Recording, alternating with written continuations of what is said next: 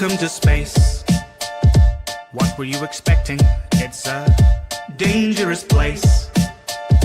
Thank you for investing. Go there for your rota, there for your orders. Fill up these quotas, we'll bill for your quarters. Report to your foreman, but watch for marauders. Cause if you get eaten, there's fees for your mourners.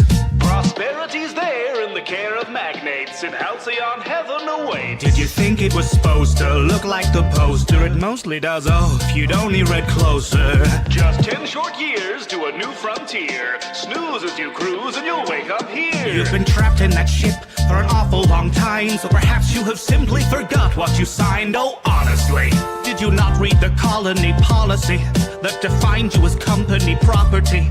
That waivers your say in autonomy.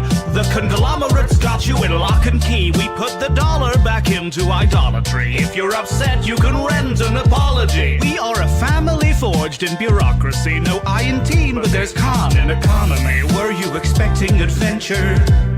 Were you hoping for fun? My friend, you're indentured and pleasures exempt from your tenure. So venture back down to your slum that's provided at generous prices. Your worth is determined by your sacrifices. A small term of service went down on the surface. Internment's a freebie that comes with the purchase. We work to earn the right to work, to earn the right to work, to earn the right to work, to earn the right to work, to earn the right to give ourselves the right to die, ourselves the right to live, to earn the right to die. To our little town, why don't you settle down? You just fill out the paperwork and you could look around. We're happy as can be inside the Valley Cannery. We live to pack the cans of meat and not to question where it's found until we end up in the ground around the corner in the yard. You know, we thought we liked the sound of finding glory in the stars. The borders taught us to be proud of never reaching very far. So we earn what we're allowed and give it right back at the bar. The ale to cure what ails you. Zero G brew, your favorite flavor. So work till you bleed, ennobled by labor. Then purchase relief from your local retailer. If you'd rather drop dead, that's fine. But you know to drop it down dead, there's a fine. So you do your job and I'll do mine. I gotta meet a 6 foot deep bottom line. We make a fortune for the board by selling boredom door to door. Because it's all that we deserve and it is all we can afford. The secrets of the universe and all the worlds to be explored. But our dreams are back on earth and now the work is our reward. And you'll be grateful for seats at the table, though it dips at one end and the bench is unstable. You may waste your days, but at least you were able to pay off your grave since we leased you your cradle. Be faithful and pray we'll repay what you invest. Behave as you slave for humanity's interest. On account that you're all on account and we're quickly amounting humanity's interest. You'd think that we'd sink to the brink of rebellion with markets dependent on peddling weapons. The architect tells them the secret to heaven is simply consuming whatever we sell them. We work to earn the right to work, to earn the right to work, to earn the right to work, to earn the right to work, to earn the right to give ourselves the right to buy, ourselves the right to live, to earn the right to die. Should've read the fine print, my friend. Should've read the fine print. You should've read the fine print, my friend. Should've read the fine print.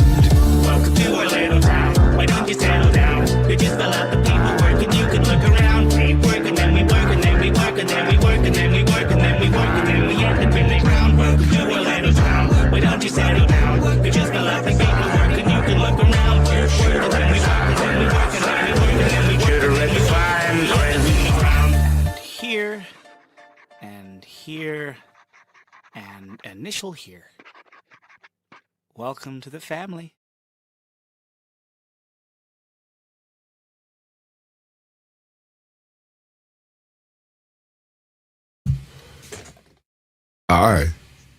I'm Sasquatch.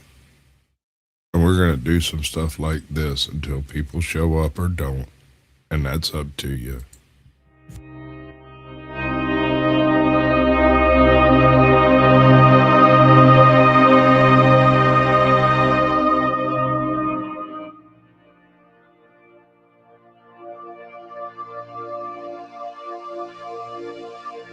Desiderata, words for life. Go placidly amid the noise and haste, and remember what peace there may be in silence. As far as possible without surrender, be on good terms with all persons. Speak your truth quietly and clearly, and listen to others, even the dull and the ignorant. They too have their story. Avoid loud and aggressive persons. They are vexations to the spirit. If you compare yourself with others, you may become vain and bitter, for always there will be greater and lesser persons than yourself. Enjoy your achievements as well as your plans. Keep interested in your own career, however humble. It is a real possession in the changing fortunes of time. Exercise caution in your business affairs, for the world is full of trickery. But let this not blind you to what virtue there is. Many persons strive for high ideals, and everywhere life is full of heroism.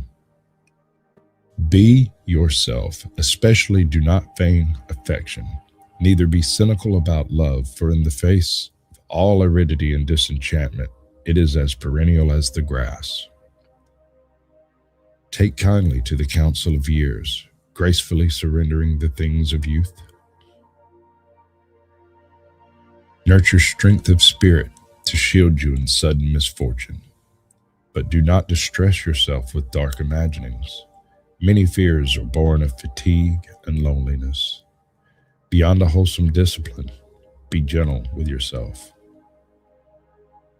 You are a child of the universe, no less than trees and stars. You have a right to be here, and whether or not it is clear to you, no doubt, the universe is unfolding as it should. Therefore, be at peace with God, whatever you conceive him to be, and whatever your labors and aspirations in the noisy confusion of life, keep peace within your soul. With all its sham and drudgery and broken dreams, it is still a beautiful world. Be cheerful and strive to be happy. Max Ehrman, 1927. This is for Car Thief News. You're welcome, bud.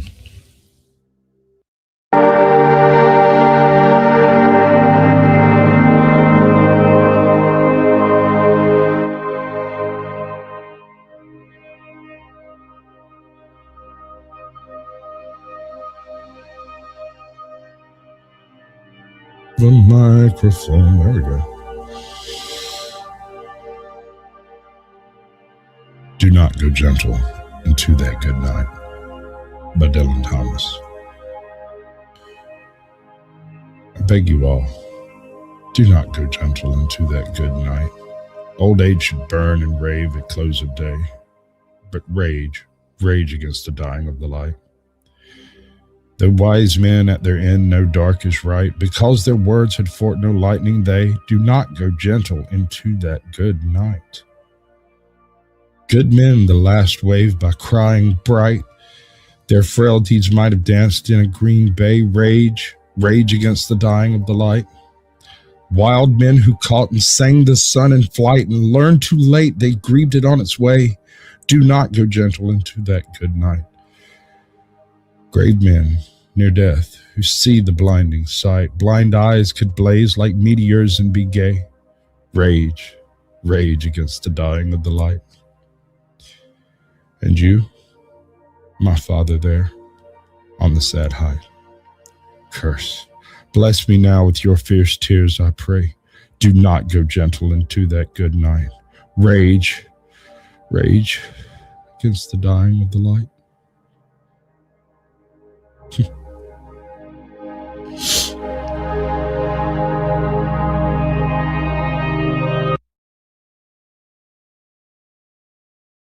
So put 'em up. The Road Not Taken by Robert Frost. Two roads diverged in a yellow wood, and sorry I could not travel both. And be one traveler long I stood, and looked down one as far as I could to where it bent in the undergrowth.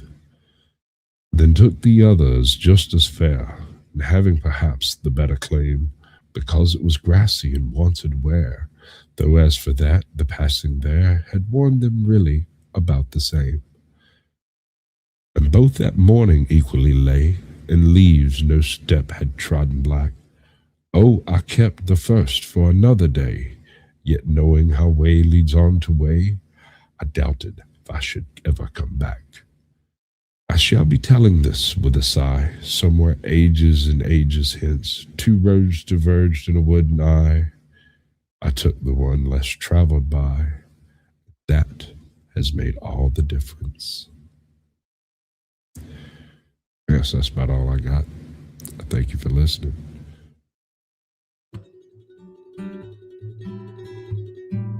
The Shooting of Dan McGrew by Robert Service. A bunch of the boys were whooping it up in the Malamute saloon. The kid that handles the music box was hitting a jagtime tune. Back of the bar in a solo game sat Dangerous Dan McGrew, and watching his back was his light of love, the lady known as Lou.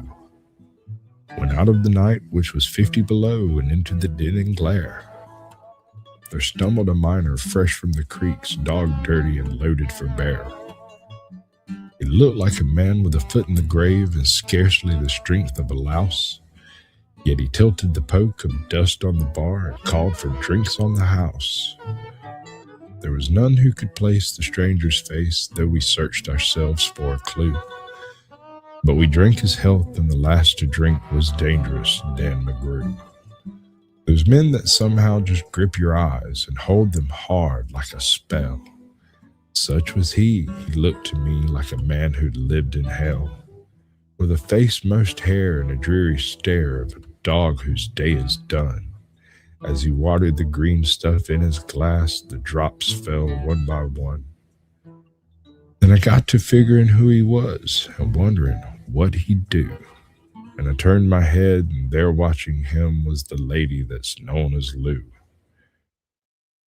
His eyes went rubbering round the room, and he seemed in a kind of daze, till at last that piano fell in the way of his wandering gaze. The ragtime kid was having a drink, and there was no one else on the stool. So the stranger stumbles across the room and flops down there like a fool. In a buckskin shirt that was glazed with dirt, he sat, and I saw him sway. Then he clutched the keys with his taloned hands, and my God, but that man could play. Were you ever out in the great alone when the moon was awful clear, and the icy mountains hemmed you in with silence you most could hear? With only a howl of a timber wolf, you camped there in the cold, a half-dead thing in stark dead world, clean mad for muck called gold.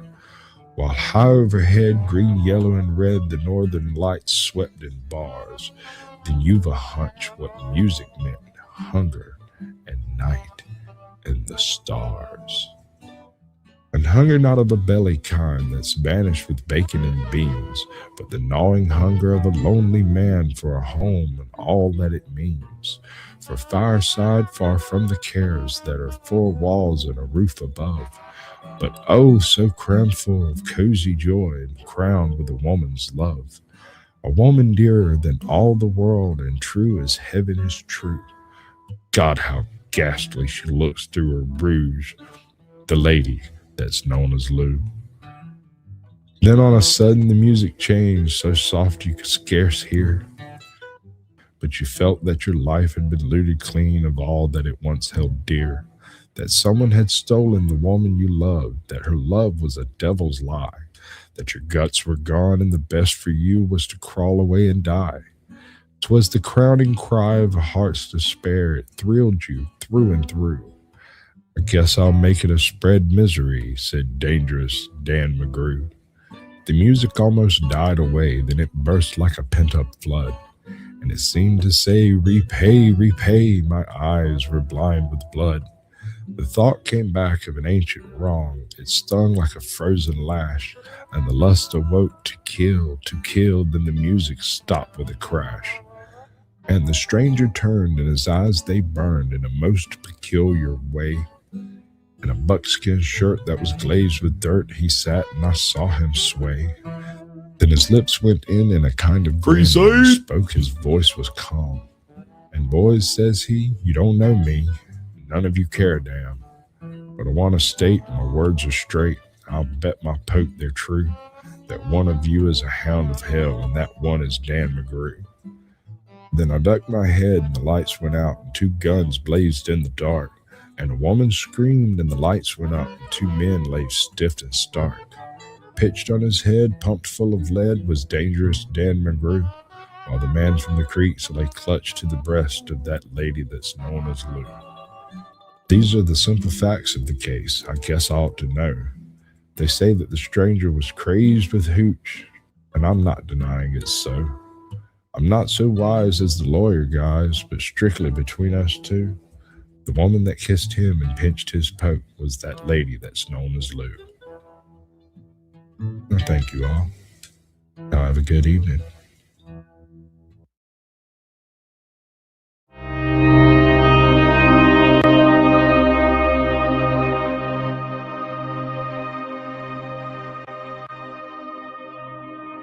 If, by Rudyard Kipling.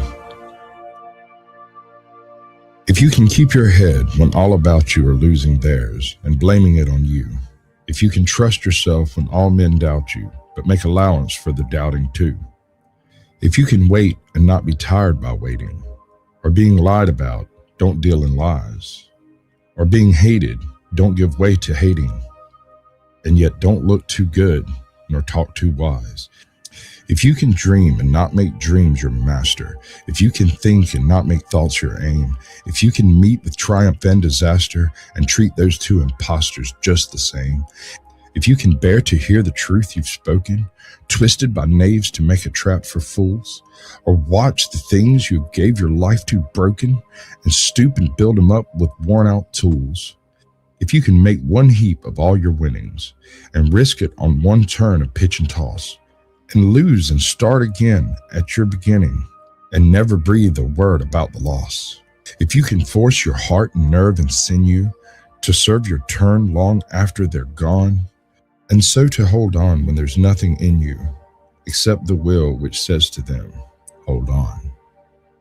If you can talk with crowds and keep your virtue, or walk with kings nor lose the common touch, if neither foes nor loving friends can hurt you, if all men count with you, but none too much, if you can fill the unforgiving minute with 60 seconds worth of distance run, yours is the earth and everything that's in it, and which is more, you'll be a man, my son. Should I do another one? I don't know. I'll say it's If by Rudyard Kipling. Boy, are you familiar with the man? A visit from St. Nicholas. I'll say it's a visit from St. Nicholas. A visit from St. Nicholas. A visit from Santa Claus. 'Twas the night before Christmas, when all through the house not a creature was stirring, not even a mouse. The stockings were hung by the chimney with care, in hopes that St. Nicholas would soon be there. The children were nestled all snug in their beds, while visions of sugar plums danced in their heads. And Mama in her kerchief, and I in my cap, had just settled down for a nice winter's nap. When out upon the lawn there arose such a clatter, I sprang from my bed to see what was the matter. Away to the window I flew like a flash, tore open the shutters and threw up the sash. The moon on the breast of the new-fallen snow gave the luster of midday to the objects below. When what to my wandering eyes should appear but a miniature sleigh and 8 tiny reindeer, with a little old driver so lively and quick, I knew in a moment it must be Saint Nick. More rapid than eagles his coursers they came, and he whistled and shouted and called them by name. Now Dasher, now Dancer, now Prancer and Vixen, on Comet, on Cupid, on Donder and Blitzen, to the top of the porch, to the top of the wall, now dash away, dash away, dash away all. As dry leaves that before the wild hurricane fly, when they meet with an obstacle mount to the sky. So up to the house the coursers they flew, with the sleigh full of toys and St. Nicholas too. And then in a twinkling I heard on the roof the prancing and pawing of each little hoof. As I drew in my head and was turning around, down the chimney St. Nicholas came with a bound. He was dressed all in fur from his head to his foot, and his clothes were all tarnished with ashes and soot. A bundle of toys he had flung on his back, and he looked like a peddler just opening his pack. His eyes, how they twinkled, his dimples, how merry, his cheeks were like roses, his nose like a cherry. His droll little mouth was drawn up like a bow, and the beard on his chin was as white as the snow. The stump of a pipe he held tight in his teeth, and the smoke it encircled his head like a wreath. He had a broad face and a little round belly that shook when he laughed like a bowl full of jelly. He was chubby and plump, a right jolly old elf, and I laughed when I saw him in spite of myself. A wink of his eye and a twist of his head soon gave me to know I had nothing to dread. He spoke not a word, but went straight to his work, and filled all the stockings, then turned with a jerk. And laying his finger aside of his nose, and giving a nod, up the chimney he rose. He sprang to his sleigh, to his team gave a whistle, and away they all flew like a down of thistle. But I heard him exclaim ere he drove out of sight, "Merry Christmas to all, and to all a good night." I guess that's about the best I got. Merry Christmas, Happy New Year, Happy Hanukkah, Merry Kwanzaa, Happy Flying Spaghetti Monster. I hope y'all all enjoyed it. Have a good evening.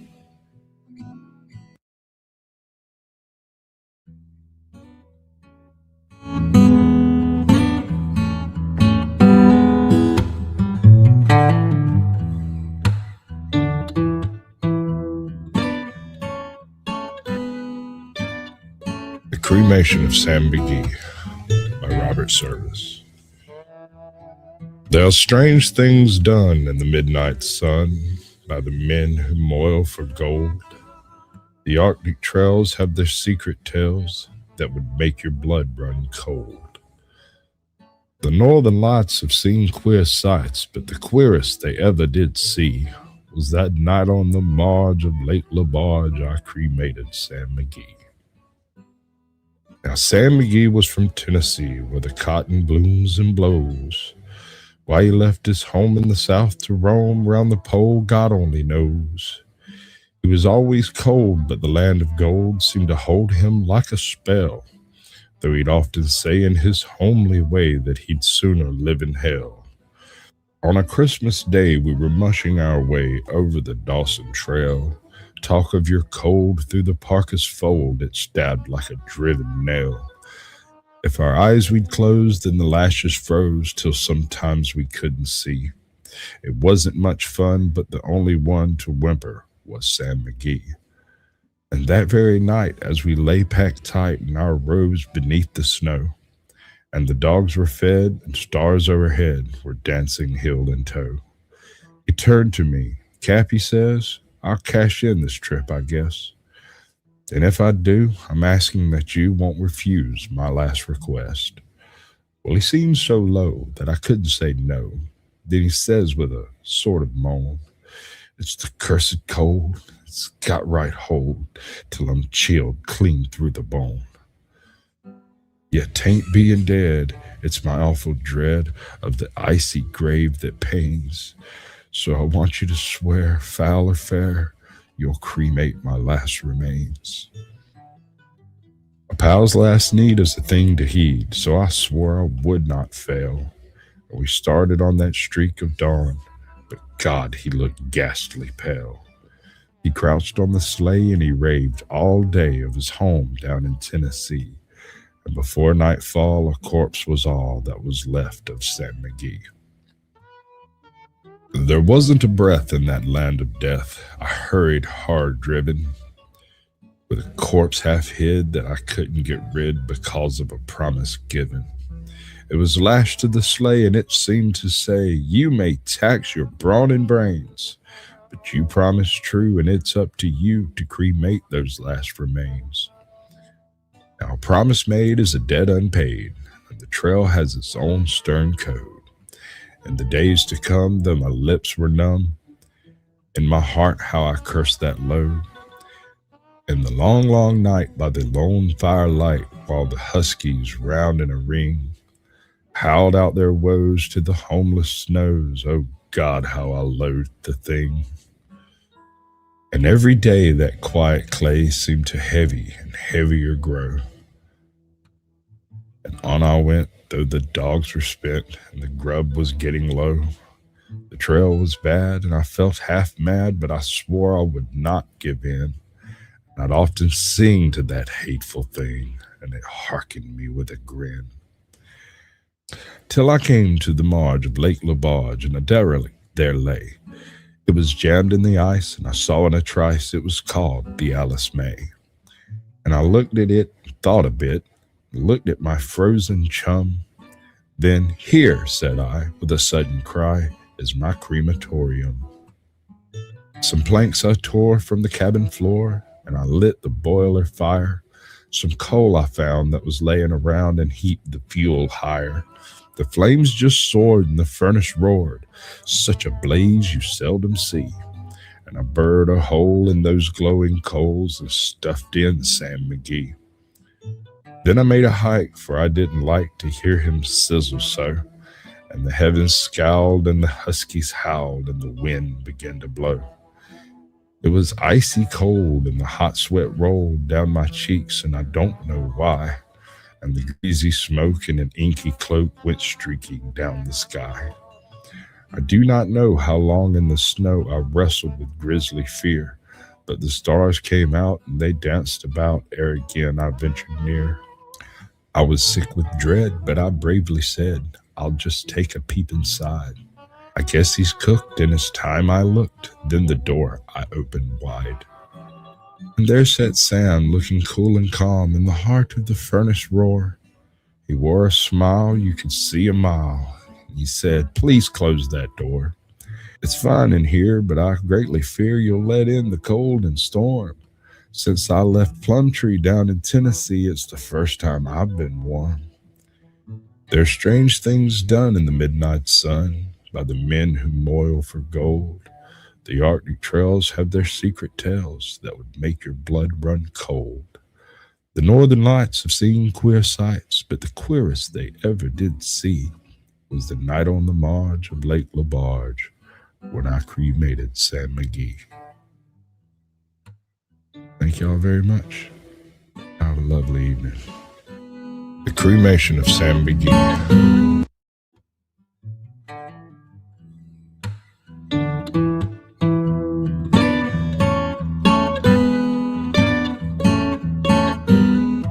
I'd like to explain to y'all before, I ain't no drinking man. I tried it once and it got me highly irregular, and I swore I'd never do it again. But I promised my brother-in-law that I'd go up and watch his still while he went to town to vote. It was right up on the mountain where the map said it'd be, my friend. Let me tell you one thing, though. This wasn't no ordinary still. See, it stood up on that mountainside like a huge golden oak. Oh, and there was God's yellow moon a-shining on a cool, clear evening. God's little lanterns was a twinkling on and off in the heavens. And I explained to you once before, I ain't no drinking man. Temptation got the best of me. Whew. And I took a slash. Man, that yellow whiskey running down my throat like honeydew wine water, and I took another slash. Took another and another and another, and before I knew it, down one whole jug of that mess commenced to get hot flashes. Had goose pimples running up and down my body, and a feeling came over me like something I'd never experienced before. It was like I was in love. In love for the first time with anything that moved.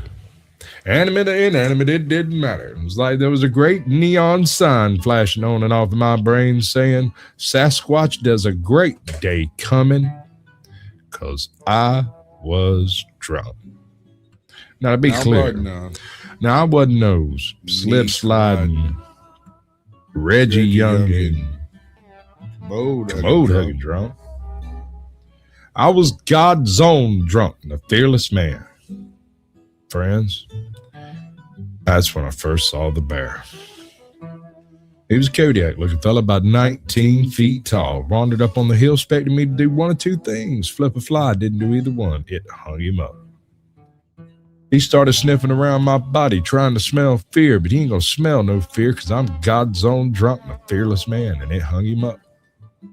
He looked me right in my eyes, and my eyes was a whole lot redder than his was, and it hung him up. So I approached him. I said, Mr. Bear.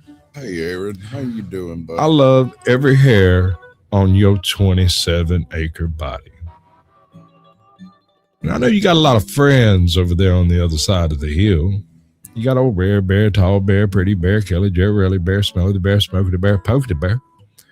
I want you to go over tonight. You tell them I'm feeling right. You tell them I love each and every one of them like a brother and a sister. But if they give me any trouble tonight, I'll run every dad blame one of them off of here. Well, he took 2 steps backwards. Hell, didn't know what to think.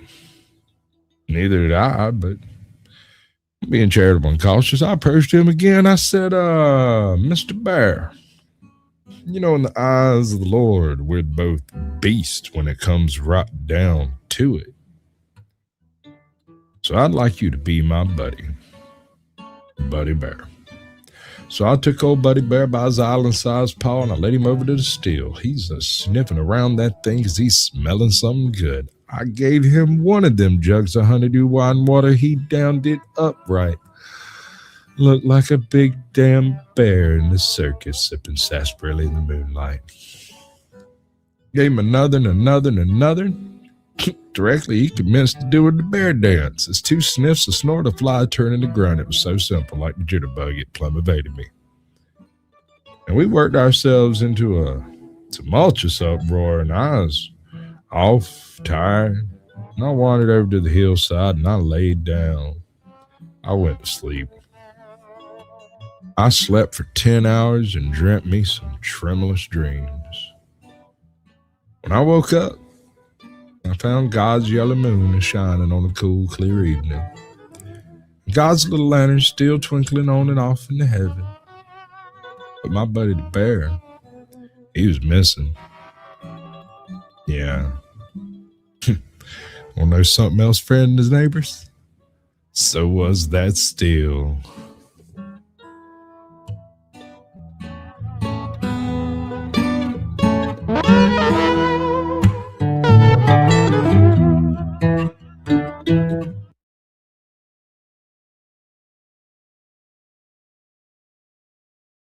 Prologue.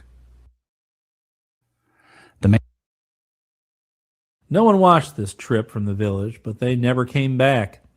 The searching party that went out after them, among whom was my host Clyde Compton, found nothing whatsoever amiss at the mound.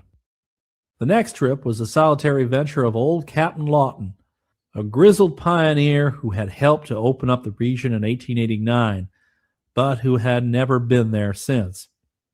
He had recalled the mound and its fascination all through the years, and being now in comfortable retirement, resolved to have a try at solving the ancient riddle. Long familiarity with Indian myth had given him ideas rather stranger than those of the simple villagers, and he had made preparations for some extensive delving. He ascended the mound on the morning of Thursday, May 11th, 1916, watched through spyglasses by more than 20 people in the village and on the adjacent plain. His disappearance was very sudden and occurred as he was hacking at the shrubbery with a brush cutter.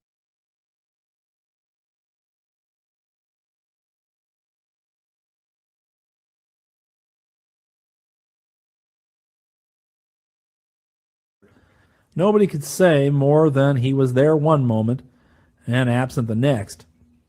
For over a week, no tidings of him reached Binger, and then, in the middle of the night, there dragged itself into the village the object about which dispute still rages. It said it was, or at least had been, Captain Lawton, but it was definitely younger by as much as 40 years than the old man who had climbed the mound. Its hair was jet black, and its face, now distorted with nameless fright, free from wrinkles. But it did remind Grandma Compton most uncannily of the captain as he had looked back in '89. Its feet were cut off neatly at the ankles, and the stumps were smoothly healed to an extent almost incredible if the being really were the man who had walked upright a week before.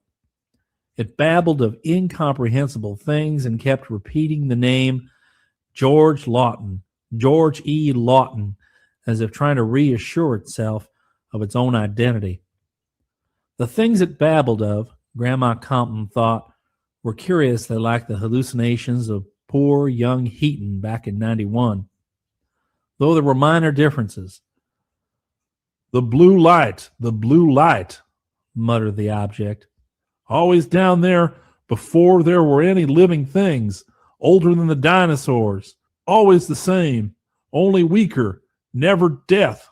Brooding and brooding and brooding, the same. Half man and half gas. The dead that walk and work. Oh, those beasts, those half-human unicorns.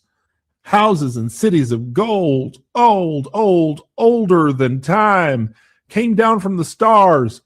Great Tulu, Azathoth, Nyarlo Hotep, waiting.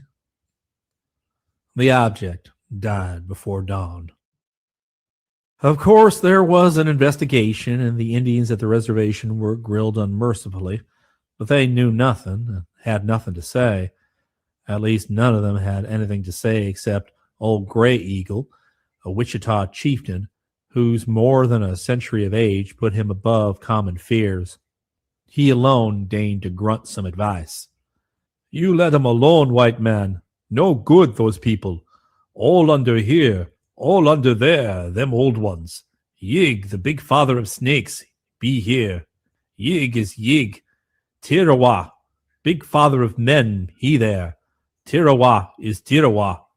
No die, no get old. Just same like air, just live and wait. One time they come out here, live and fight.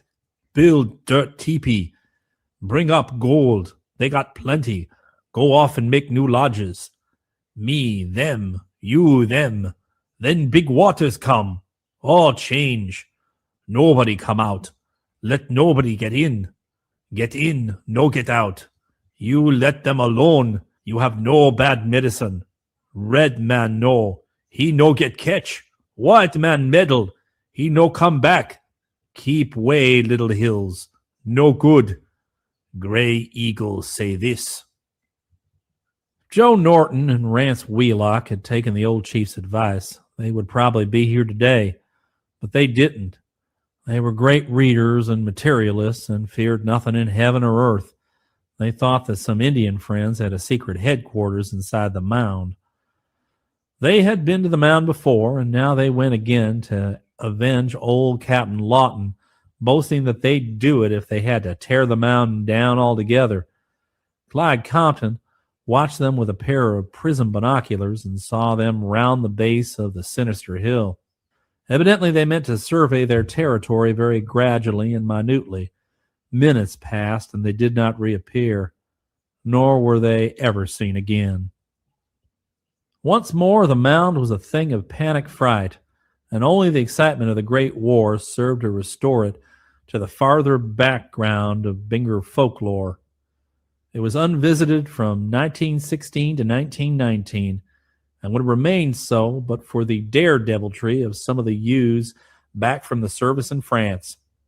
From 1919 to 1920, however, there was a veritable epidemic of mound visiting among the prematurely hardened young veterans, an epidemic that waxed as one youth after another returned unhurt and contemptuous. By 1920, so short is the human memory, the mound was almost a joke at that point, And the tame story of the murdered squaw began to displace darker whispers on everybody's tongues. Then two reckless young brothers, the especially Welcome in, Shintai. Good unimaginative to and see you. hard-boiled Appreciate you playboys, for coming through, decided to fellas. go and dig up the buried squaw and the gold for which the old Indian had murdered her. They went out on a September afternoon, about the time the Indian tom-toms began their incessant annual beating. So I absolutely hate this place. Every time I come to Vault 81, I get lost and I can never find my way back out. I just get sick and tired of being here and eventually just leave. Over the flat, red, dusty plains. Nobody watched them, and their parents did not become worried at their non-return for several hours. Then came an alarm and a search party, and another resignation to the mystery of silence and doubt. But one of them came back after all. It was Ed, the elder, and his straw-colored hair and beard had turned an albino white for 2 inches from the roots. On his forehead was a queer scar like a branded hieroglyph. 3 months after he and his brother Walker had vanished, he skulked into his house at night, wearing nothing but a queerly patterned blanket, which he thrust into the fire as soon as he had got into a suit of his own clothes. He told his parents that he and Walker had been captured by some strange Indians, not Wichitas or Catos, and held prisoners somewhere toward the west. Walker had died under torture, but he himself had managed to escape at a high cost. The experience had been particularly terrible, and he could not talk about it just then. He had to rest anyway, and it would do no good to give an alarm and try to find and punish the Indians. They were not the sort that could be caught or punished, and it was especially important for the good of Binger, for the good of the world, that they not be pursued into their secret lair. As a matter of fact, they were not altogether what one could call real What up, Indians. Scotty? Welcome He in, would brother. explain about that later. Meanwhile, he had to rest. Better not rouse the village with news of his return. He would go upstairs and sleep. Before he climbed the rickety flight to his room, he took a pad and pencil from the living room table and an automatic pistol from his father's desk drawer. 3 hours later, the shot rang out. Ed Clay had put a bullet neatly through his temples with a pistol clutched in his left hand, leaving a sparsely written sheet of paper on the rickety table near his bed. He had later appeared from the whittled pencil stub and stove full of charred paper, originally written much more, but had finally decided not to tell what he knew beyond vague hints. The surviving fragment was only a mad warning scrawled in a curiously backhanded script, the ravings of a mind obviously deranged by hardships, and it read thus, rather surprisingly for the utterance of one who had always been stolid and matter-of-fact. What up, Busy Pop? For Welcome God's in. sake, never go near that mound. It is part of some kind of a world, so devilish and old it cannot be spoke about. Me and Walker went and was took into the thing and just melted at times and made up again. And the whole world outside is helpless alongside of what they can do. They what live forever, young as they like, and you can't tell if they really men or just ghosts. And what they do can't be spoke about. And this is only one entrance. You can't tell how big the whole thing is. After what we seen, I don't want to live anymore. France was nothing beside this, and see that people always keep away. Oh, God, they would if they could see what poor Walker was like in the end. Yours truly, Ed Clay. At the autopsy, it was found that all of young Clay's organs were transposed from right to left within his body, as if he had been turned inside out. Whether they had always been so, no one could say at the time, but it was later learned from Army records that Ed had been perfectly normal when mustered out of the service in May 1919. Whether there was a mistake somewhere or whether some unprecedented metamorphosis had indeed occurred is still an unsettled question, as is also the origin of the hieroglyph-like scar on his forehead. That was the end of the explorations of the mound. In the 8 intervening years, no one had been near the place, and few indeed had even cared to level a spyglass at it.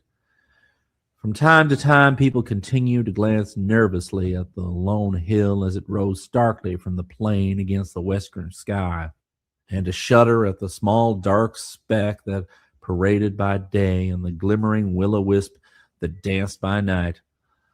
The thing was accepted at face value as a mystery not to be probed, and by common consent the village shunned the subject. It was, after all, quite easy to avoid the hill, for space was unlimited in every direction, and community life always follows beaten trails. The mound side of the village was simply kept trailless, as if it had been water or swampland or desert. And it is a curious commentary on the stolidity and imaginative sterility of the human animal that the whispers with which children and strangers were warned away from the mound quickly sank once more into the flat tale of a murderous Indian ghost and his squaw victim. Only the tribesmen on the reservation and thoughtful old-timers like Grandma Compton remember the overtones of unholy vistas and deep cosmic menace which clustered around the ravings of those who had come back changed and shattered. It was very late, and Grandma Compton had long since gone upstairs to bed when Clyde finished telling me this. I hardly knew what to think of the frightful puzzle, yet rebelled at any notion to conflict with sane materialism. What influence had brought madness or the impulse of flight and wandering to so many who had visited the mound? Though vastly impressed, I was spurred on rather than deterred. Surely I must get to the bottom of this matter, as well I might if I kept a cool head and an unbroken determination. Compton saw my mood and shook his head worriedly. Then he motioned me to follow him outdoors. We stepped from the frame house to the quiet side street or lane and walked a few paces in the light of a waning August moon to where the houses were thinner.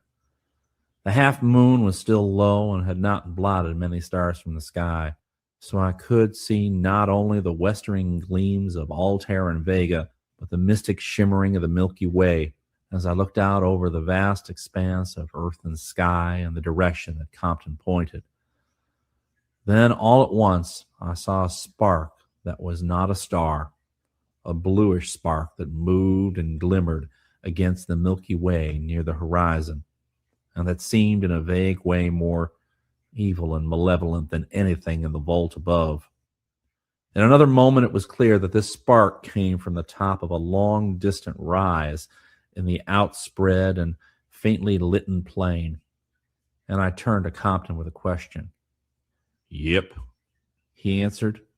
"It's the blue ghost light, and that is the mound. There's not a night in history that we haven't seen it, and not a living soul in Binger that would walk out over the plains toward it. It's bad business, young man, and if you're wise, you'll let it rest where it is. Better call your search off, son, and tackle some of the other Injun legends around here. Heaven knows, we've plenty to keep you busy." Chapter 2. But I was in no mood for advice, and though Compton gave me a pleasant room, I could not sleep a wink through eagerness for the next morning with its chances to see the daytime ghost and to question the Indians at the reservation. I meant to go about the whole thing slowly and thoroughly, equipping myself with all the available data, both white and red, before I commenced any actual archaeological investigations. I rose and dressed at dawn, and when I heard others stirring, I went downstairs. Compton was building the kitchen fire while his mother was busy in the pantry.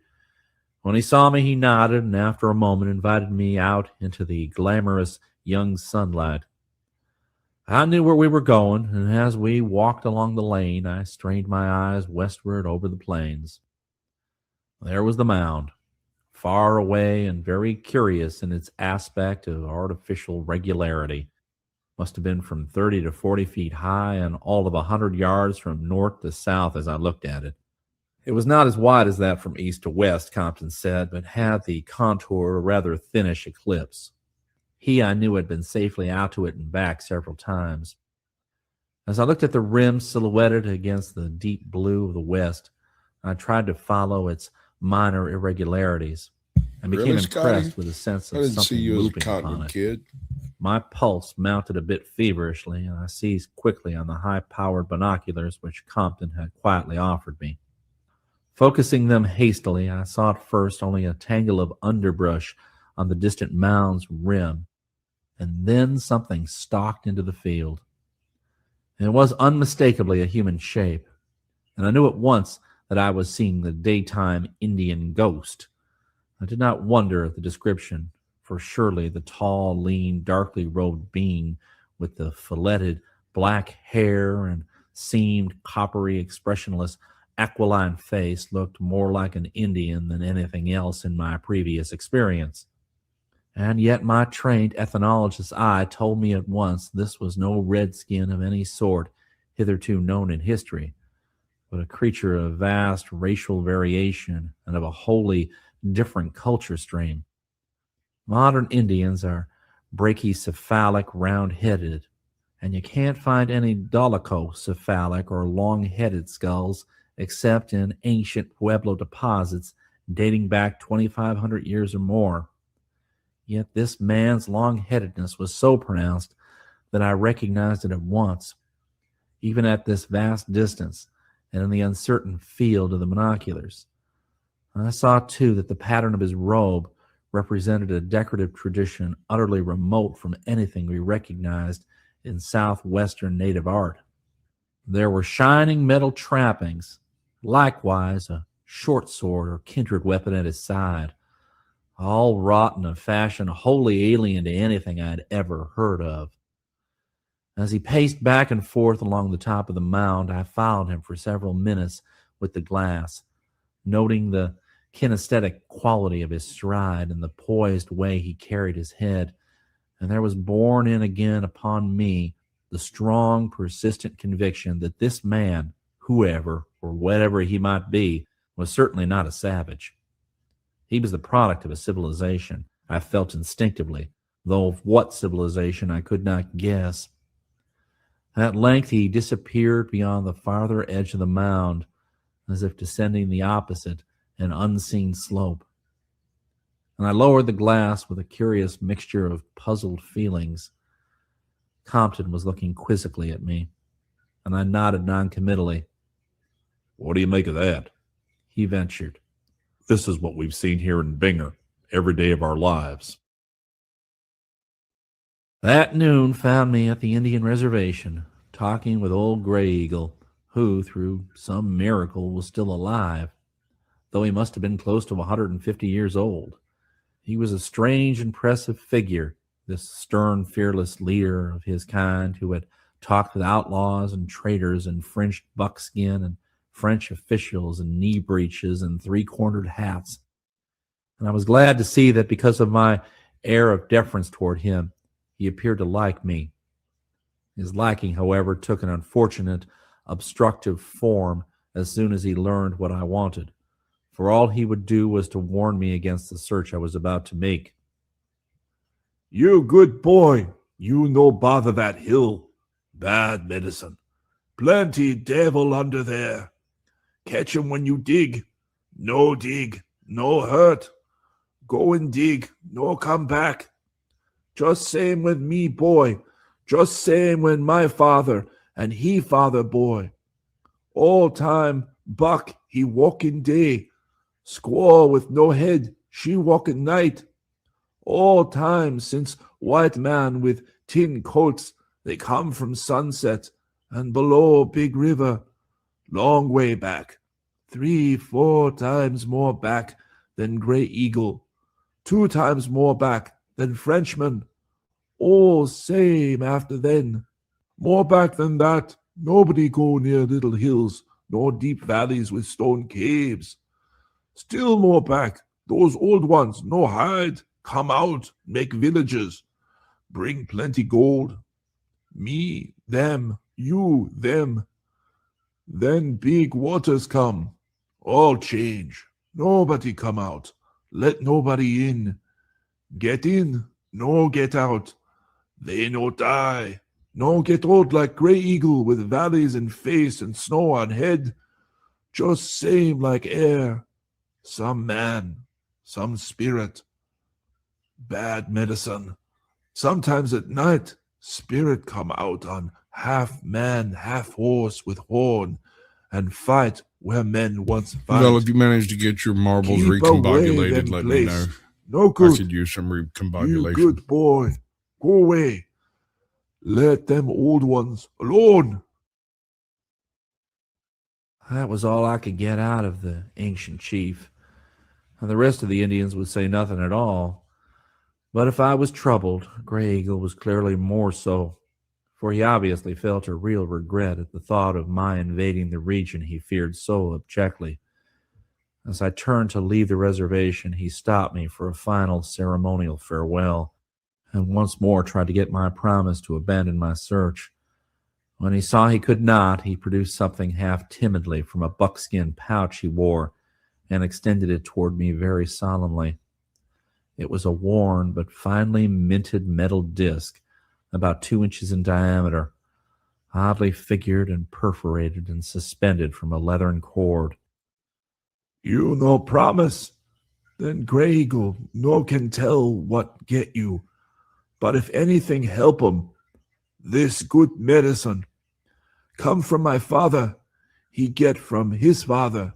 He get from his father all the way back, close to Tirawa, all men's father. My father say, you keep way from those old ones. Keep way from little hills and valleys with stone caves. But if old ones, they come out to get you, then you show 'em this medicine. They know, they make him long way back. They look, then they no do such bad medicine maybe. But no one can tell. You just keep way, just the same. Then no good. No tell what they do. As he spoke, Grey Eagle was hanging the thing around my neck, and I saw it was a very curious object indeed. The more I looked at it, the more I marveled, for not only was its heavy, darkish luster and richly modeled substance an absolutely strange metal to me, but what was left of its design seemed to be a marvelously artistic and utterly unknown workmanship.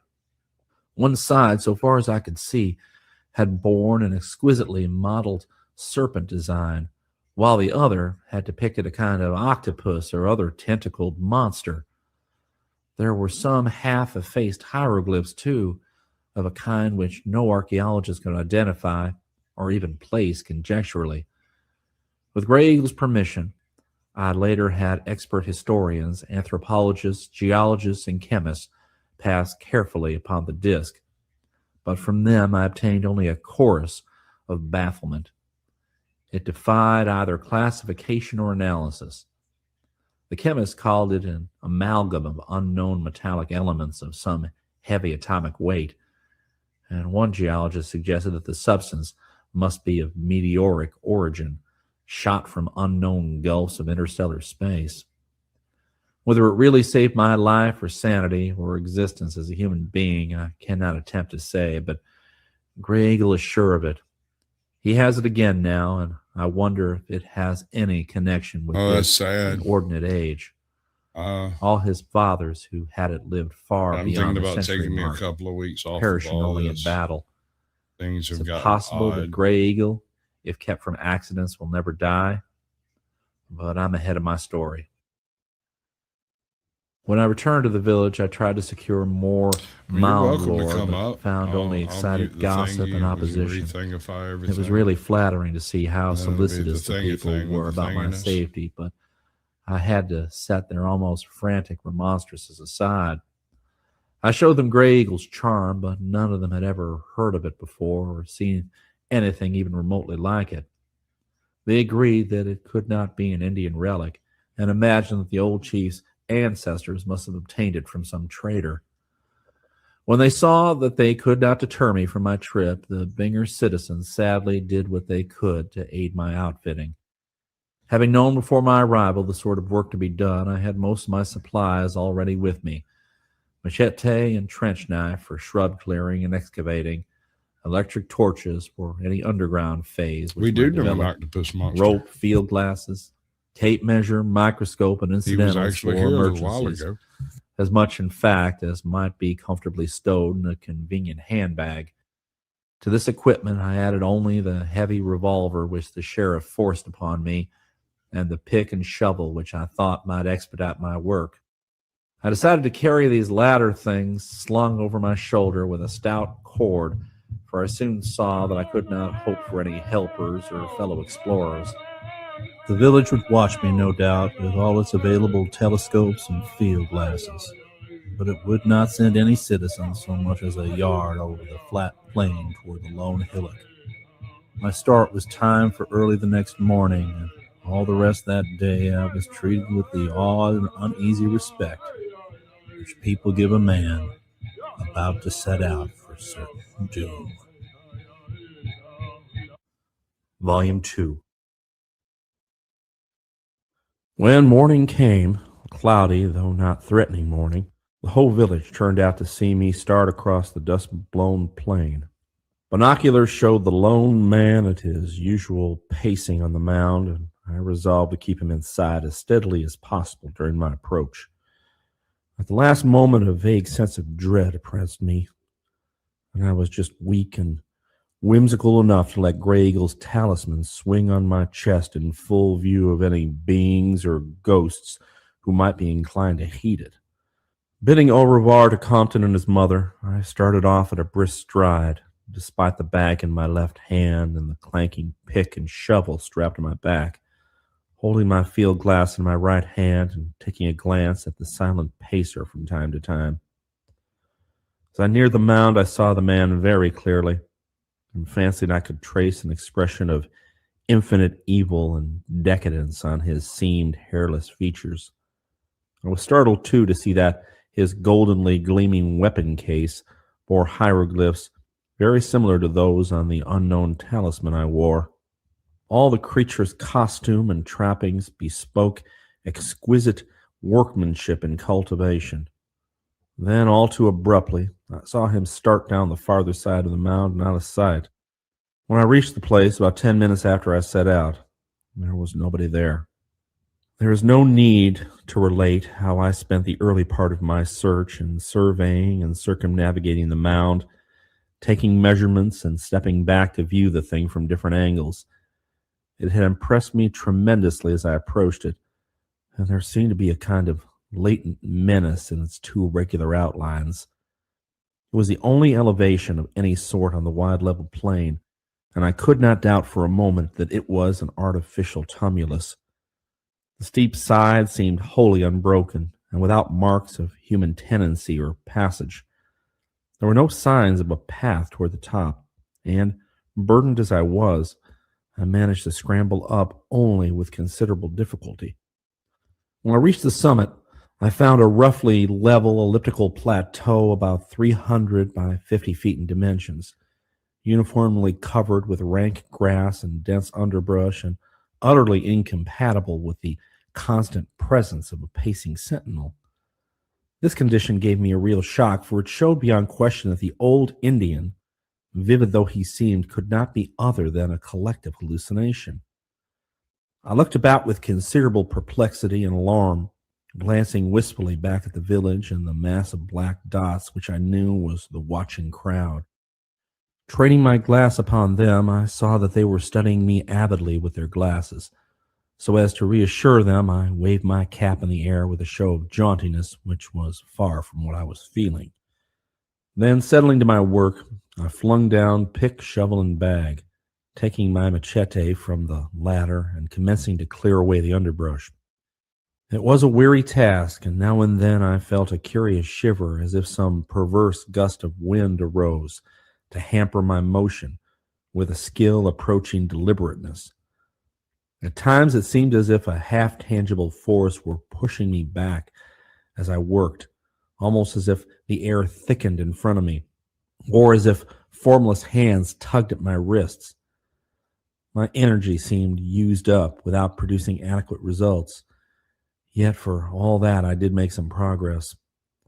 By afternoon, I had clearly perceived that toward the northern end of the mound, there was a slight bowl-like depression in the root-tangled earth. While this might mean nothing, it would be a good place to begin when I reached the digging stage, and I made a mental note of it. At the same time, I noticed another and very peculiar thing, namely that the Indian talisman swinging from my neck seemed to behave oddly at a point about 17 feet southeast of the suggested bowl. Its gyrations were altered whenever I happened to stoop toward that point, and it tugged downward, as if attracted by some magnetism in the soil. The more I noticed this, the more it struck me, till at length I decided to do a little preliminary digging there without further delay. As I turned up the soil with my trench knife, I could not help wondering at the relative thinness of the reddish regional layer. The country as a whole was all red sandstone earth, but here I found a strange black loam, less than a foot down. It was such soil as one finds in the strange deep valleys farther west and south, and must surely have been brought from a considerable distance in the prehistoric age when the mound was reared. Kneeling and digging, I felt the leathern cord around my neck tug harder and harder, as something in the soil seemed to draw the heavy metal talisman more and more. Then I felt my implements strike a hard surface, and wondered if a rock layer rested beneath. Prying about with the trench knife, I found that such was not the case. Instead, to my intense surprise and feverish interest, I brought up a mold-clogged, heavy object of cylindrical shape, about a foot long and 4 inches in diameter, to which my hanging talisman clove with glue-like tenacity. I cleared off the black loam. My wonder and tension increased at the bas reliefs revealed by that process. The whole cylinder, ends and all, was covered with figures and hieroglyphs, and I saw with growing excitement that these things were the same unknown tradition as those on Gray Eagle's charm and on the yellow metal trappings of the ghost I had seen through my binoculars. Sitting down, I further cleaned the magnetic cylinder against the rough corduroy of my knickerbockers and observed that it was made of the same heavy, lustrous metal as the charm. Hence, no doubt, the singular attraction. The carvings and chasings were very strange and very horrible. Nameless monsters and designs fraught with insidious evil, and all were of the very highest finish and craftsmanship. I could not at first make heads nor tails of the thing, and handled it aimlessly until I spied a cleavage near one end. Then I sought eagerly for some mode of opening, discovering at last that the end simply unscrewed. The cap yielded with difficulty, but at last it came off, liberating a curious aromatic odor. The sole contents was a bulky roll of yellowish paper-like substance, inscribed in greenish characters. And for a second I had the supreme thrill of Welcome in, fancying Tootie that I Bug. Good to held see a you, written girl. key to unknown elder worlds and abysses beyond time. Almost immediately, however, Well, Joe Cool, why don't you hit that link and come ask me straight to my face? Or do I have to get 3 white women up here first? There's also a vertical live stream going on with this, and so I've got part of the screen specified for the vertical and part of it for the horizontal. That's why things look a little weirdo. Well, welcome in, girl.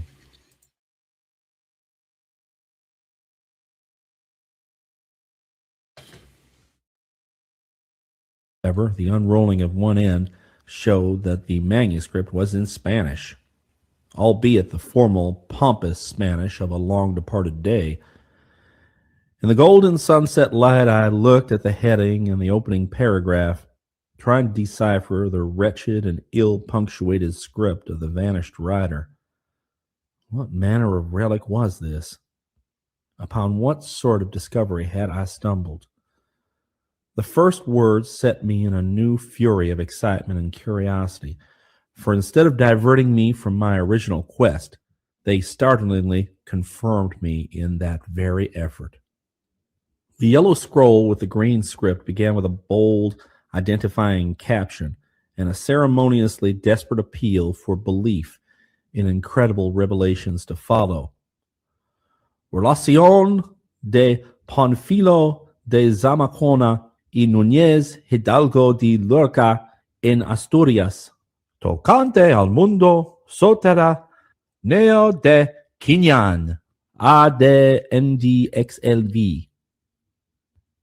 En el nombre de la Santísima Trinidad Padre, Hijo e Espíritu Santo, tres personas distintas e un solo, Dios verdadero, y de la Santísima Virgen Nuestra Señora.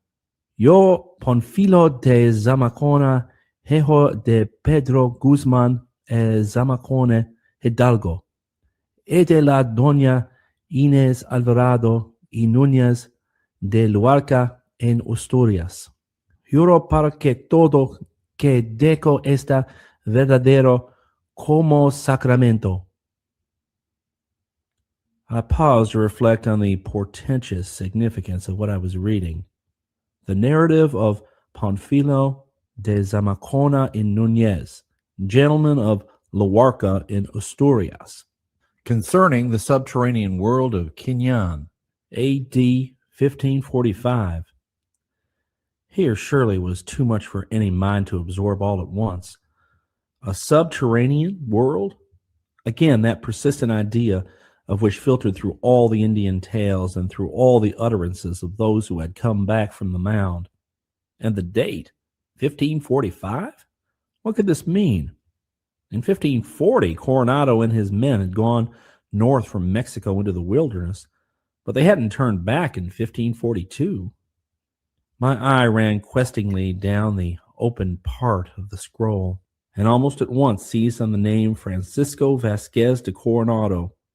The writer of this thing clearly was one of Coronado's men, but what had he been doing in this remote realm 3 years after his party had gone back? I must read further, for another glance told me what was now unrolled was merely a summary of Coronado's northward march, differing in no essential way from the account known to history. It was only the waning light which checked me before I could unroll and read more, and in my impatient bafflement, I almost forgot to be frightened at the onrush of night in this sinister place. Actually, this is one of my favorite H.P. Lovecraft tales called The Mound, read by a guy on YouTube. It's like his channel's name is like Southern Gothic or something like that. Yeah, I really dig the way he talks. Others, however, had not forgotten the lurking terror, for I heard a loud, distant hallooing from a knot of men who had gathered at the edge of town. Answering the hail, I restored the manuscript to its strange cylinder, to which the disc around my neck still clung, until I pried it off and packed it in my smaller implements for departure. Leaving the pick and shovel for the next day's work, I took up my handbag and scrambled down the steep side of the mound, and in another quarter hour was back in the village, explaining and exhibiting my curious mind. As darkness drew on, I glanced back at the mound I had so lately left, and saw with a shudder that the faint bluish torch of the nocturnal squaw ghost had begun to glimmer. It was hard work waiting to get at the bygone Spaniard's narrative, but I knew I must have quiet and leisure for a good translation, so reluctantly saved the task for the later hours of the night. Promising the townfolk a clear account of my findings in the morning and giving them an ample opportunity to examine the bizarre and provocative cylinder, I accompanied Clyde Compton home and ascended to my room for the translating process as soon as I possibly could. My host and his mother were intensely eager to hear the tale, but I thought they had better wait till I could thoroughly absorb the text myself and give them the gist concisely and unerringly. Opening my handbag in the light of a single electric bulb, I again took out the cylinder and noted the instant magnetism which pulled the Indian talisman to its carven surface. The designs glimmered evilly on the richly lustrous and unknown metal, and I could not help shivering as I studied the abnormal and blasphemous forms that leered at me with such exquisite workmanship. I wish now that I had carefully photographed all these designs, though perhaps it's just as well I didn't. Of one thing I am really glad, and that is that I could not identify the squatting octopus-headed thing which dominated most of the ornate cartouches and which the manuscript called Tulu. Recently I have associated it, and the legends in the manuscript connected with it, with some newfound folklore of monstrous and unmentioned Cthulhu, a horror which seeped down from the stars while the young earth was still half formed. And had I known of the connection then, I could not have stayed in the same room with the thing. The secondary motif, a semi-anthropomorphic serpent, I did quite readily place as a prototype of the Yig, Quetzalcoatl, and Kukulkan conceptions. Before opening the cylinder, I tested its magnetic powers on metals other than that of Grey Eagle's disc, but found that no attraction existed. It was no common magnetism which pervaded this morbid fragment of unknown worlds and linked it to its kind. At last I took out the manuscript and began translating, jotting down a synoptic outline in English as I went, and now and then regretting the absence of a Spanish dictionary when I came upon some especially obscure or archaic word or construction. There was a sense of ineffable strangeness in thus being thrown back nearly 4 centuries in the midst of my continuous quest, thrown back to a year when my own forebears were settled, home-keeping gentlemen of Somerset and Devon under Henry VIII, with never a thought of the adventure that was to take their blood to Virginia and the New World. The sense of a throwback was all the stronger because I felt instinctively that the common problem of the Spaniard and myself was one of such abysmal timelessness, of such unholy and unearthly eternity, that the scant 400 years between us bulked as nothing in comparison. It took no more than a single look at that monstrous and insidious cylinder to make me realize the dizzying gulfs that yawned between all men of the known earth and the primal mysteries that it represented. Before that gulf, Panfilo de Zamacona and I stood side by side, just as Aristotle and I, or Cheops and I, might have stood. Chapter 3. Of his youth in Laraca, a small placid port on the Bay of Biscay, Zamacona told little. He had been a wild and younger son and had come to New Spain in 1532 when only 20 years old. Sensitively imaginative, he had listened spellbound to the floating rumors of rich cities and unknown worlds to the north, and especially to the tale of the Franciscan friar Marcos de Niza, who came back from a trip in 1539 with glowing accounts of fabulous Cibola and its great walled towns with terraced stone houses.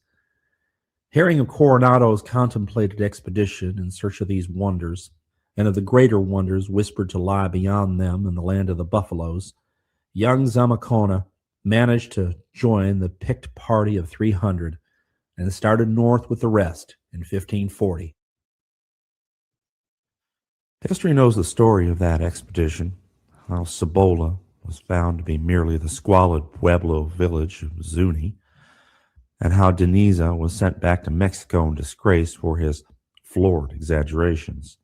How Coronado first saw the Grand Canyon, and how at Cuchilla on the Pecos he heard from the Indian called El Turco of the rich and mysterious land of Quivira, far to the northeast, where gold, silver, and buffaloes abounded, and where there flowed a river 2 leagues wide. Zamacona told briefly of the winter camp at Teguez on the Pecos and of the northward start in April, when the native guide proved false and led the party astray amidst a land of prairie dogs, salt pools, and roving bison hunting tribes. When Coronado dismissed his larger force and made his final 42-day march with a very small and select detachment, Zamacona managed to be included in the advancing party. He spoke of the fertile country and of the great ravines with trees visible only from the edge of their steep banks, and of how all the men lived solely on buffalo meat. And then came mention of the expedition's farthest limit, of the presumable but disappointing land of Quivira, with its villages of grass houses, its brooks and rivers, its good black soil, its plums, nuts, grapes, and mulberries, and its maize-growing and copper-using Indians. The execution of El Turco, the false native guide, was casually touched upon, and there was a mention of the cross which Coronado raised on the bank of a great river in the autumn of 1541, a cross bearing the inscription, "Thus far came the great general Francisco Vasquez de Coronado." This supposed Quivira lay about the 40th parallel of north latitude, and I see that quite lately the New York archaeologist Dr. Hodge has identified it with the course of the Arkansas River through Barton and Rice counties, Kansas. It is the old home of the Wichitas before the Sioux drove them south into what is now Oklahoma, and some of the grass house village sites have been found and excavated for artifacts. Coronado did considerable exploring hereabouts, led hither and thither by the persistent rumors of rich cities and hidden worlds which floated fearfully around on the Indians' tongues. These northerly natives seemed more afraid and reluctant to talk about the rumored cities and worlds than the Mexican Indians had been, and yet at the same time seemed as if they could reveal a good deal more than the Mexicans had they been willing or dared to do so. Their vagueness exasperated the Spanish leader, and after many disappointing searches, he began to be very severe toward those who brought him stories. Zamacona, more patient than Coronado, found the tales especially interesting, and learned enough of the local speech to hold long conversations with a young buck named Charging Buffalo, whose curiosity had led him into much stranger places than any of his fellow tribesmen had dared to penetrate. It was Charging Buffalo who told Zamacona of the queer stone doorways, gates, or cave mouths at the bottom of some of those deep, steep wooded ravines which the party had noticed on the northward march. These openings, he said, were mostly concealed by a shrubbery, and few had entered them for untold eons. Those who went to where they led never returned, or in a few cases returned mad or curiously maimed. But all this was legend, for nobody was known to have gone more than a limited distance inside any of them, within the memory of the grandfathers of the oldest living men. Charging Buffalo himself had probably been farther than anyone else, and he had seen enough to curb both his curiosity and his greed for the rumored gold below. Beyond the aperture he had entered, there was a long passage running crazily up and down and round about, and covered with frightful carvings of monsters and horrors that no man had ever seen. At last, after untold miles of windings and descents, there was a glow of terrible blue light, and the passage opened upon a shocking nether world. About this the Indian would say no more, for he had seen something that had sent him back in haste.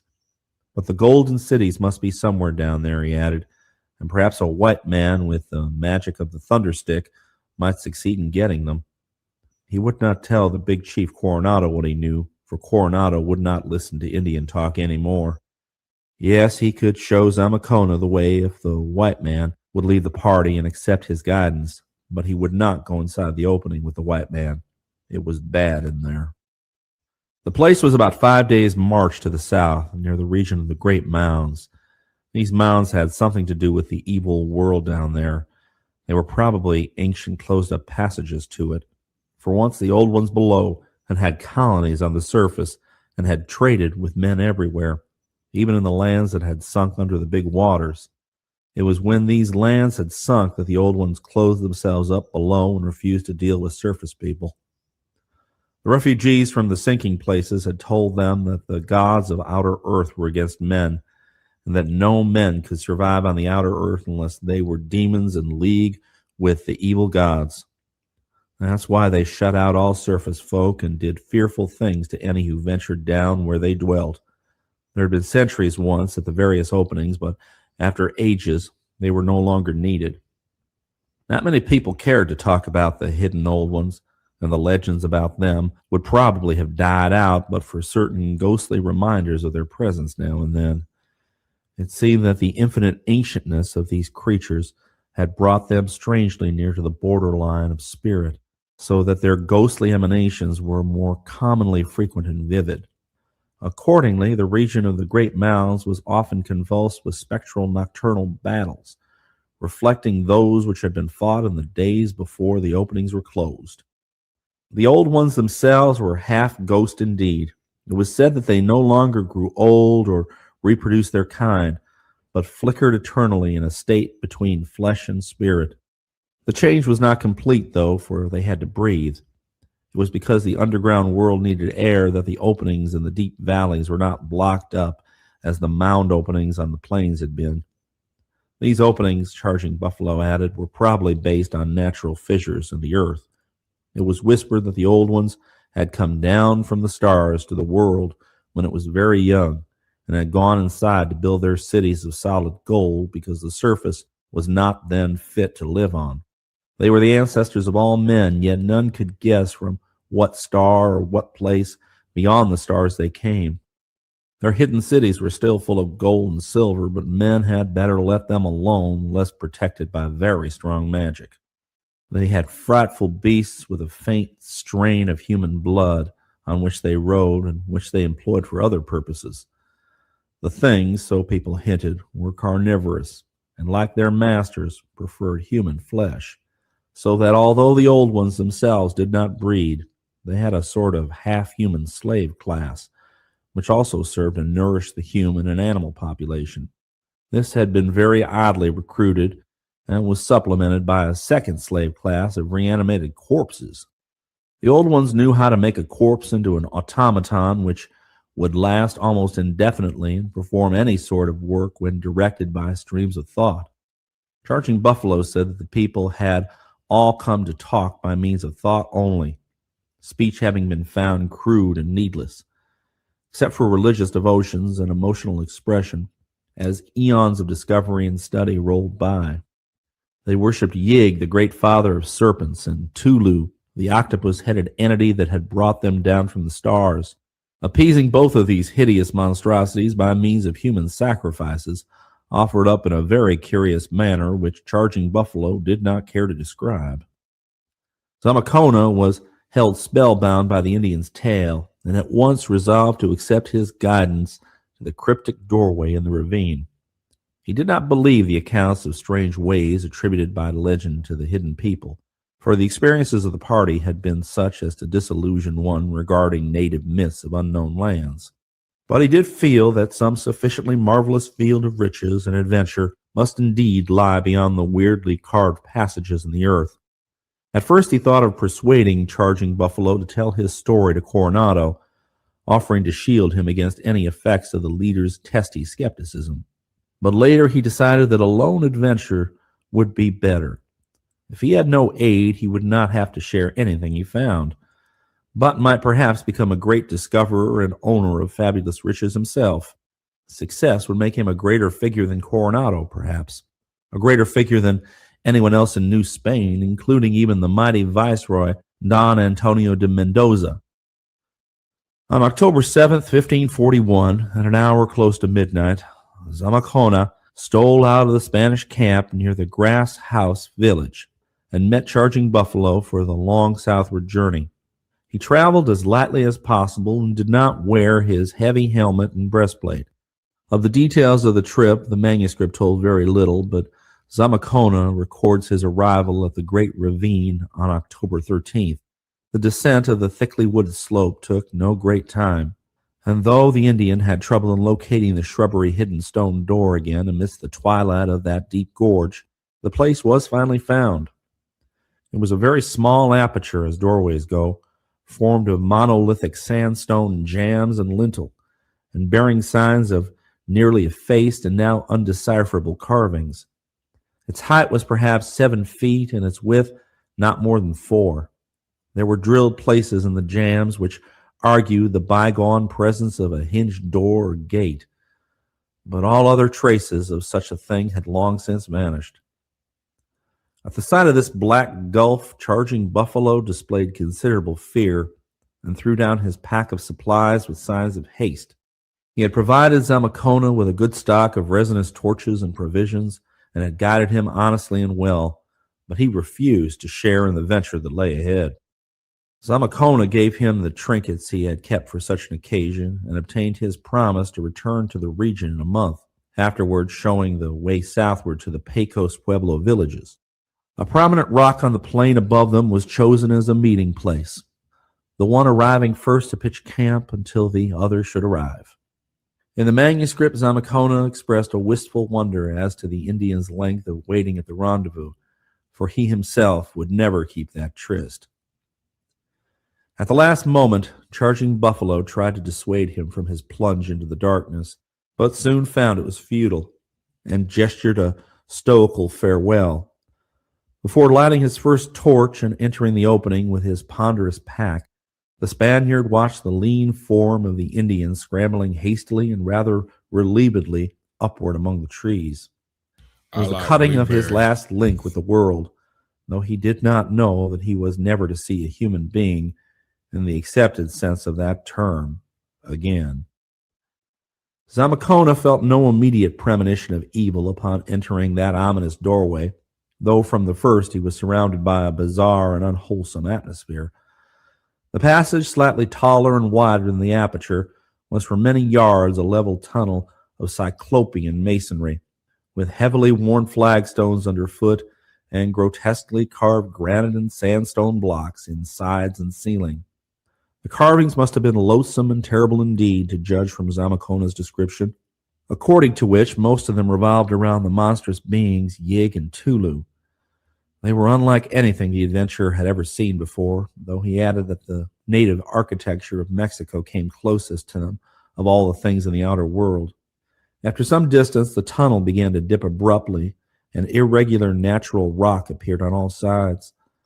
The passage seemed only partially artificial, and decorations were limited to occasional cartouches with shocking bas-reliefs. Following an enormous descent, whose steepness at times produced an acute danger of slipping and tobogganing, the passage became exceedingly uncertain in its direction and variable in its contour.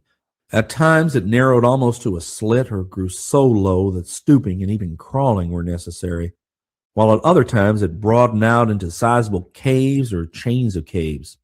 Very little human construction, it was plain, had gone into this part of the tunnel, though occasionally a sinister cartouche or hieroglyph on a wall or a blocked-up lateral passageway would remind Zamacona that this was, in truth, the eon-forgotten high road to a primal and unbelievable world of living things. For 3 days, as best as he could reckon, Panfilo de Zamacona scrambled down, up, along, and around, but always predominantly downward through this dark region of Pelagian night. Once in a while he heard some secret being of darkness patter or flap out of his way, and on just one occasion he half glimpsed a great bleached thing that sent him trembling. The quality of the air was mostly very tolerable, though fetid zones were now and then met with, while one great cavern of stalactites and stalagmites afforded a depressing dampness. This latter, when Charging Buffalo had come upon it, had quite seriously barred the way, since the limestone deposits of ages had built fresh pillars in the path of the primordial abyss denizens. The Indian, however, had broken through these, so that Zamacona did not find his course impeded. It was an unconscious comfort to him to reflect that someone else from the outside world had been there before, and the Indian's careful descriptions had removed the element of surprise and unexpectedness. More so, Charging Buffalo's knowledge of the tunnel had led him to provide so good a torch supply for the journey in and out that there would be no danger of becoming stranded in the darkness. Zamacona camped twice, building a fire whose smoke seemed well taken care of by the natural ventilation. At what he considered the end of the third day, though his cocksure guesswork chronology is not at any time to be given the easy faith that he gave it, Zamacona, encountered the prodigious descent and subsequent prodigious climb, which Charging Buffalo had described as the tunnel's last phase. As at certain earlier points, marks of artificial improvement were here discernible, and several times the steep gradient was eased by a flight of rough-hewn steps.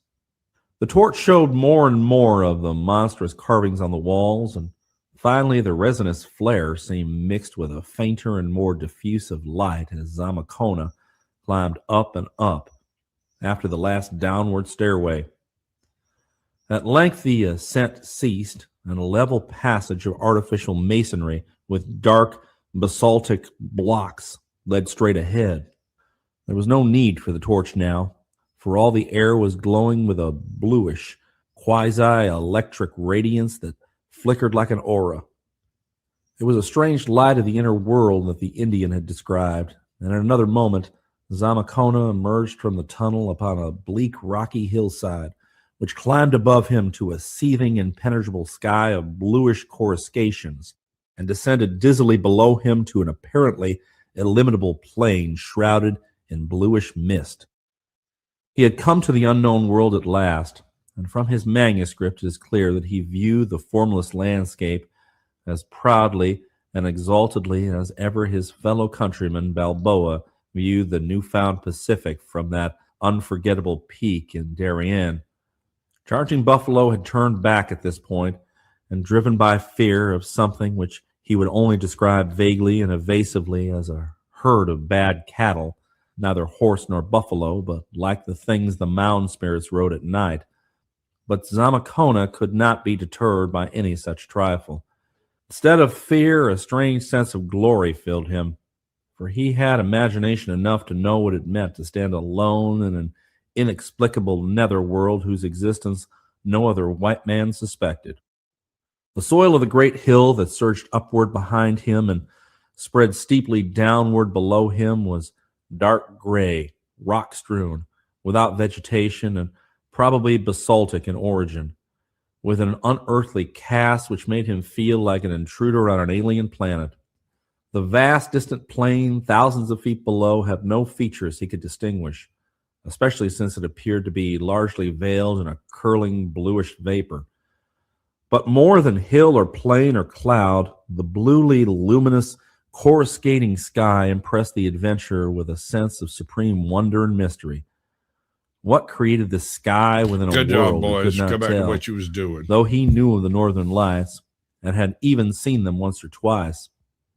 He concluded that this subterraneous light was something vaguely akin to the aurora, a view which moderns may well endorse, though it seems likely that certain phenomena of radioactivity may also enter in. At Zamakona's back, the mouth of the tunnel he had traversed yawned darkly, defined by a stone doorway very like the one he had entered in the world above, save that it was of grayish-black basalt instead of red sandstone. There were hideous sculptures, still in good preservation, and perhaps corresponding to those on the outer portal, which time had largely weathered away. The absence of weathering here argued a dry, temperate climate. Indeed, the Spaniard already began to note the delightfully spring-like stability of the temperature which marks the air of the North's interior. On the stone jambs were works proclaiming the bygone presence of hinges, but of any actual door or gate there was no trace remaining. Seating himself for a rest and thought, Zamakona Lord, lightened the his pack changes. by removing an amount of food and torches sufficient to take him back through the tunnel. These he proceeded to cache at the opening I'm under a just going cairn shopping. hastily Come formed pick of me the up a rock few pieces of fragments which aluminum. everywhere lay about. Then, readjusting his lightened pack, he commenced his descent toward the distant plain, preparing to invade a region which no living thing of outer earth had penetrated in a century or more, which no white man had ever penetrated, and from which, if legend were to be believed, no organic creature had ever returned sane. Zamakona strode briskly along down the steep, interminable slope, his progress checked at times by the bad walking that came from loose rock fragments or by the excessive precipitousness of the grade. The distance of the mist-shrouded plain must have been enormous, for many hours walking brought him apparently no closer to it than he had been before. Behind him was always the great hill stretching upward into a bright aerial sea of bluish coruscations. Silence was universal, so that his own footsteps and the fall of stones that he dislodged struck on his ears with startling distinctness. What up, Abe? It Apparently was Abe's when he gonna get regarded as about noon that he first saw the abnormal footprints. You came It here set for him the to goth thinking of titty as charging well. Buffalo's Joke's terrible on you, hints, bitch. precipitate That's what you flight, get. and See, I strangely knew I'd get a abiding few of you terror. suckers that way. The rock-strewn nature of the soil gave few opportunities for tracks of any kind, but at one point, a Right. rather level interval had caused Like, the I bet there's a bunch of people detritus waiting to for the accumulate goth in a mommy ridge, simulator. leaving a considerable area of dark gray loam Dun, dun, absolutely dun. bare. Here, in a rambling confusion, indicating a large herd aimlessly wandering, Zamacona found the abnormal prints. It is to be regretted that he could not describe them more exactly, but the manuscript displayed far more vague fear than accurate observation. Just what it was that so frightened the Spaniard can only be inferred from his later hints regarding the beasts. He referred to the prints as not really wanna hooves, pick up. not hands, nor feet, I want nor it. precisely paws, nor so large as to cause Why can't alarm I on have that my own account. pink flamingo. I Just hate it. why or how long ago the things Hates had it, been there master. was not easy to guess. Hates it. There was no vegetation visible, hence grazing was out of the question. But of course, if the beasts were carnivorous, they might well have been hunting smaller Well, animals just don't whose do it, tracks bro. their It ain't own worth would it. tend to obliterate. Glancing There was this backwards one guy from who this pissed me plateau off. to the heights above, Once. Zamacona thought he detected traces of a great winding road which had once led from the tunnel downwards to the plain. One could get the impression of this former highway only from a broad panoramic view, since a trickle of loose rock fragments had long ago obscured it. But the adventurer felt none the less certain that it existed. It had not probably been an elaborately paved trunk route, for the small tunnel it reached seemed scarcely like a main avenue to the outer world. In choosing a straight path of descent, Zamacona had not followed its curving course, though he must have crossed it once or twice. With his attention now called to it, he looked ahead to see if he could trace it downward toward the plain, and this he finally thought he could do. He resolved to investigate Besides, its I'm only surface when violent next like he this in the crossed it, wasteland. and perhaps to pursue its line for the rest of the way if he could distinguish it. Having resumed his journey, Zamacona came some time later upon what he thought was a bend in the ancient road. There were signs of grading and some primal attempt at rock surfacing, but not enough was left to make the route worth following. While rummaging about in the soil with his sword, the Spaniard turned up something that glittered in the eternal blue daylight, and was thrilled to behold a kind of coin or medal of a dark, unknown lustrous metal, with hideous designs on each side. It was utterly and bafflingly alien to him, and from his description I have no doubt it was a duplicate of the talisman given to me by Grey Eagle almost 4 centuries afterwards. Pocketing it after a long and curious examination, he strode onward, finally pitching camp at an hour which he guessed to be the evening in the outer world. The next day, Zamacona rose early and resumed his descent through this blue-litten world of mist and desolation and preternatural silence.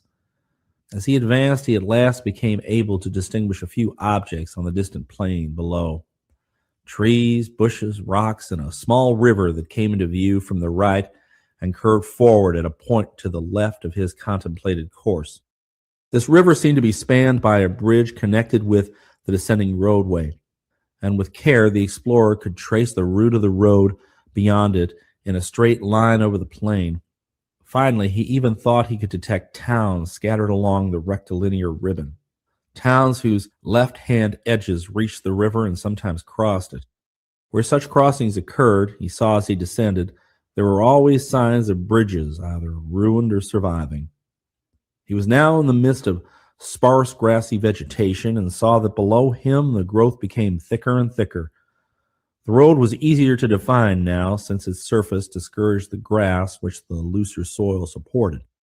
Rock fragments were less frequent, and the barren, upward vista behind him looked bleak and forbidding in contrast to his present milieu. It was on this day that he saw the blurred mass moving over the distant plain. Since his first sight of the sinister footprints, He had met with no more of these, but something about that slowly and deliberately moving mass peculiarly sickened him. Nothing but a herd of grazing animals could move just like that, and after seeing the footprints, he did not wish to meet the things which had made them. Still, the moving mass was not near the road, and his curiosity and greed for fabled gold were great. Besides, who could really judge things from vague, jumbled footprints or from the panic-twisted hints of an ignorant Indian? And straining his eyes to view the moving mass, Zamacona became aware of several other interesting things. One was that certain parts of the now unmistakable towns glittered oddly in the misty blue light. Another was that besides the towns, several similarly glittering structures of a more isolated sort were scattered here and there along the road and over the plain. They seemed to be embowered in clumps of vegetation, and those off the road had small avenues leading to the highway. No smoke or other signs of life could be discerned about any of the towns or buildings. Finally, Zamacona saw that the plain was not infinite in extent, though the half-concealing blue mists had hitherto made it seem so. It was bounded in the remote distance by a range of low hills toward a gap in which the river and roadway seemed to lead. All this, especially the glittering of certain pinnacles in the towns, had become very vivid when Zamacona pitched his second camp amidst the endless blue day. He likewise noticed the flocks of high-soaring birds whose nature he could not clearly make out. The next afternoon, to use the language of the outer world as the manuscript did at all times, Zamacona reached the silent plain and crossed the soundless, slow-running river on a curiously carved and fairly well-preserved bridge of black Homeboy basalt. like had his wig. The water split. was He spooked clear me a and little contained bit. large fishes of a wholly strange aspect. The roadway was now paved and somewhat overgrown with weeds and creeping vines, and its course was occasionally outlined by small pillars bearing obscure symbols. On every side the grassy level extended, with here and there a clump of trees or shrubbery, and with unidentifiable bluish flowers growing irregularly over the whole area. Now and then some spasmodic motion of the grass indicated the presence of serpents. In the course of several hours, the traveler reached a grove of old and alien-looking evergreen trees, which he knew from distant viewing protected one of the glittering roofed, isolated structures. Amidst the encroaching vegetation, he saw the hideously sculptured pylons of a stone gateway leading off the road, and was presently forcing his way through briars above a moss-crusted, tessellated walk lined with huge trees and low monolithic pillars. At last, in this hushed green twilight, he saw the crumbling and ineffably ancient facade of a building. A temple, he had no doubt. It was a mass of nauseous bas-reliefs depicting scenes and beings and objects and ceremonies which could certainly have no place on this or any sane planet. In hinting of these things, Zamacona displays for the first time that shocked and pious hesitancy which impairs the informative value of the rest of his manuscript.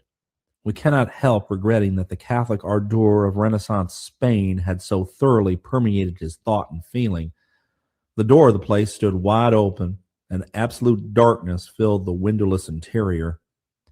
Conquering the repulsion which the mural sculptures had excited, Zamacona took out flint and steel and lit a resinous torch, pushed aside curtaining vines, and sallied boldly across the ominous threshold.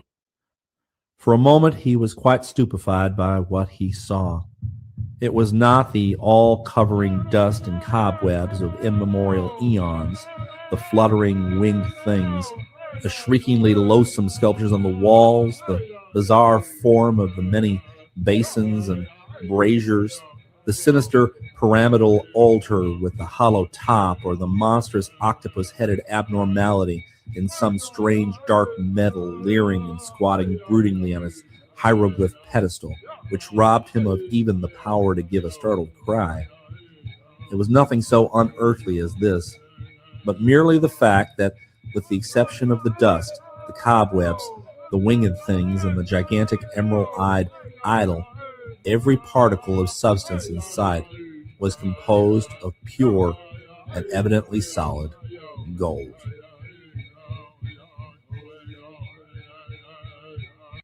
Volume 3. Even the manuscript, written in retrospect after Zamakona knew that gold was the most common structural metal of that netherworld and contained limitless lodes and veins of it, reflects the frenzied excitement which the traveler felt upon suddenly finding the real source of all the Indian legends of golden cities. For a time, the power of detailed observation left him, but in the end, his faculties were recalled by a peculiar tugging sensation in the pocket of his doublet. Tracing the feeling, he realized that the disk of strange metal he had found in the abandoned road was being attracted strongly by the vast octopus-headed, emerald-eyed idol on the pedestal, which he saw now to be composed of the same unknown exotic metal. He was later to learn that this strange magnetic substance, as alien to the inner world as it was to the outer world of men, is the one precious metal of the blue lighted abyss. None knows what it is or where it occurs in nature, and the amount of it on this planet came down from the stars with the people when great Tulu, the octopus-headed god, brought them for the first time to this earth. Certainly, its only known source was a stock of pre-existing artifacts, including multitudes of cyclopean idols. It could never be placed or analyzed, and even its magnetism was exerted only on its own kind. It was the supreme ceremonial metal of the hidden people, and its use being regulated by custom in such a way that its magnetic properties might cause no inconvenience. A very weakly magnetic alloy of it, with such base metals as iron, gold, silver, copper, or zinc, had formed the sole monetary standard of the hidden people at one period of their history. Zamakona's reflections on the strange idol and its magnetism were disturbed by a tremendous wave of fear. For the first time in this silent world, he heard a rumble of very definite and approaching sound. There was no mistaking its nature. It was a thunderously charging herd of large animals. And remembering the Indians' panic, the footprints, and the moving mass distantly seen, the Spaniard shuddered in terrified anticipation. He did not analyze his position or the significance of this onrush of great lumbering beings, but merely responded to an elemental urge toward self-protection. Charging herds do not stop to find victims in obscure places, and on the outer earth, Zamakona would have felt little or no alarm in such a massive, grove-girt edifice. Some instinct, however, now bred a deep and peculiar terror in his soul, and he looked about frantically for any means of safety. There being no available refuge in the great gold-patined interior, he felt that he must close the long-disused door, which still hung on its ancient hinges, doubled back against the inner wall. Soil, vines, and moss had entered the opening from outside, so that he had to dig a path for the great gold portal with his sword. But he managed to perform this work very swiftly, under the frightful stimulus of the approaching noise. The hoofbeats had grown louder and more menacing by the time he began tugging at the heavy door itself. And for a while his fears reached a frantic height, as hope of starting the age-clogged metal grew faint. Then, with a creak, the thing responded to his youthful strength, and a frenzied siege of pulling and pushing ensued. Amidst the roar of unseen stampeding feet, success came at last, and the ponderous golden door clanged shut, leaving Zamakona in darkness, but for the single lighted torch he had wedged between the pillars of a basin tripod. There was a latch, and the frightened man blessed his patron saint that it was still effective. Sound alone told the fugitive the sequel. When the roar grew very near, it resolved itself into separate footfalls, as if the evergreen grove had made it necessary for the herd to slacken speed and disperse. But feet continued to approach, and it became evident that the beasts were advancing among the trees and circling the hideously carven temple walls. In the curious deliberation of their tread, Zamakona found something very alarming and repulsive. Nor did he like the scuffling sounds which were audible even through the thick stone walls and heavy golden door. Once the door rattled ominously on its archaic hinges as if under a heavy impact, but fortunately it still held. Then, after a seemingly endless interval, he heard retreating steps and realized that his unknown visitors were leaving. Since the herds did not seem to be very numerous, it would have been perhaps safe to venture out within a half hour or less, but Zamakona took no chances. Opening his pack, he prepared his camp on the golden tiles of the temple's floor, with the great door still securely latched against all comers, drifting eventually into a sounder sleep than he could have known in the blue-litten spaces outside. He did not even mind the hellish, octopus-headed bulk of great Tulu, fashioned of unknown metal and leering with fishy sea-green eyes, which squatted in the blackness above him on its monstrously hieroglyphed pedestal. Surrounded by darkness for the first time since leaving the tunnel, Zamakona slept profoundly and long. He must have more than made up the sleep he had lost at his 2 previous camps when the ceaseless glare of the sky had kept him awake despite his fatigue, for much distance was covered by other living feet while he lay in his healthily dreamless rest. It's well that he rested deeply, for there were many strange things to be encountered in his next period of consciousness. Chapter 4. What finally roused Zamakona was a thunderous rapping at the door. It beat through his dreams and dissolved all the lingering mists of drowsiness as soon as he knew what it was. There could be no mistake about it. It was a definite human and peremptory rapping, performed apparently with some metallic object, and with all the measured quality of conscious thought or will behind it. As the awakening man rose clumsily to his feet, a sharp vocal note was added to the summons. Somebody was calling him out, in a not unmusical voice, a formula which the manuscript tries to represent as Oxy Oxy Gathkan Yikha Relax. Feeling sure that his visitors were men and not demons, and arguing that they could have no reason for considering him an enemy, Zamakona decided to face them openly and at once, and accordingly fumbled with the ancient latch till the golden door creaked open from the pressure of those outside. As the great portal swung back, Zamakona stood facing a group of about 20 individuals of an aspect not calculated to give him alarm.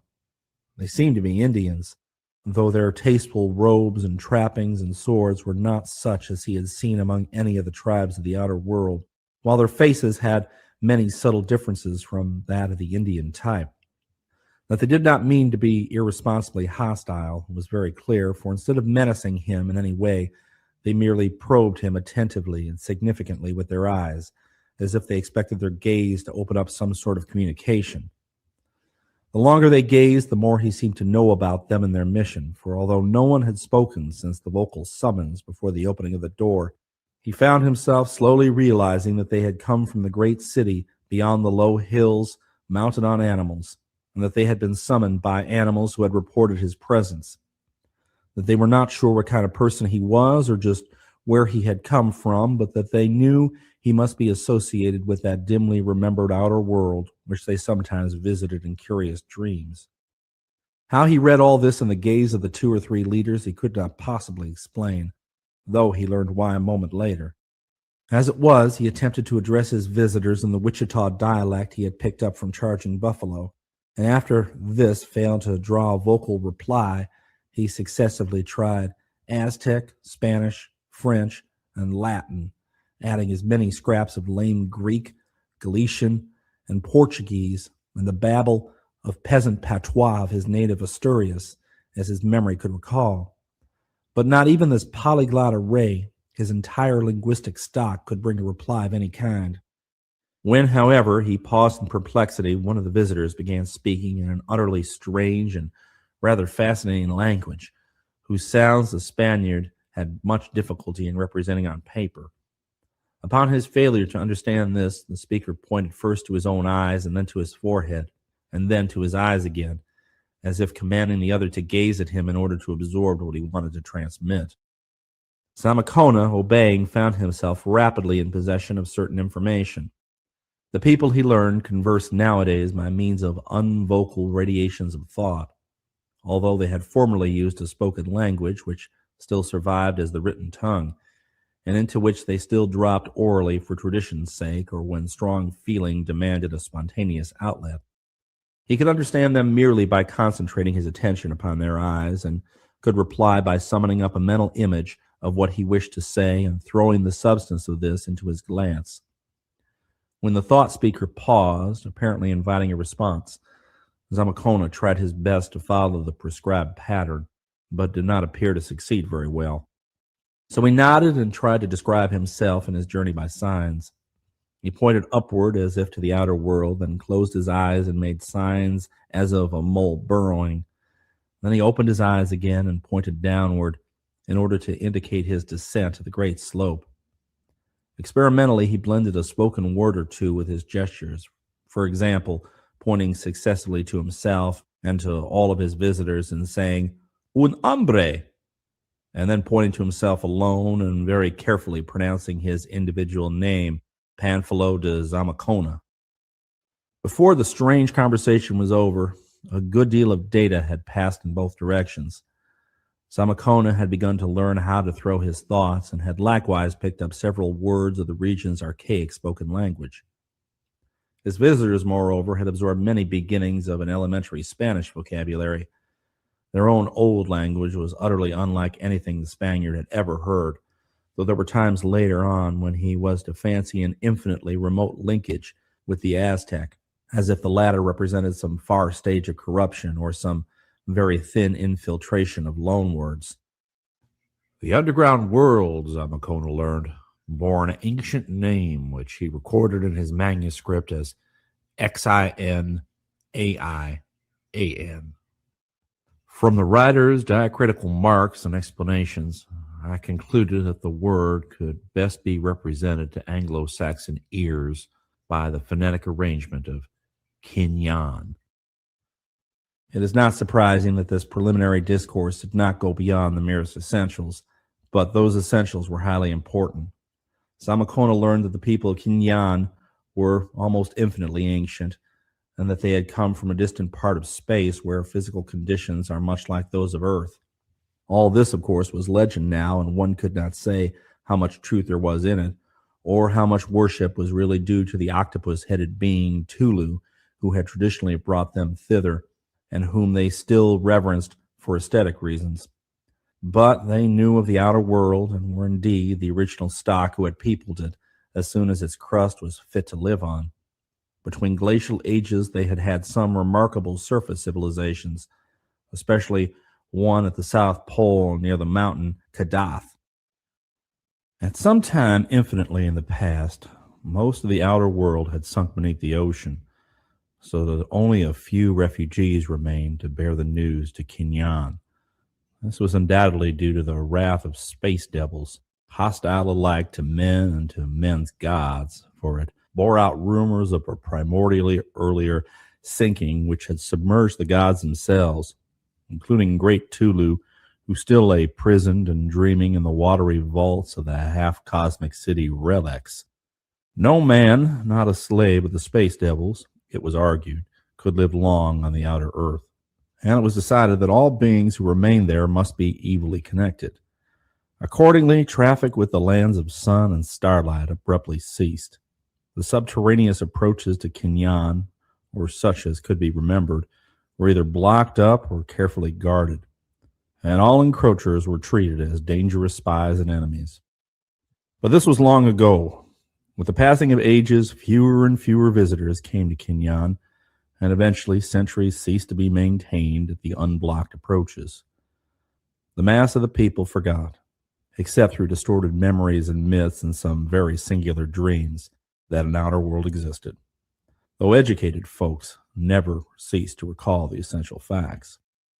The last visitors ever recorded, centuries in the past, had not even been treated as devil spies, faith in the old legendary having long before died out.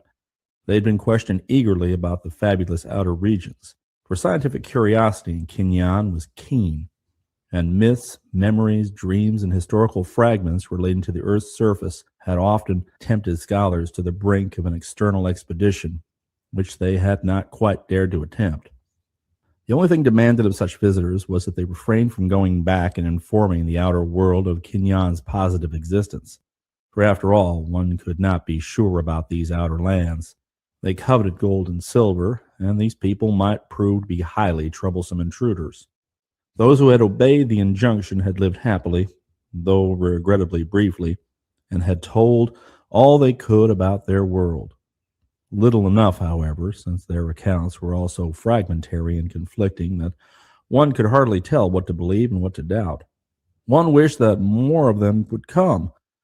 As for those who disobeyed and tried to escape, well, it was very unfortunate about them. Zamakona himself was very welcome, for he appeared to be a higher grade man, and to know much about the outer world than anyone else who had come down within memory. He could tell them much, and they hoped he would be reconciled to his lifelong stay. Many things which Zamakona learned about Kinyan in that first colloquy left him quite breathless. He learned, for example, that during the past few thousand years, the phenomenon of old age and death had been conquered, so that men no longer grew feeble or died except through violence or will.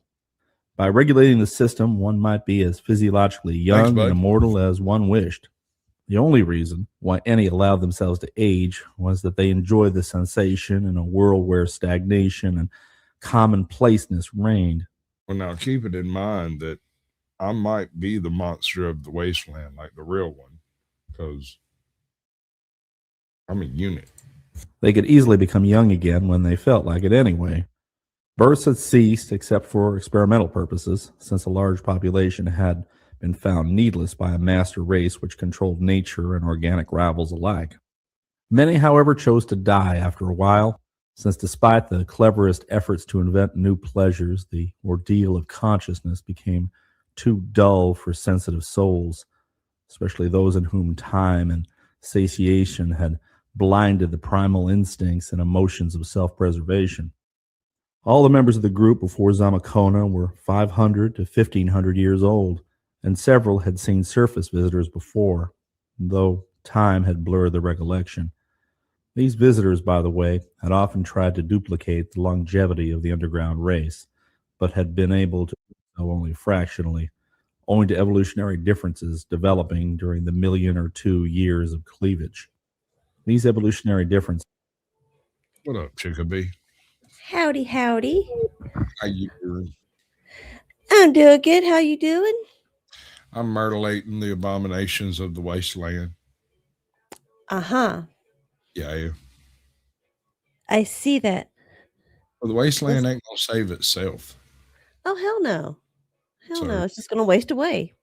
It takes a strong, upright, correct thinking, and good smelling leader like myself. Oh, my goodness. The wastelands. I mean, let's be honest. Have you ever met any of the people out here? They're stupid. Yes. That's why I prefer not to venture out into these barren wastelands that they have around here now. Mm-mm-mm-mm. I mean, it's amazing how accurate the predictive algorithms of the past have been. I mean, this pretty much looks like modern Boston. Now, what is the name of the game you're playing? This is Fallout 4. Okay. Yeah, that's what you've been on all the time lately, right? Yeah. Yeah, okay. Making sure I'm keeping up with the with the games. Well, I mean, the topic for the panel is the Fallout series. If a panel were to appear. And, Uh-huh. I'm also going to be cleansing the wasteland of abominations. As you can probably guess, I know nothing about it. Well, you're in good hands because I know way too much. Avid Oxhorn watcher. Yeah, I was waiting for the right moment to try to come up, but there was never really a right moment with Homeboy talking. So he just kind of he was like, get me into like a little bit of a lull. I was just like, Oh, bro, you talking about the guy that was reading? Yeah. Yeah, he I didn't want to interrupt him. yeah, it's a video I did. I was gonna read The Mound, and while I was looking around to try to find the like it in a PDF file so that I could just read it and I didn't have to like buy it or whatever. I've got a copy of it here somewhere. I just don't know where it's at. Mm. I came across his channel. I mean, he's got a bunch of different Lovecraft stuff, and but the rest of it, The Mound is the only one that really fits a southwestern or southern drawl. The rest Yeah. of them do better in like a New England or upper Maine type accent. Gotcha. You could even feasibly go Quebecois if you, because but then the rest are directly old world. They're like Egypt or Arabia or freaking England. Like, is it The Hole over Innsmouth? You ever read that one? Nope. It's I can't say that I have. It's a fairly basic cosmic horror. Everybody wakes up one morning, there's a big black hole over town. Oh shit.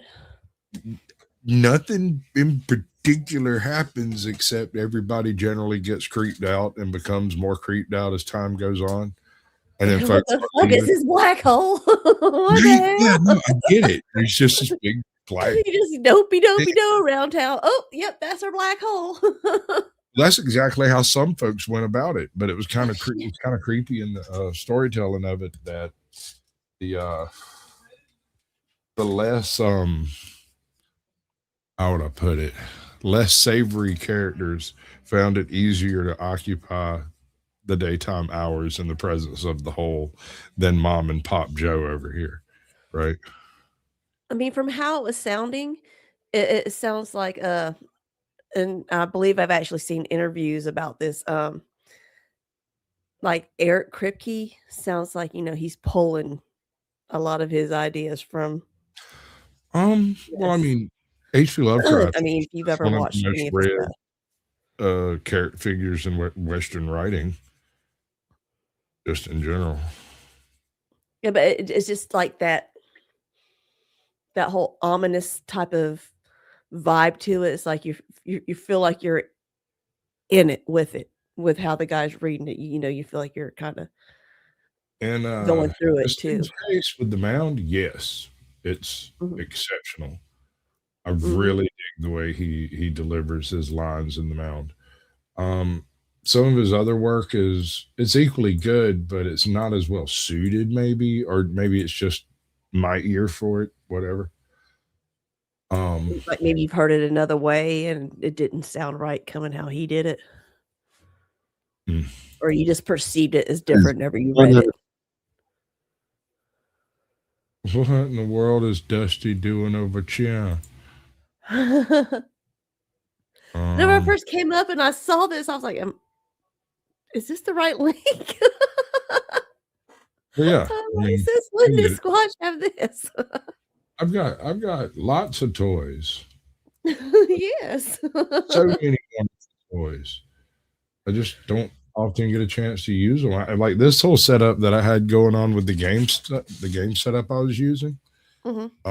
I actually set that up for someone else's channel because they wanted to be able to play a game while doing a panel, and I was like, well, that kind of takes two people to do. And he's like, no, I can handle it. So I set him up a way to do it.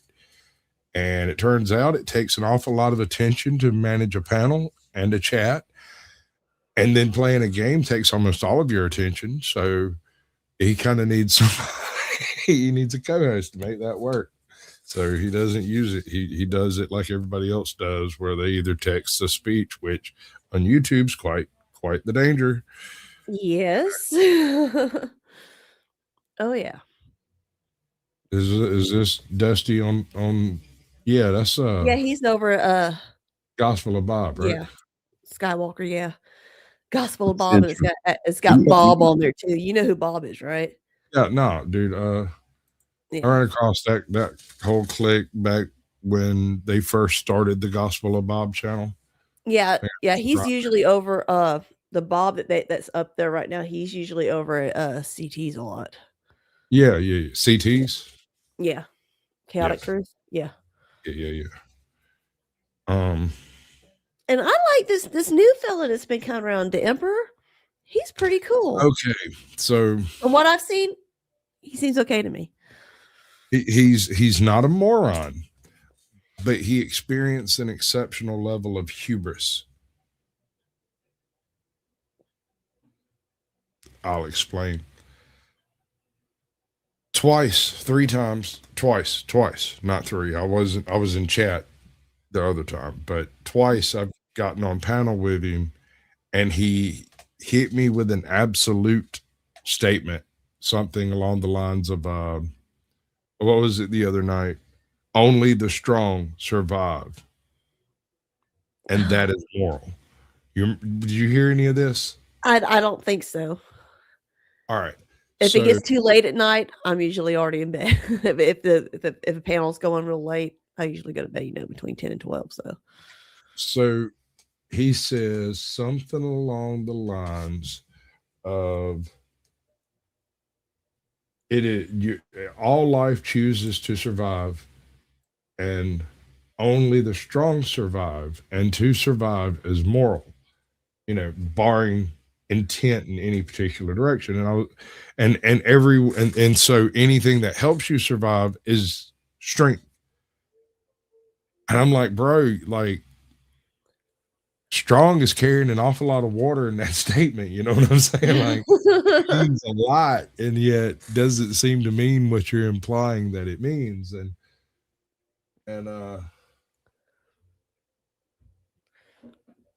yeah, it's like strong by what definition?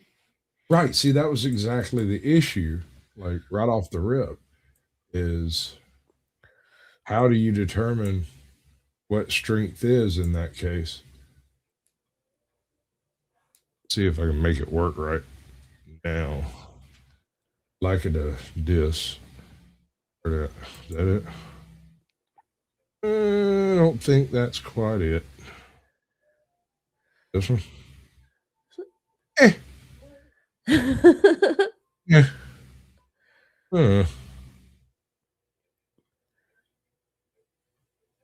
Just it's this one. I just don't understand why I'm not on the screen there.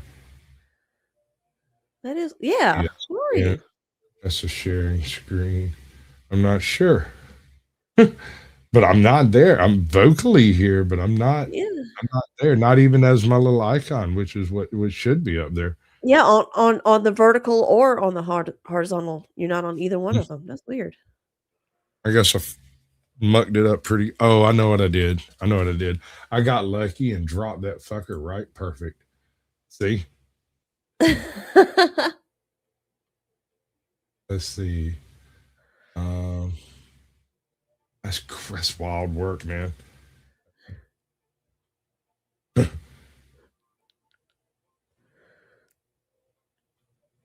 That. Yummy mummy. Do that again and see if that works. You douche. No. Okay, that's just an entirely different layout. Where's my other one? Oh, close enough for government work, I guess. Fuck. It's like I'm missing a layout over here. Or I've got something out of place and don't see it when I hit it. Is it letting you like bump down? Or Yeah, is I've it got it down, and I've got this one, and then this one should be. Oh, it's because I got my camera off. I bet you. Oh, there you go. Okay, yeah, okay. You're on the vertical now, but you're still not on the horizontal. And neither is my icon, which is it's because my screen is directly behind the screen that I'm sharing. Okay, you going like 3 deep in this shit right now. Yeah, no, I've got a lot of layers here. I've got OBS, StreamYard, and like We got this StreamYard and thing. vertical. Yeah. I was having a conversation with somebody about this the other day, and I couldn't get the idea across that people who encountered geniuses think differently from people who haven't. What's up, John Z? Welcome in, bud. That is to say, when you witness someone do some genius shit, it makes your brain warp, right? And you think you've seen it happen, you know it's possible, and so you have the possibility of thinking differently from your average person. Yeah. Maybe. And that's not to say that geniuses make people more intelligent, although that's possible if they are engaging enough. Well, it also depends on what type of a genius they are. Sure. And You and know? that actually came up when we were talking about it. I was like, because you got some folks out here that can do like crazy math right out of their freaking head, and people are like, oh, they're just so smart. But then you got You ask them to tie their shoe, they're like, "What the fuck is Right. that?" I've been doing slip-ons my whole life. Yeah, What the they're fuck running is around tying? there in slippers.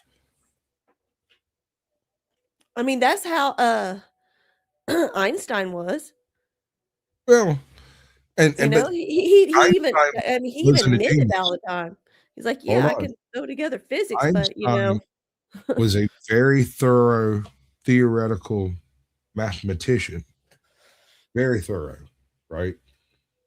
And while his intuition into the possible observational effects of light and light speed and what it means for the greater environment, all of those assumptions ostensibly, now I can't prove this because I'm not that level of mathematician, was there for observation to begin with. He merely observed it and then described it, which is the genius part should he be decided to be a genius. The description. yeah, it's like it was always there. He just discovered it before most people and then He described showed it. us what it was, Yeah. Right. you know? It's like Newton sitting under the tree and the apple hits his head and he's like, wait a second, hold on. Exactly. That's not genius either. That is merely observation. Describing it, Right place at the right time. that's a whole other ball game. But when you take somebody like I went to school with a guy, and this conversation came up in reference to like my wife was playing with a group of people on like playing video games online with a group of people, and they were talking about they had this smart friend, and my wife's like, hey, who is your smart friend? And I was like, take your pick, I got 20, which one you want? Like, what's the subject matter? I'm gonna be It's like, no, I'm all y'all smart friend. I'm who they're talking about. No, she stopped and she looked at me. She went, "You're right. Your friends were exceptionally intelligent." And I was like, "Yeah, dude. Like we were breaking like our trivia decathlon when we were in middle school swept most of the state until we were disqualified, and it was because it's because of an illegal substitution type shit. Like it wasn't. It was because someone was qualified to be in the decathlon thing, and then later for other reasons unassociated with the school became disqualified, and they didn't realize it at the point in time they took the stage. We was blowing the whole goddamn rim out. Like shit was it was gone, bro. What would cause one to be disqualified from the decathlon? I mean, No, it was like it's not like a district or whatever. It wasn't sports like thing where you can be tested for steroids. I it mean, wasn't even on our team. I mean, it wiped the whole little subsection of it for whatever reason. I think there might have been a couple of people that got substituted because I only knew of one person, but and that one person did get picked up for attempted homicide. So there might be some reason behind it. I don't know. what? Never mind. Never Did mind. somebody half to death with a beer bottle? I was gonna do a cheap shot reference at something, but I'm not gonna do it. Oh, gosh, go kill all the. It was like what the 1990 version of Grok. They get caught. Wilson. They get caught grokking. Wilson. Yeah, Wilson. Wilson could sit and have a conversation with you, and except for very rarely with an extra long hesitation, you couldn't. And the fact that it sounded like it was coming from a speaker because the sound wasn't that great at the time, sound reproduction wasn't that great. You couldn't tell you were talking to a person, especially if it was transcripts. That was why it was put on Jeopardy. That was why a lot of things happen associated with Wilson, but it's important to remember Wilson was Sorry. a whole bunch of these experiments running at the same time. And I'll put on my tinfoil hat if I have to go deeper down that rabbit hole. I'm just saying, I want to know. I want you to look at everything that's happened in the last 15 years, all of the crazy batshit nuts things that have gone on, all of the wild propaganda and the just total like unruly civil unrest and stuff that's going on, and the decisions that the people in the positions of powers have made. And I want you to ask yourself, if you woke up tomorrow and someone told you something that made all of that stuff makes sense, like the decisions they made, who made them, when, where, why, and how it went down suddenly makes perfect sense, what would it be?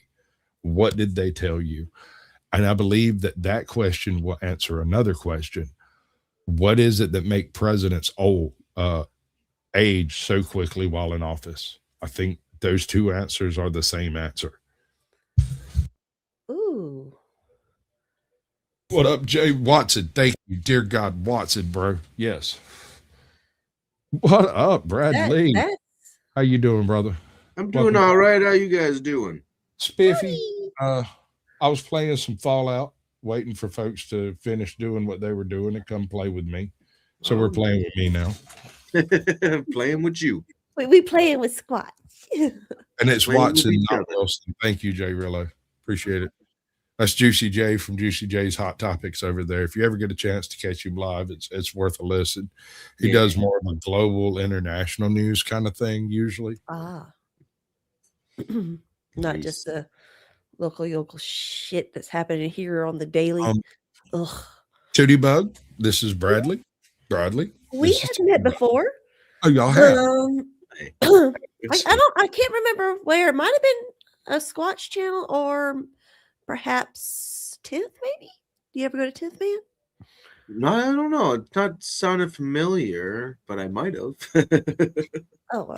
He come through It's this a channel past verse. weekend when actually it was Tuesday. We were doing AJOT stream, the Naughty Corner, and about halfway through the stream, he pops up, and a few minutes later, the entire Shuli Network? Oh yeah, The entire Shuli Network bombed our channel. I swear to God, that woman's still sitting over there rocking on her freaking couch, trying to figure out how she's going to go live next week. We've had a couple of hundred people in chat before. She's just never had a complete mogging on panel like that. You know, when she started saw people popping up, and I was letting people up because I recognized them, and she was over there freaking out. She calmed down, and I was over here texting her, going, "Bitch, get back on camera and bring the girls." You know, like this is what we've been training for, chick. This is not a drill. Yeah, exactly. And she actually I think she was texting me when I texted her, because the first two texts just didn't go through. Yeah. And so that communication never took place, and she kind of figured it out. And I was trying to be like, look, I know what's going on. Just let it happen, without being like, hey, I know what's going on. Let it happen. Yeah. It was like, it's okay. Calm down. Like, We're I got good. this. Just chill. Yeah, I was breaking the fourth wall because I saw immediately what was going on. I don't know if somebody didn't recognize Anthony Zenhauser, but there was this thing called Compound that I used to go on, and he was on there too. So I knew him. Kind of forgot his name there for a second. I don't know if that made him angry, but Anthony Hauser? I didn't know. But yeah, I recognized him. I'm like, oh, it's you. And I blew it away the second they got it. I'm like, hey, I know you. I have a buddy of mine whose job it is to keep track of all the movie shit. Mm. And he would have been like, bam, you know. He'd have just named the dude, but like, oh, he was in this and this and then that and this other thing. It since he knows all that crap. If I need an answer like that, I call him up. I don't think he's in movies. Let's not get too crazy here. He's just a comedian. That's how my middle son is with I sports. can't remember the other guy's name. What was he was in trauma? He was in the trauma films. Was he there that night? Yeah. Oh, I don't know. I know Yeah, Shuley and I know the Anthony Zinhauser, but I don't. Yeah, that other guy, Carl something. And then there was Beef Drippings. The last time I saw Beef Drippings, he came up on actually the show that my buddy here, Dusty, is on right now. The Gospel of Bob. Oh, okay. Rated him one night, and I was on the panel when it started, and it just went crazy, right? And I was like, I have no idea what's happening right now. This is I'm here for it. It's great. I put my freaking link up on my well, I've been there ever since, bro. Like I was about halfway through that and set all that crap up. And was it they kind of like come at you kind of like one of those pop-up musicals that you see out in Times Square or something? People sort of it's like a flash mob. It is sort of like that's the word, flash mob. They showed up with a bunch of gay personalities, and I'm not saying they were lame. I'm saying that they were homosexual, not just homosexual, but claiming homosexuals, and it was hilarious. But Beef Drippings comes up, and he grabs a saucer and a straw, and leans over and pretends to run a line.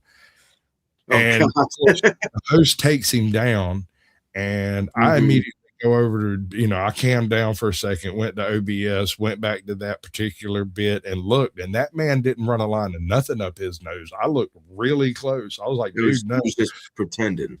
Yeah, he just pretended to, but it was done quick enough that you couldn't really tell, and better safe than sorry kind of situation. But it was already too late because if he had been, and I actually talked homie into be like, yo, like, no, there was nothing there. He did not do a line. That was not what you saw. It looked like it wasn't. I'm a little baffled by what's going on right now. What's going on? I got 50 people in here, and we're sitting around here bullshitting. Hey, that's what people like. I'm just confused because I've only got about 5 people talking in chat, and they haven't said anything in a minute. That's bananas. Oh, that does feel curious then, doesn't it? Right. I feel like I'm being botted exactly 50 people. Oh, and it did that from 2. Like it happened when I went to go get a piece of pizza, and I came back. Like I walked away, I had 3 people in here. I walked back, and there was like 48. And I was like, "What the hell's going on here? What's going on here?" Go to get me a pizza. Pizza. Come back and I'm successful. I guess that's how virality works, but it just don't feel natural. The other day, I ordered takeout. I got some pizza and tacos, and the pizza delivery boy got stuck in my driveway. Yeah, you mentioned that. I was just like, he's digging and stuff, trying to get out. I was just eating pizza, looking out my window, going, well. Oh man, you just led. Oh my god, you didn't know. He's a delivery person. He's in my area. You're driving a delivery boy. A front wheel drive video in an area where I live. Nah, and you're a delivery person. That's your fault. And then Squatch's ass, he would have been filming this shit probably. I had just snowblowed. Like I had just snowblowed and took a shower, so I'm like, I ain't getting back out there. I got my food. I'm gonna eat it before it gets cold, and you're gonna call AAA and get the fuck out of my driveway. He's out there like that motherfucker's in there. I know he's in there. I just gave him his damn food, and he won't come help me. As soon as he's come out on my porch eating a slice of pizza and went, "You good?" Heard. Oh my goodness. Poor bastard. He got out. He's fine. He's all right. You know, he might be traumatized. The worst part about trying to get out of the driveway is that you're stuck at the end, so you're like just trying to get out, and like you don't care what's coming. Something could be coming, but like anytime I get out of here, I'm getting out of here. So you better look the fuck out. Scotty's got a point here. He said, "Man, you snort one line online, and you're effed." Oh yeah. I have a friend of mine who got a strike ostensibly for showing a monkey taking a shot. That was the reason it was supporting animal cruelty. Here's the really bad shot. I was drinking on that same fucking paddle, and they didn't give a damn about a Sasquatch. Drink a pint. Save the monkey, but fuck a squatch, right? Right? Mm-hmm. I don't even get it, man. I don't even the get humanity. It. The humanity. Ever tell you my Sasquatch story, Tootie? Do what now? I have a Sasquatch story. Have I told you? It's part of the reason my channel's named Caucasian Sasquatch. Maybe, but I don't mind hearing again if you want to tell. Bradley, you interested? Always love a Squatch story. Okay. And this isn't a Sasquatch tale, whereas I tell something that happened to me back in the day. This is literally a Sasquatch tale about seeing either a hobo in a fur coat or a Sasquatch. I'll let you decide. Hobo. So the place I live is a pretty big swamp. There's about 280 some odd acres of, between skunk ape territory, exactly. And it's very similar to like Louisiana with the bayous, but we're about 300 feet high. All of the swamps here are provided by beavers, and so they're somewhat changeable.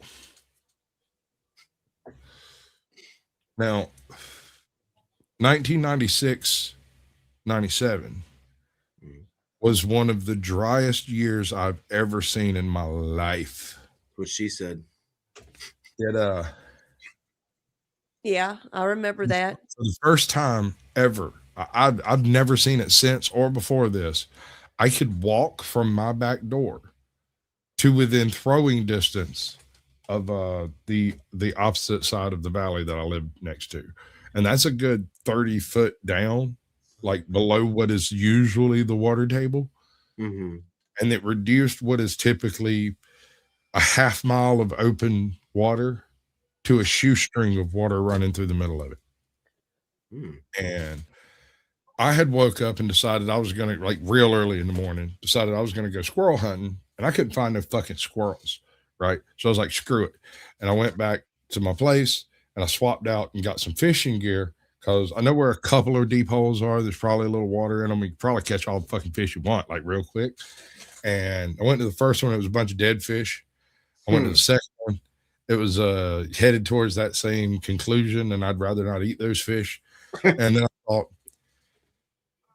they used to talk trash about this place out in the swamp called the Medlock Hole. And what the old folks always said is two things. One, nothing ever comes out of the Medlock Hole, and there's always water in the Medlock Hole. Nothing ever goes in my Medlock Hole. I'll tell you that. So I decided I was going to ride out there on the four-wheeler, and I got as far as I could get until it got a little bit too swampy, muddy, like fucking glue. Yeah. And I got off and walked the rest of the way. And turns out, and I didn't know this back then, typically when you come across the Medlock Hole, you're in a canoe or a boat or something, right? And literally you drop an anchor here and it's 15 feet deep, and you drop an anchor 2 foot to the left and it's 75 feet deep. And then 10 feet over there, it's back to being 15 feet again. And then it never made sense to me in my head. But when I saw it without all the water on top of it, it's a sinkhole. There's a sinkhole and it's under the swamp. Right. And it makes perfect sense when you think about it that way. Yeah. But what keeps this thing from collapsing in on itself are these three big fat ass cypress trees that are on like half of it. And the other half's like I guess maybe limestone or something. I'm not sure. But anyway, there's just this really deep fucking hole out there. And I go out there thinking I'm going to go fishing in this really deep fucking hole since there's, no water anywhere else. And because it had been a couple of weeks since it rained, all the sand had been washed out by what little bit of creek was running through there, which was maybe as wide as your hand. And so when you're walking along the actual water, you're actually walking in a little sand canyon of about 5.5 foot to 6 foot on either side of you, you know? And so it just, I mean, it was just cool looking. I thought it was neat. Is it like you go to step and you go down about 2 feet? No. No? It was cut the Grand Canyon writ small.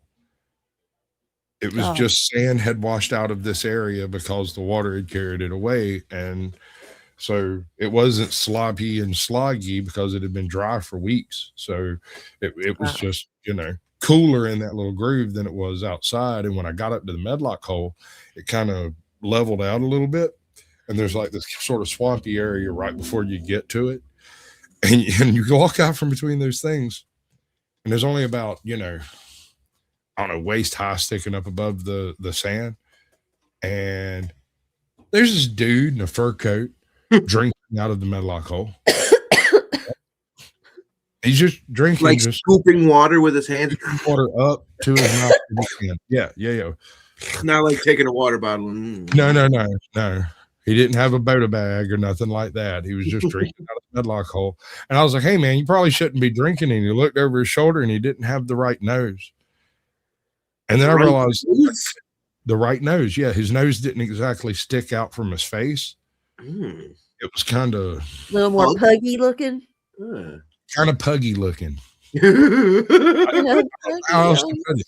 It wasn't that it was a wide nose. It was more kind of like a club, but there was some nose there, so it wasn't exactly gorilla-like either. Yeah. To be clear, it did not look like a black person at all. It was totally different, right? Homeboy looks over his shoulder and he gives me this look of like disappointment. He didn't look angry. He just looked like, damn.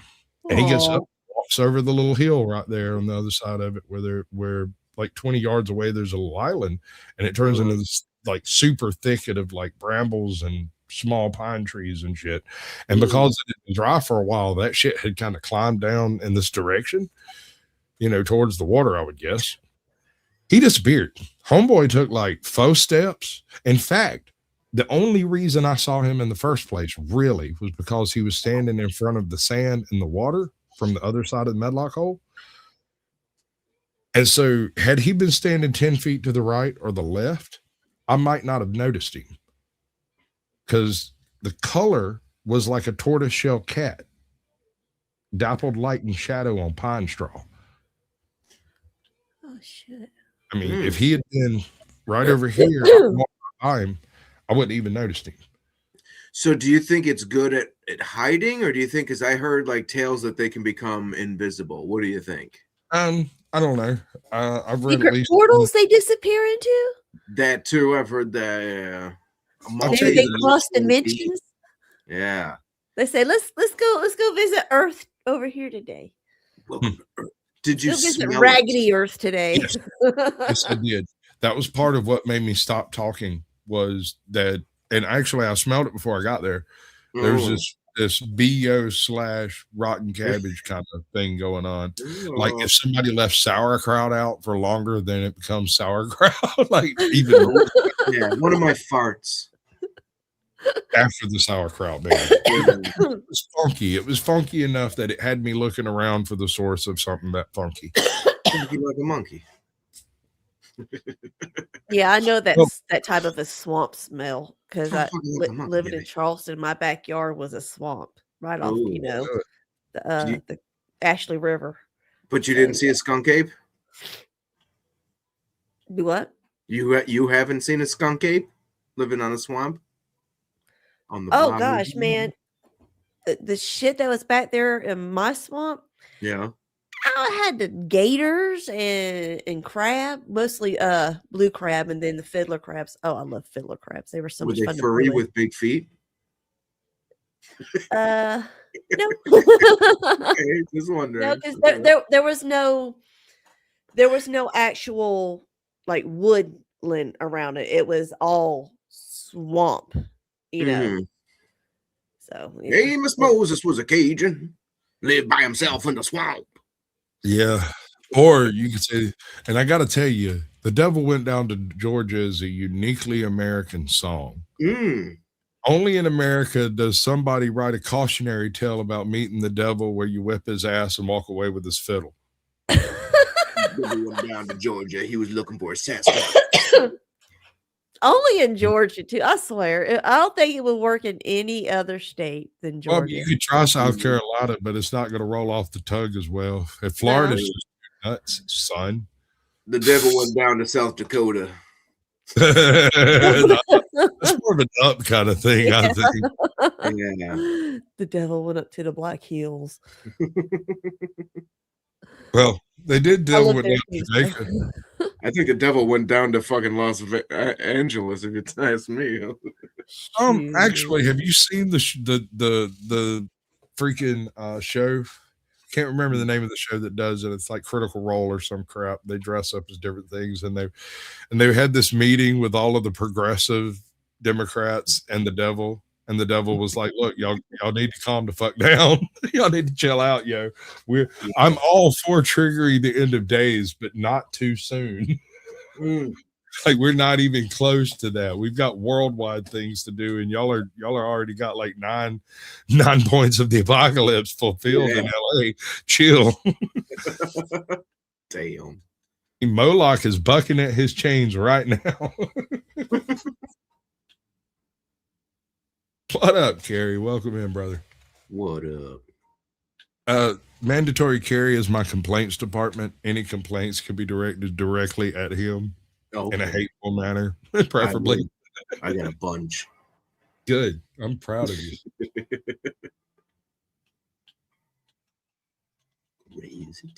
So what do we want to get into? I thought Dusty might have had something happening over there, but he appears to be Dusty and in the panelverse. I don't know. Which is good. I mean, so you're in the Call of Duty? What do you got over there? It's a Fallout 4. I've got a Fallout. I'll walk you through it, bro. I got some crazy shit going on. So this is my home camp. I watched that show. Yeah, that's the topic. If that's supposed to be the topic, like theories, projections. Pretty caught up. I think I'm caught. I'm caught up, right? I'm caught up. Caught up. The show. You're gonna have to show me some skin there, cuz. Hold up. It would take me too long to get caught up. I'll just roll with it. It's me, Sasquatch. Okay, yeah, I was wondering which one of you rich fuckers it was. I thought it might have been Mike for a second. I changed my name earlier to make it where it wasn't so confusing and tense up. I'll be honest, all you oil tycoons look alike to me. I'm flipping you off now. It'll be okay. So this is my home base. I know it looks all green and everything, but actually I have all the generators hidden over here and over there. And there's no point in trying to protect it because I stacked up a bunch of rockets. So about 10,000 points of damage land over there when they spawn. So nothing ever invades this location. It's untakeable. Nice. What's up, Tootie? What's up, Jason? It's not the right person. First of all, anyone who's not wearing armor and has armored clothes on. Not that guy. He's new. But all of these people that you see with armor, they're also all equipped with either chain guns, Vulcan cannons, or some sort. Oh, yes, I know, Carrie, you don't like this particular Fallout, but suck it.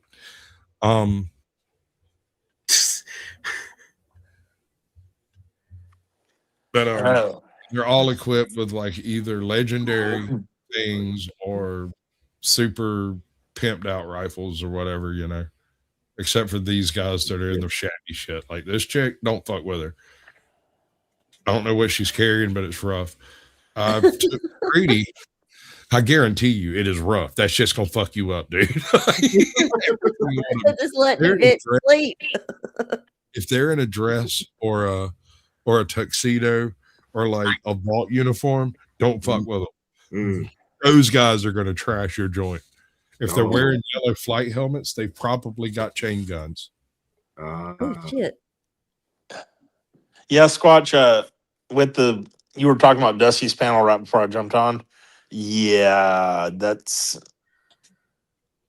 panel is different. We'll just put it this way. Should we be I paying like attention? Bob. I Yeah, like Bob. Bob- He's cool. Yeah, Bob Skywalker. I can't understand like the subject they're going off on though. I mean, I understand a lot, Yeah. but that's beyond me. They do a lot of, Jesus stuff and stuff like that, and gospel. But Yeah, here's a that's weird thing. Skywalker big time. Mhm. I got something weird with him because he gets upset when people use the F word. He doesn't want fuck. You guys are okay with that? But, he doesn't yeah. like that. Well, a lot of But- people would do it for Yeah, but TOS reasons. here's a my while point. back. He says, "Oh, please don't use the F word," but doesn't say anything when people use the N word. I have a little problem with that. That Well, seems he's a little more dark skinned than you, 80. Okay, wait a second. Which F word are you I don't know referring to? if that's a qualification or not. It's not in my book, but if it's an offensive word, it's an offensive word. Fuck is offensive. If that's offensive, then it's offensive. It's either offensive or it's not. No matter who I uses agree. it. That's my point. But I also wish to bring this to your attention. I don't know if you thought about it. It is only unpopular speech that needs protection. Mm. It And I'll needs make you a protection. deal. How does it It- need protection? Unpopular speech needs protection, sir. Mm. I thought you were saying that it is unpopular and it needs so you said so all other speech that is unpopular needs yeah I get what you're saying now. I agree. It's really hard to point at one particular type of speech versus another type of speech and say, hey, this is verboten, but that's okay because people have opinions. Yeah. But on that, I'll make you a deal. The day you can show me where the bad words hurt you on this doll, I'll discuss abbreviating my First Amendment. All right. Yeah. We'll talk about it. We're not making a decision. We will discuss it. I promise. Bad words don't hurt me. Yeah, watch his Say Dolly's that. been through hell. Oh, Judy was there for something earlier. I raised my voice to this little kid who came on 10th channel, and he fucking spurred out like, I mean, Oh, leave Rainbow alone. that was Rain Man himself. I swear. Rainman Jr. Yes. he Oh. was. Rainbow. I mean, he seemed like he has a good heart. He does. I mean, he seems like a. I raised my voice. He's and just got those types of issues, I think. So. I raised my voice, and this kid literally sat there and said, "This is a safe space, sir. Yeah, we don't talk with raised voices." I'm like, "Oh, kid, please." Yeah, sure. imagine Dustin Are- Hoffman, Rain Man, at 20 years old. That's Are you sure you weren't talking straight to the best troll of the internet? Oh. quite possibly, but he does he has his own channel. Was He does sports stuff, so I don't know.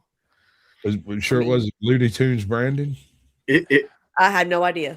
This guy was SBC Sports, I think was his name. SBC, or is it SBG or SBC?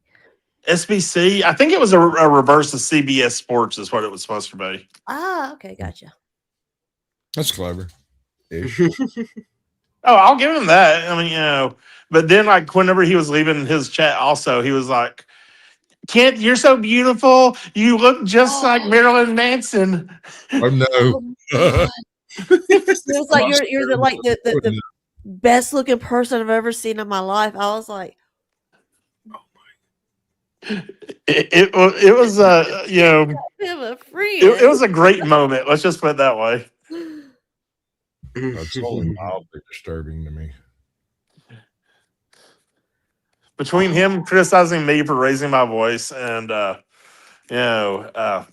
you big meanie. Yeah, you're a meanie. You're Are a you meaner. Wiener with wiener. Jesus. Oh, Sasquatch, what are you doing for your birthday this year, bud? Oh, Luther King Jr. Oops. Actually, I'm not going to be able to do the thing I wanted to do because I have to drive my daughter to Augusta to do some paperwork. oh. So I might be in Augusta for the Masters this year. The company that we sold out to is inviting us to come to the Masters this year, and I I've mean, decided if I want to go watch or not. if you're going to, I suggest staying in Savannah. I know it's a little bit of a drive, but it's first of all, it's fucking beautiful. Second of all, once you get right out of Augusta, the traffic's gone and it's not that big a deal. Well, they actually have a house on the golf course. Oh, They're like, right, there you go.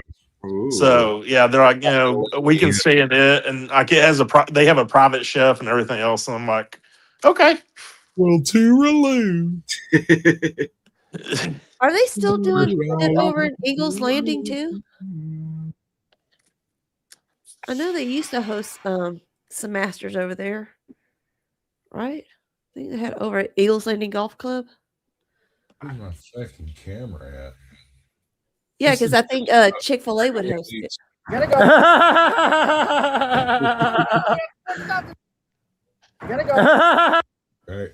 Kenneth, you look like, or Sasquatch, I mean, you look like the evil twin off of freaking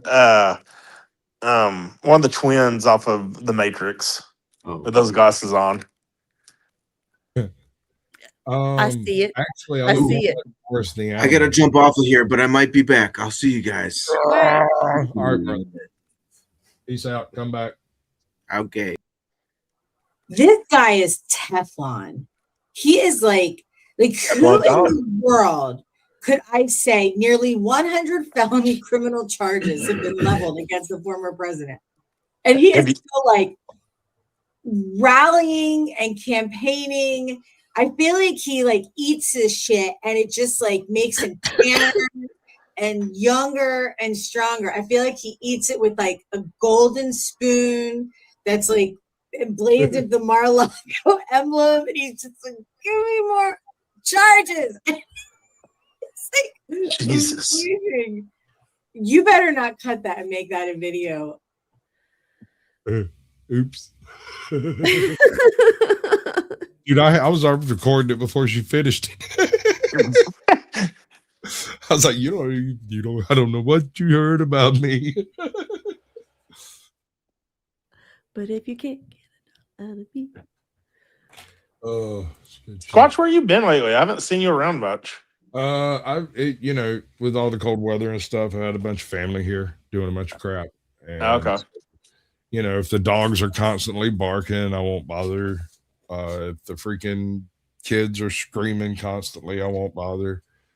Are you finally de-thawing? Oh no, we've been fine, dude. Like I was south of all that shit. Like, were you? Okay. Weeks ago, and then it rained and got really fucking cold, but it didn't actually freeze. It's fixing to come through with another cold blast. Yeah, it's already starting to get cold here again.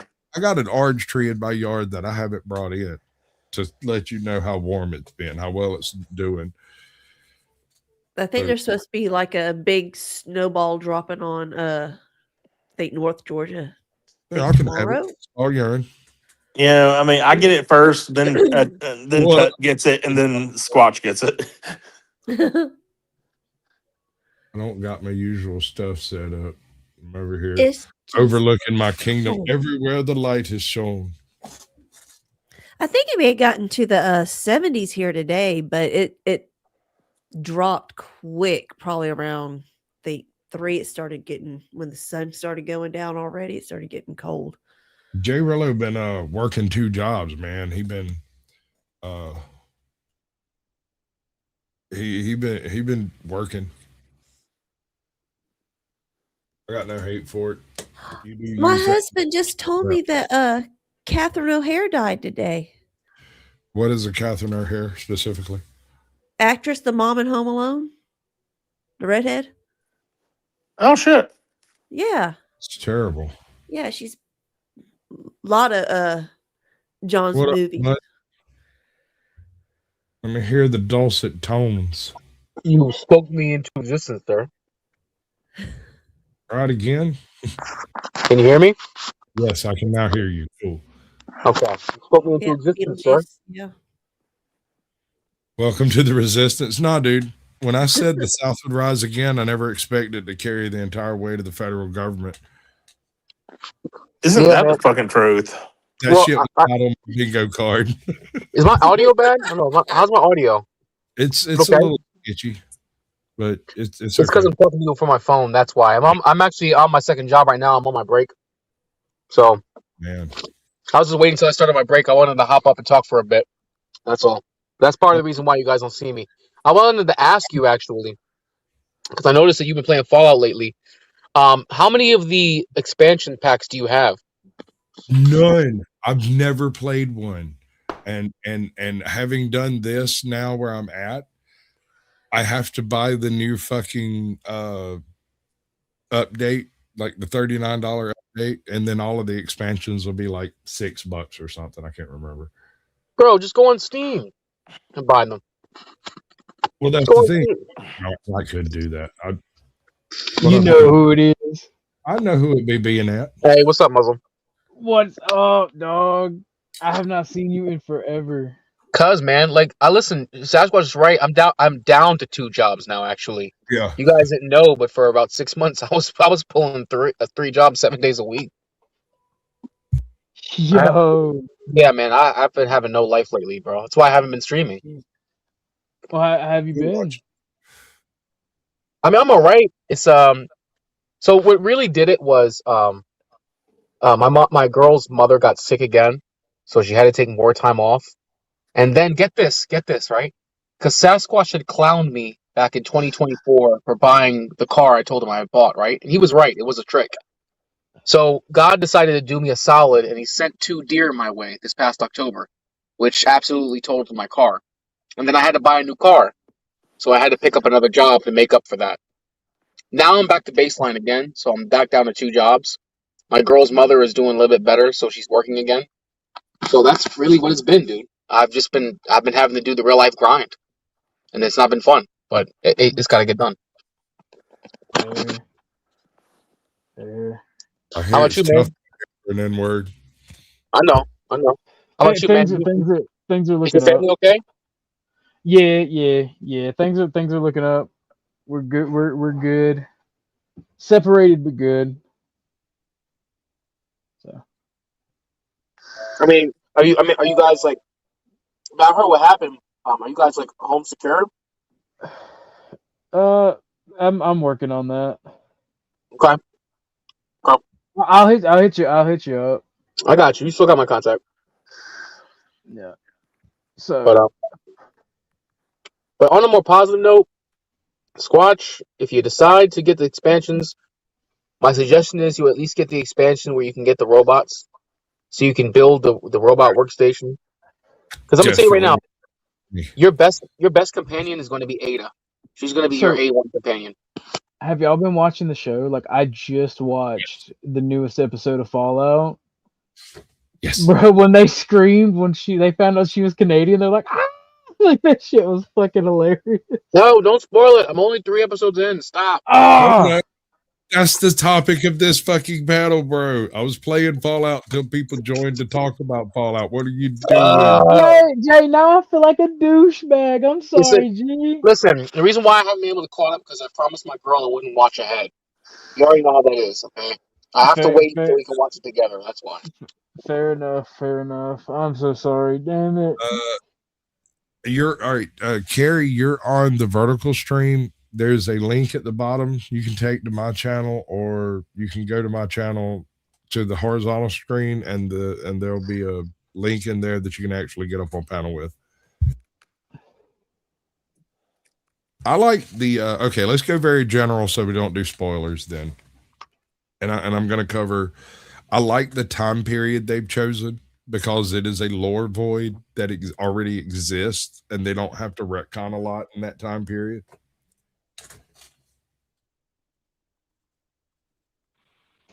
Fair Nobody enough. So here's my thing. So here's my thing, okay? Because when I watch the Fallout show, it makes me it seems like it's a cross between Vegas and Fallout 4. Okay, because there's a lot of overlap. Because you literally see the emissary from the Commonwealth come over. He even references Elder Maxim. But what I'm curious about is in the show, okay?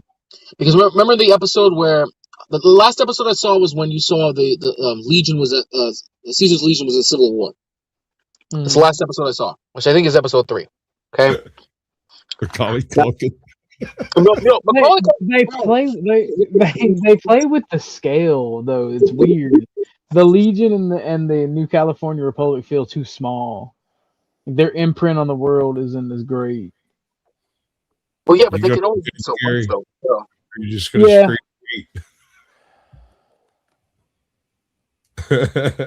All right. It's just hate. Gotcha.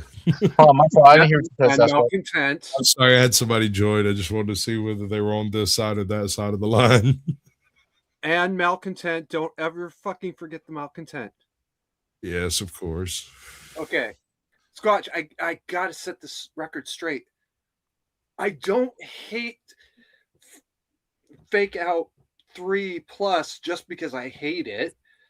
I don't like the gameplay and all that, but I don't care about that. It's the fact that Todd took a story about saving the world and turned it into violence fetish prawn. I'm watching my language for you. You're doing good. I'm proud of you so far. Yeah, whatever. I could give a fuck. Hey, Tootie, do me a favor. Tell him to go fuck himself.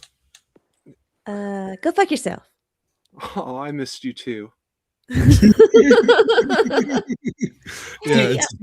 Oh, wait. It's his show. He's the boss, you know. Before I forget, because I wanted to ask a question about I was trying to ask before. What I'm curious about is after the episode where the ghoul comes across the robot when he's trying to find the NCR. Is he that robot has a name, sir? It's Vic. I know, but listen.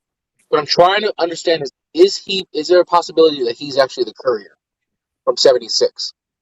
I was watching a video about it, and the parallels are pretty striking because Vic remembered him. Okay. I dig on that. I dig on that idea a lot. I don't think that'll actually check out. Although he's a ghoul, it's possible if he took the right perks that are in the gameplay and then went and took himself a dirt nap. I like the throwback to Fallout 1 with the dirt nap reference with the ghoul, by the way. Right? He just got tired of bullshit. And just went away in tune, took a dirt nap. You be taking dirt nap. Also, did they ever explain what the serum is? Because I've never seen that in any of the games. No. It's completely made for the show. It's completely made for the show, and they're injecting it into the world. I think it's FEV. It is I think it is a version of FEV, but it's a fast acting version. You remember the master had this vat of shit. The FEV is a fast acting version. You go in for a swim and come out a super mutant. That's exactly the difference. Here's what I'm getting at. If you remember, the master would toss people in and they'd come out as just abominations and fucking some would be super mutants. But most it depends. It depends because he would mix rats, dogs, and like stray animals in there to create the centaurs. Hold up. No. That only happened to the master because he didn't know what he was working with. The master is the only person who ever merged two creatures like that. True. Yeah, that's what the centaur are, though. Lore accurate. I think what this snake oil salesman has found, what he has done is taken the master, recreated the master's formula, and has basically created a way to make centaurs reliably. I mean, I guess it might have turned him into a super mutant if his genes were right, but they're not, and so he's going to turn into whatever the fuck he's turning. He's going to turn into a floater. Floaters He's going to turn into a floater. Or a Wallamango. Huh. That's wild. What if he turned into a Wallamango?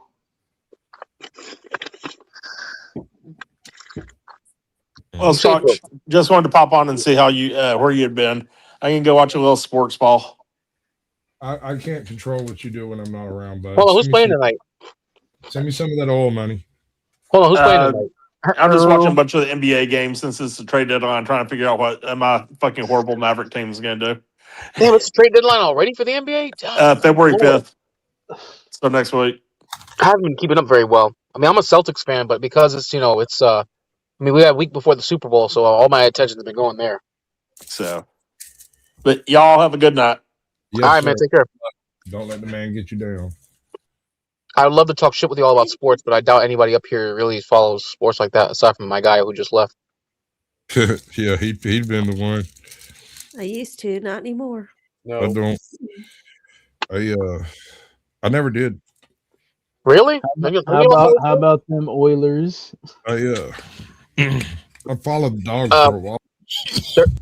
They're called the Texans now, sir. I know. I still dream of an all Texas Super Bowl. I mean, it's possible. It is possible. It is. Hey, John, are you a Cowboys fan?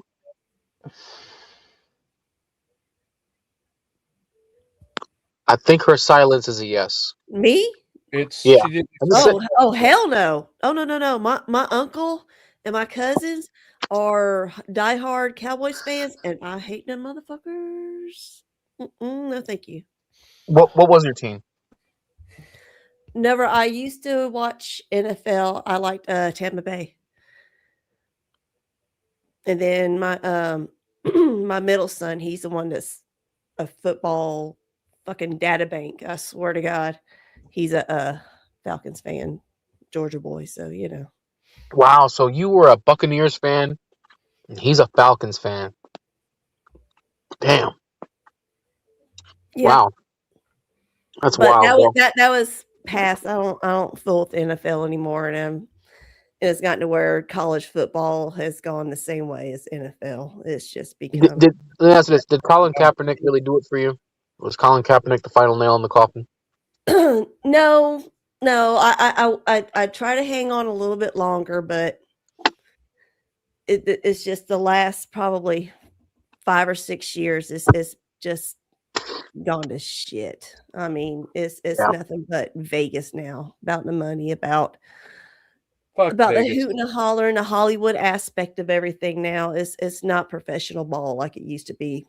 Everything's a fucking penalty. You can't do shit. So you reckon professional football is scripted now? Absolutely. Not yet. Absolutely. Right. I don't know, man. Like, I understand why people say this. I get why they say that it's the whole script. And if you look at now, people have been putting out a lot of videos of the Super Bowl logo conspiracy theory. Like they tell you who's going to be in the championship at the start of the year. Mm-hmm. But for this, but for this, and here's the thing: I can understand it because, let's be honest, between the NFL and between sports betting, that's a multi-billion-dollar enterprise right there. There's billions and billions of dollars being passed. Yeah. I said, yeah. Go ahead. Those networks were established by the mafia back before the 5 families were supposedly taken down. That's what I'm saying. I can understand the basis of their argument and why they believe that it's conspiracy. But my problem with it is this: how are you able to coordinate such a massive conspiracy with all this money between players and between refs with no one leaking it? Because right now, no one's ever. You mean to tell me that no one at all who has concrete evidence would ever bother coming forward? Bro, La Cosa Nostra hasn't been relevant in this country for 50 years. They couldn't even keep their mouths shut. I just coughed up some cigarette butts I ate when I was under the porch as a little kid. Nice. I mean, hell, the last time the mob was relevant, what was that when John Gotti was up for trial? I wonder though. Did you know that Angel Gotti has a YouTube channel? Get the fuck out of here! Yeah, dude, I stumbled across her even before I met you, dude. Like, what? Yeah, hold on, I'll drop a link in the back chat. Like, they do mob talk all the time. Like her sole mission is to get her dad acquitted or his sentence commuted. I don't know Hold on. Didn't he pass away already? I don't know. It's been a few years. Hold on. Let me do it. There it is. Here, Well, he Flo. needs to put that to bed. There's no way that he's getting his sentence commuted. Thank you, AJ. It may be to clear his name or something, because like she claims that he didn't do it. He did it. Nah, I'm not buying that. Come on. Bro, No this has been back in like 2020, 2022. Yeah, nah, dude. One of my old friends was all over MobTube. He's an Italian guy from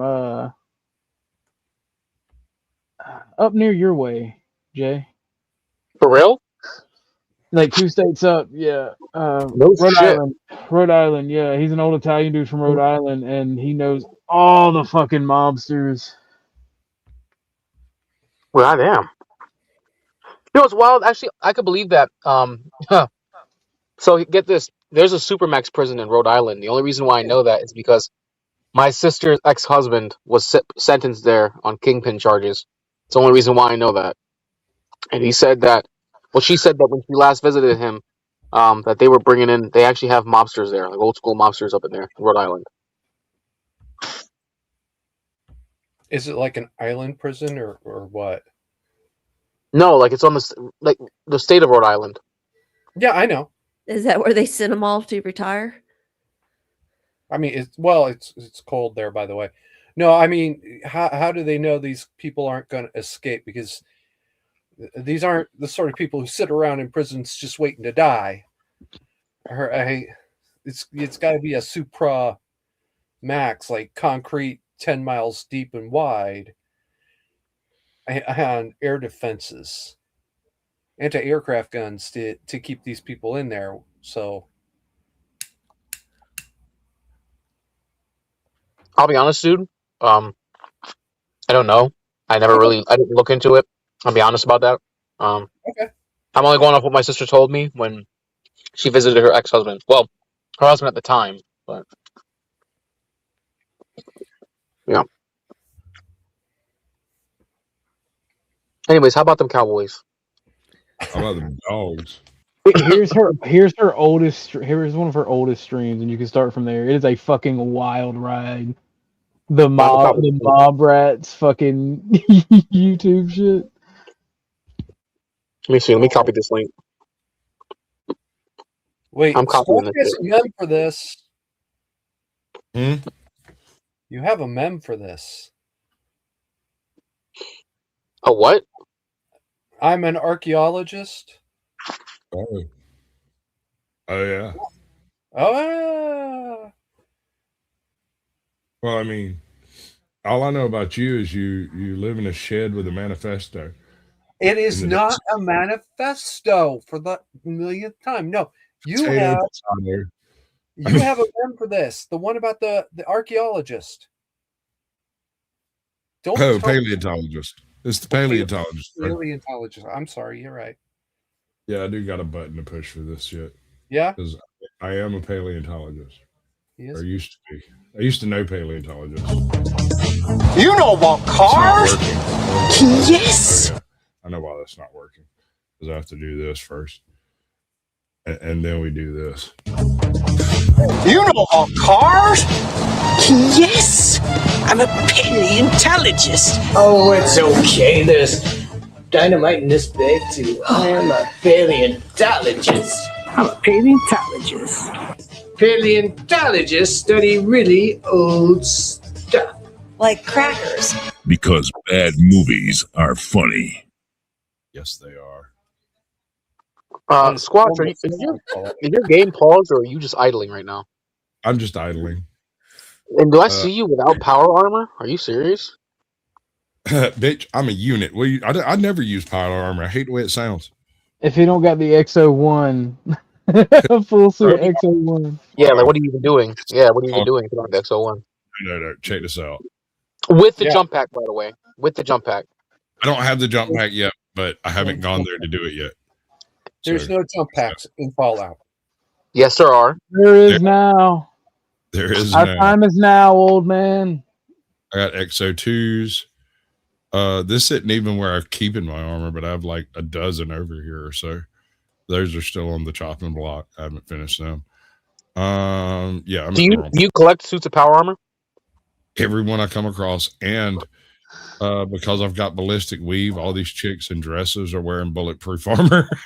Right, but here's the thing: how many of your settlers have hijacked your suits of armor without you knowing? A couple. Actually, I've got a place set up for them to get into them.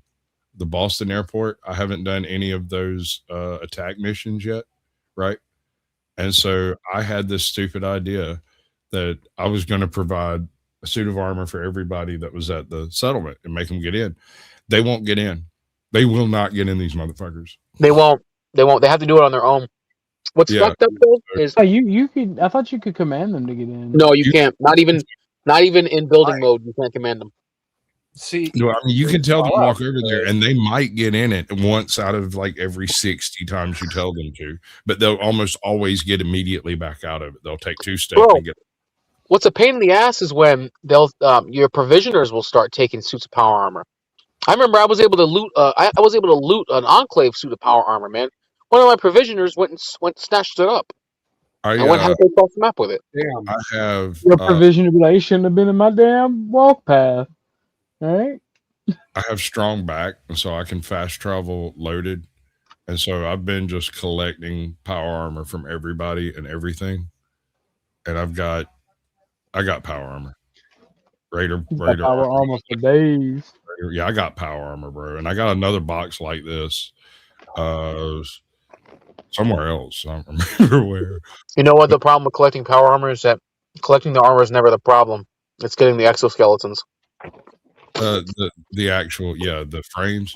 Well, I don't know whether I just got lucky or what, but I swear to you, one of the power armor frames that I found respawned. I got it twice. What? You see, I've got, look at this. I know, I think an update or something did it. Look at this. These are all powered, fully fixed. There's nothing. Hold wrong on. with Big screen. Big screen. Oh, I'm sorry. My bad. Big button. It's been bigify. Hit Wumbo. Still the wrong button there. There we go. All right. So 1, 2, 3, 4, 5, 6, 7, 8, 9 here. There's 5 more at Starlight Drive-In. I've got 2 at Grey Gardens, 2 at There's always a Starlight Drive-In, isn't there? There's 3 or 4 more at Sanctuary and a couple at the Red Rocket. I've got a shit ton of them, dude. All right, never mind. You blew my collection off the water. I got a bunch, but keep in mind, like I said, yes, every time I find a frame, I either buy it if they're available in a shop. I found 2 that I can just outright buy. If I come across anywhere and I can sneak up on them fuckers and wax them before they get in it, I do that. I've got the Saugus Bosses power frame floating around somewhere. I think it's in Warwick Homestead. Or no, actually, that thing got stolen by a provisioner, and he's out there raking that bitch now. Of course it did.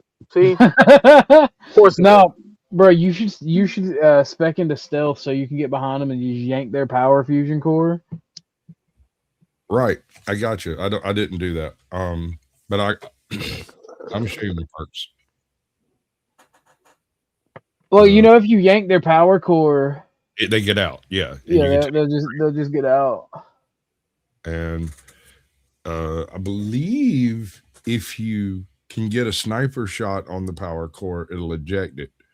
Or it used to. Yeah, but it'll eject it. It'll eject it in a way that explodes, and like they won't. Right. They won't hop out. But I got strong back as one of my very first early perks, so that I could fast travel, carry an unlimited weight, and I did the whole life giver bit for protection, so I'm basically immune to everything that would normally hurt you.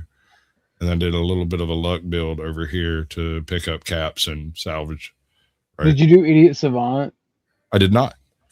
I love Idiot Savant. I do too. and I like Bloody Mess, but I knew I'd be streaming it. And first of all, I hate that fucking laugh. Drives me crazy. I love the I love the laugh. I love the laugh. That's why I love it. I used to, but then I did a straight luck build, and it got ridiculous. That was my Mary Sue build where I killed all the white men.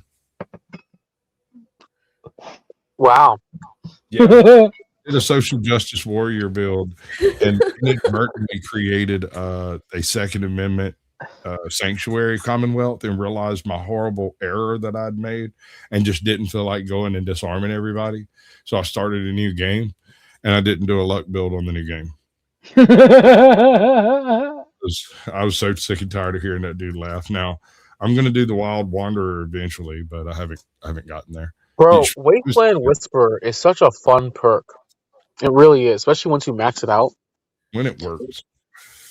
Bro, you just use cheats and get all the perks, and then cut them off.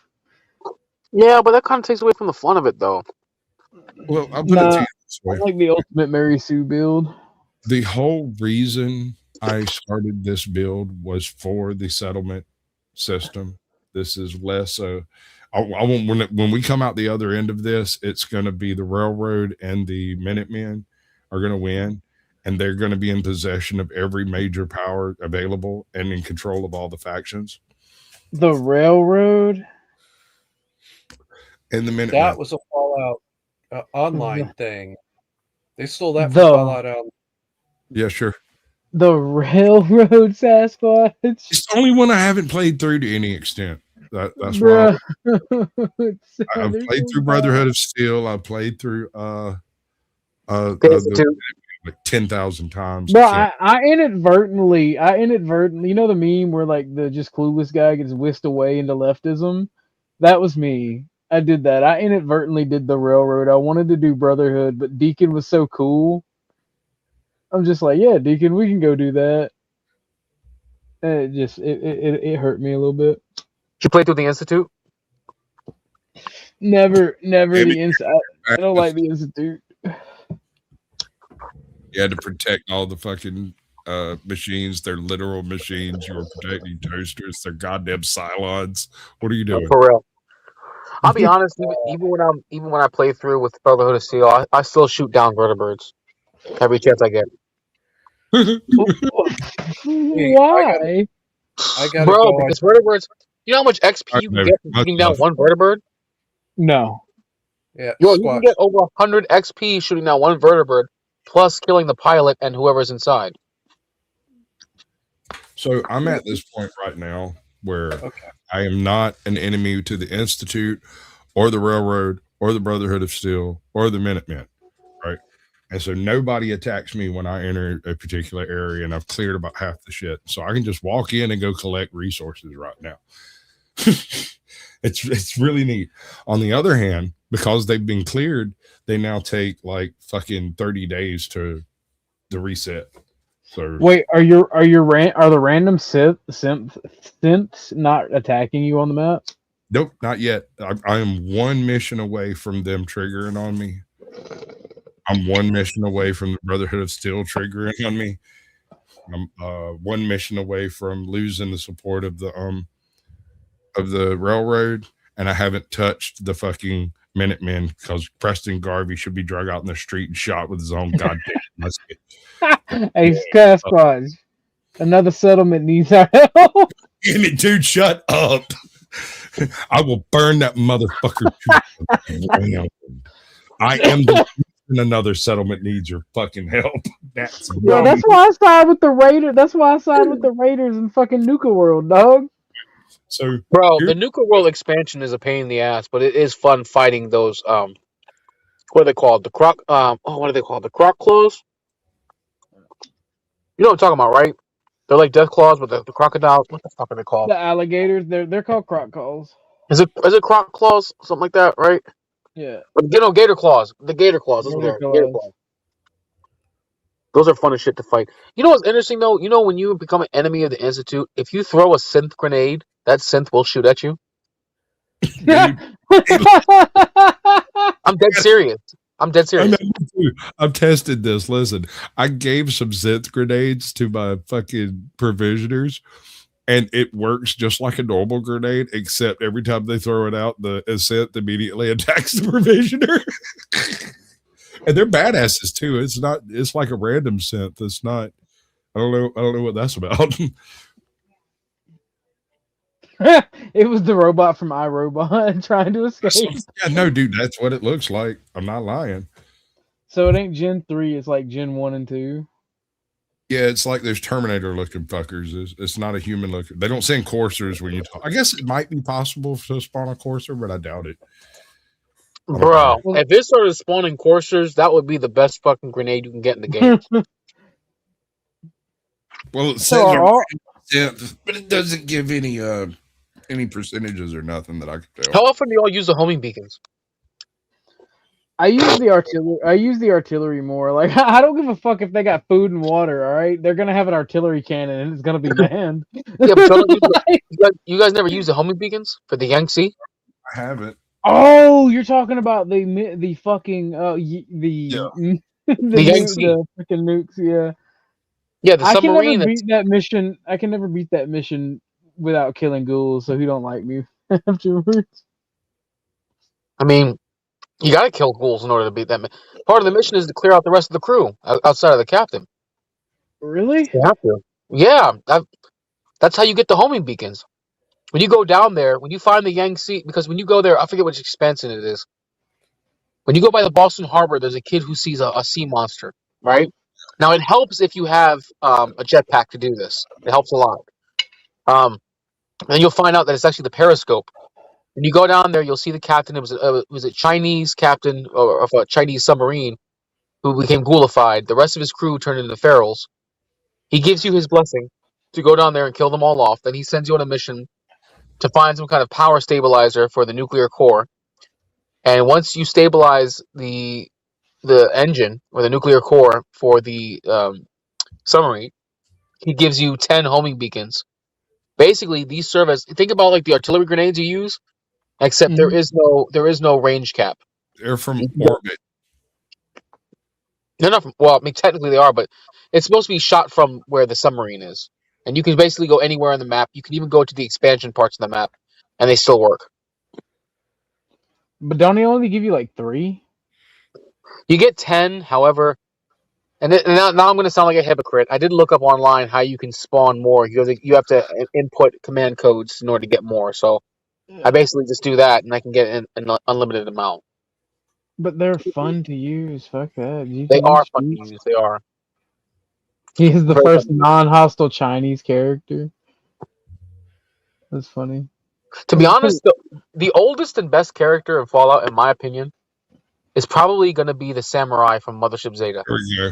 Yo. I'm dropping them just to show you what it looked like. Theoretically. Supposedly. You have a homing beacon? Yeah, I just threw one right over there. Can you throw them too far? Trust me, when it pops off, you're going to know. There's no way you won't. Well, I aimed it at a car in hopes that it would do like a megaton explosion. I don't get it.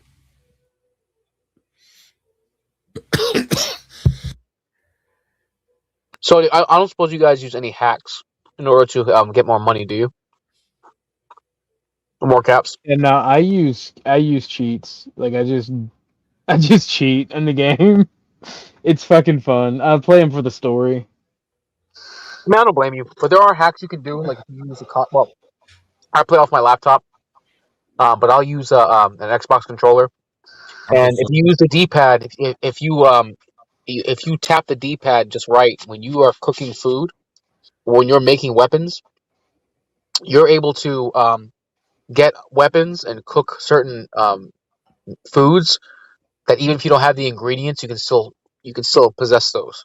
It works with upgrades. It works with armor, weapons. It's a very simple hack. Do y'all play with mods? I mean, I've never done mods.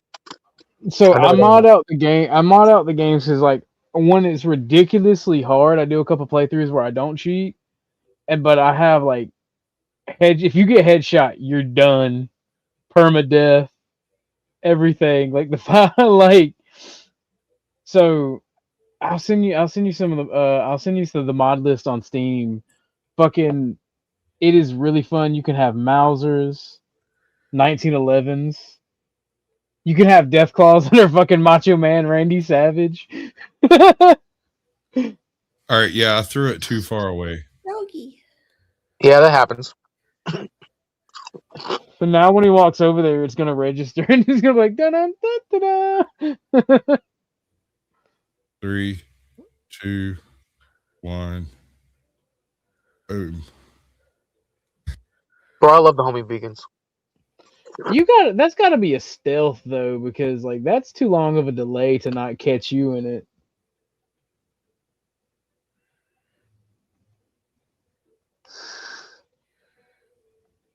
Probably one of the best places to use it at would be probably the quarry before you clear it out. Be a good spot. Wow. Well, yeah, I don't think I've got it cleared. Let's check. I ran through and just went and stole the damn thing and left. That's Dunwich Boars. Yeah. I will say Go to this. the Sanctuary. I will say this: the Chinese grenade launcher, especially if it has the penetrating mod on it, oh, it's fucking amazing, dude. You're able to fucking shoot through almost anybody's armor. I don't think you found it. It's right there. It's right there. Go back left. It's that symbol, but way left near Sanctuary. That's the thicket thing. Oh, Thicket. Yeah, it's Thicket Excavations. That's the quarry. That is a quarry. Dunwich Boars is the one that has the bleeding, stabby thing. Oh, yeah. It's deep. This one's just radioactive. But Oh, okay. I will get a good look into it and see. My high ass eyes was looking for a pattern in all them dots. Nice. Are you puffing on an indica or a sativa? Both. Sativa. Oh. I'm rolling on indica myself. Oh, I still get my good Oh, my that's good not shit. My good Georgie shit. Yeah. Yeah. Rip. Sounds like someone's pouring a tall glass of milk. Yes. And I am thirsty. Exactly what it is, and I'm a thirsty, hungry boy.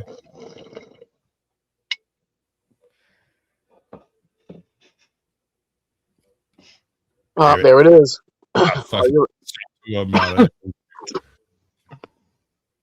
See what happens. We're in a hole.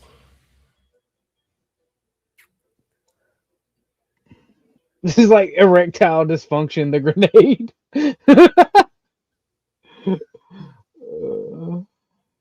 Sorry, Mino. It ain't your day. It's my dog, Ma. Oh, the doggy. Okay, apparently I threw it too far. The ICBM has a limited range. It went too far away for me to trigger. So what do? Let's see. Go Got to your options and turn your field of view up. the same right there. Well, There's a green Mirelurk over here who's friendly. until you open that cage. Is that what it is? Okay. Yes, once you open the cage, it's like, dinner has arrived. In fact, the only way that you can get a cat in your settlement is you have to get the right kind of Mirelurk. Wait, really? So you can get it. You can attract pets, right? They help boost the happiness of your settlement. So, like, you can get like more than one dog in your settlement. You don't just have to stick with dog meat. And you can also get cats. So, like, a good example is if you go to Finch Farm or you go to Proctor Quinlan, each of them have cats where they're at. And the way and that's not just a feature of the game. you can also have a cat in your settlement. So you have to get a cat trap, and you have to get, I think, several pieces of. I think it's specifically soft shell mirelurk meat. So basically, like the smaller mirelurks, you have to kill them. I love And, how cats are still picky in the apocalypse, brother. Yeah, yeah. You want me to go kill this big ass? But you go kill it, cat. But they do wonders for your settlement for happiness. I can't even catch a rad roach.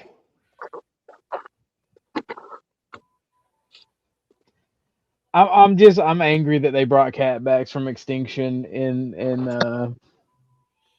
in Fallout because it was like a lore thing. They didn't exist. But the gorillas are cool. The gorillas are cool. You know what though, man? Can you get a gorilla? I have never seen a mod. Well, unless it's a mod, I have not seen a way you can do it in game without some kind of mod. I have not found a way to do it. Because if you can't, now here's the thing. I know you said you played the Nuka World. I have not finished that expansion yet.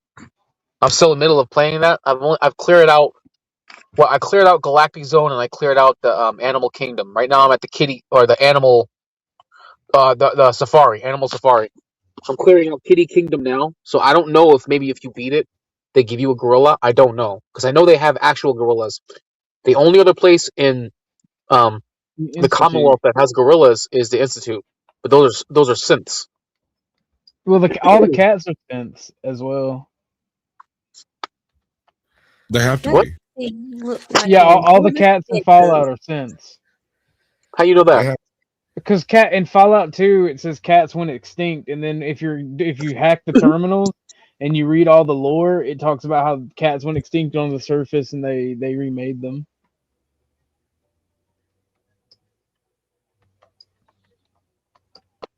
That's a shame. Yeah.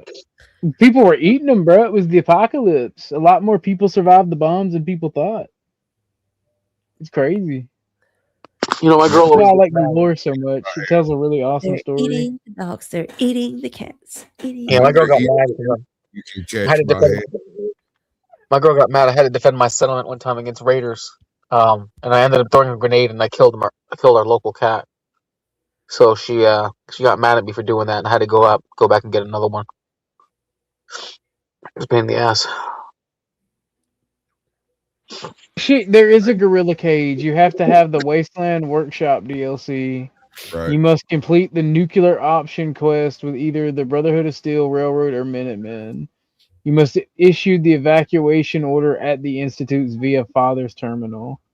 The gorilla cage can be built at any settlement in the Commonwealth, but not on the island or Nuka World. What? That is wild. You get a gorilla? Get the fuck Yeah, out of here. the gorilla cage is 4 copper, 4 gear, 16 steel, and 5 wild mute fruit. That seems like a little, like, that doesn't seem like a lot for a gorilla, bro. Gorillas be cheap in Fallout. Here's the question: does the gorilla fight for you? Yes, the benefit is it is 20% settlement happiness equivalent to tier 2 bar or clinic, plus 10% defense, same as a death claw. Gorillas are docile by default and do not attack settlers. If you side with the Institute, you cannot obtain gorillas throughout normal gameplay. However, PC players can use mods like Gorillas for All to bypass this restriction. See, that's why I've never sided with the Institute. I've always liked getting gorillas in my settlements. They just walk around sniffing shit. So you have to you have to allow the Institute to evacuate in order to get the gorilla cage. Okay. Yes. Okay. Well, I fucked that one up because I exterminated the shit out of them. So I guess I'm not Why? gonna The Institute did nothing wrong. XP, brother.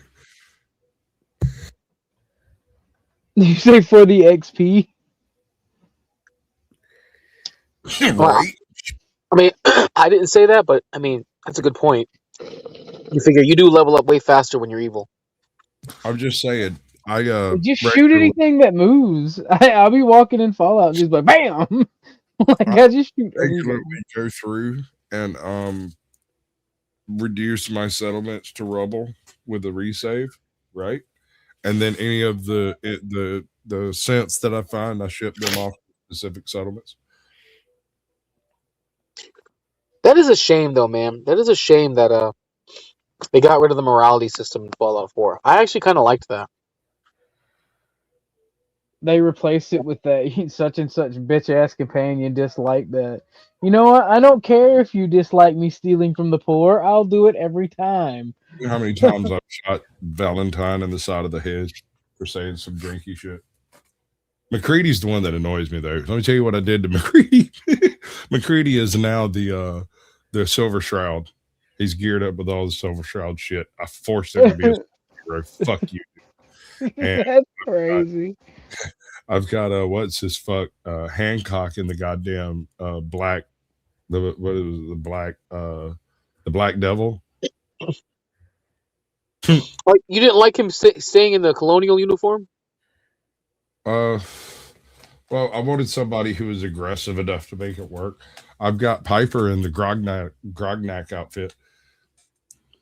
Oh wow! You ever seen Piper in the Grognak outfit? I have not. No. No, but I would like to. Yes, you would. It's a reason the Grognak outfit.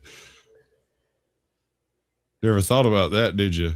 Telling you, man. Listen, you gotta get a robot workshop, and you have to create your own robot army. Sure.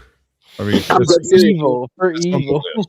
Because you figure most settlements can only have like a max of like maybe 10, 15 people. Most settlements don't have more than that. But once you have that robot workshop, there's no cap to how many of them you can build.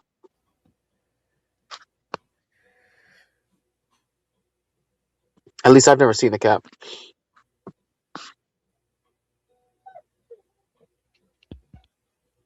They make all kinds of bots too. Oh, it means you haven't even faced Rust Devils yet, have you? No, I haven't done any of that. I want it to be, where's my goddamn bell? There it is. Come on, bitch. What settlement did you decide to convert? What? Are you in Sanctuary right now, or are you somewhere else? No, I'm in Boston Airport. I just platform up top. Bro, I've never had the desire to. I mean, I like my settlement right now, where I have a fortress that is Sanctuary, but I've never decided. I've never felt the need to build up the castle. As much as I want to, as cool as it would be. There she is. Look at this bitch. Check her out. I mean, you know, if you leave her any clothes, she'll put on anything but this. Why does it sound so creepy when you say it like that? Yeah, no. Because she'll put on anything. You can give her a red dress, she'll put that red dress on in about 20 minutes. If you're standing around, you look over, she'll be in the red dress instead of that.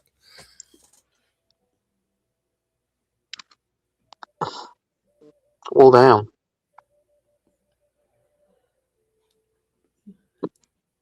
Damn it, I got sucked in. Thought. Shame on you.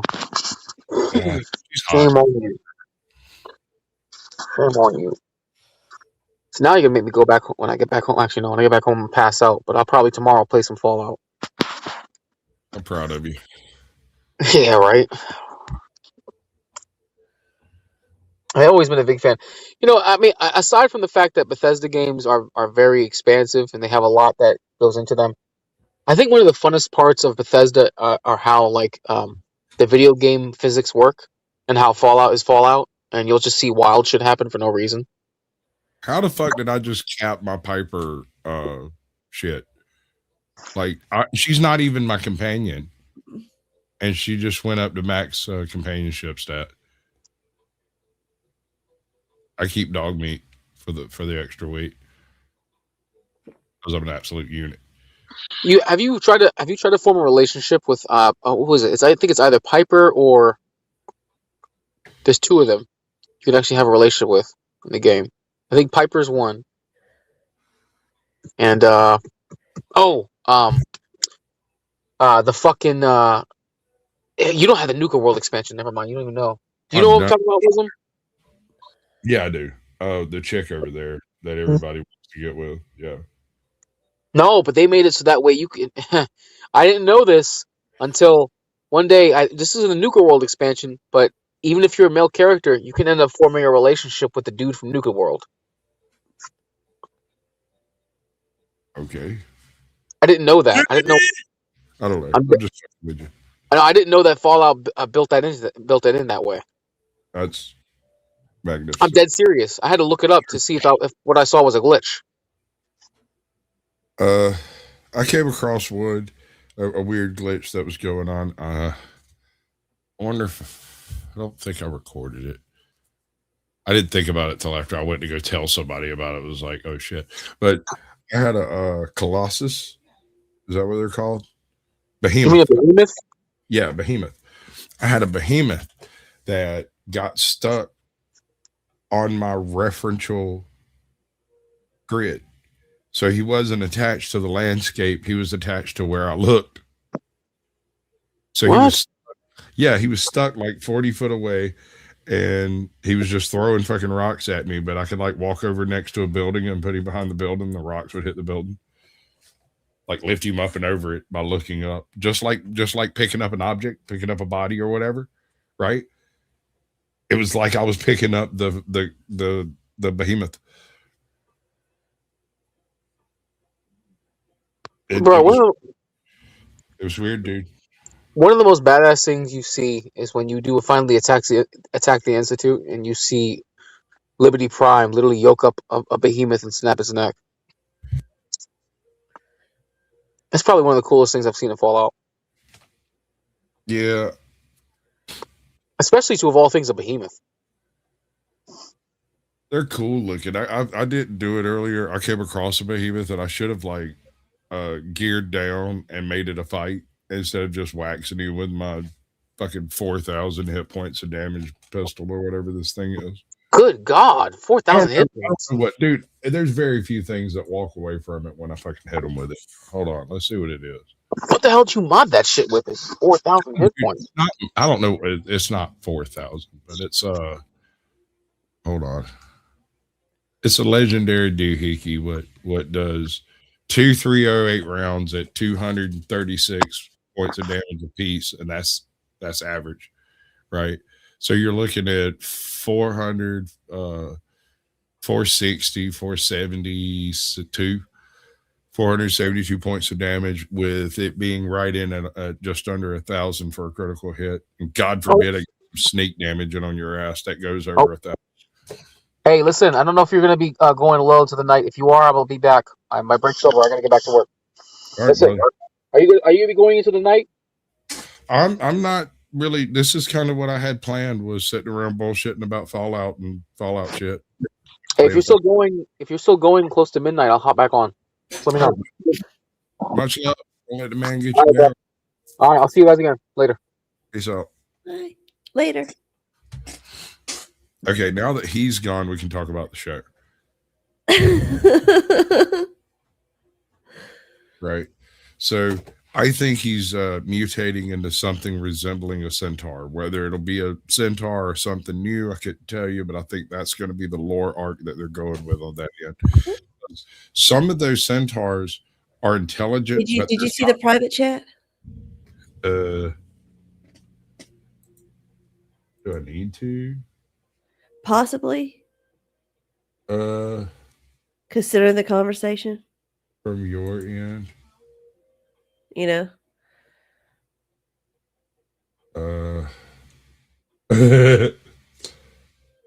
Which one is him? Huh? To look at Dusty's avatar, which one is him? Oh, no. Okay. No, he went back to his camera, but he had the one with it was a Jesus, saying Jesus, loves all loves, what does it say, blacks and allies or something like that. Over there. If you back it up a little bit, you'll see it. Oh my gosh. I was like, oh, he needs Jesus. You need Jesus. Go back to church. Right? I love that shit. It cracks me up every time. That's a good question. That's a good Fallout question. What happened to Christianity in the post Fallout world? But when I ask that, suddenly when I think about it, I don't remember there being any Christianity in the pre-Fallout, pre-bomb world. Right? Had Now that I think about it, already left the the earth closest by thing that you time? find to it are the children of Adam, are the most they're the closest thing you have to like that type of religion. There's a dude that fucks around over by the river, and he will take all of your money and let you join his cult. And they don't do anything. They just stand around and talk about how cool it is to be in a cult. As cults usually do. You know. And I ain't doing it because I got an absurd amount of money. We see if I Yeah. can figure out how much money I got. Yeah, because as soon as you become part of a cult, there goes all I your had 60,000 caps, and I there probably goes had your life. 3 times that in ammo and shit if I decided to sell some ammo and stuff. Pushing on close to 100,000. Well, 5, 6, almost $1 million. Call it 650. Right. And I mean, Fallout 4 is an open game. You had the ability to just kind of move forward through time. You don't necessarily have to. It's not like Fallout 1 where you start the game on a timer. What's up, Snarky? Welcome in. Mine or yours?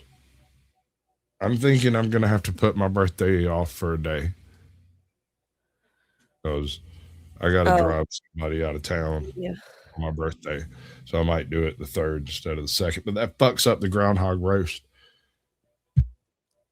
And the whole idea is I get drunk and roast everybody that comes to fuck in. And y'all are welcome to roast me back. Oh dear. It's specifically for all previous guests of Sasquatch Chills, but as long as I got spaces, anybody can come up. You know, but if I happen to have 10 guests come in, they get preference. That's how it all started. Sounds like fun. Oh, cool. I didn't know I'd mentioned a Muppet.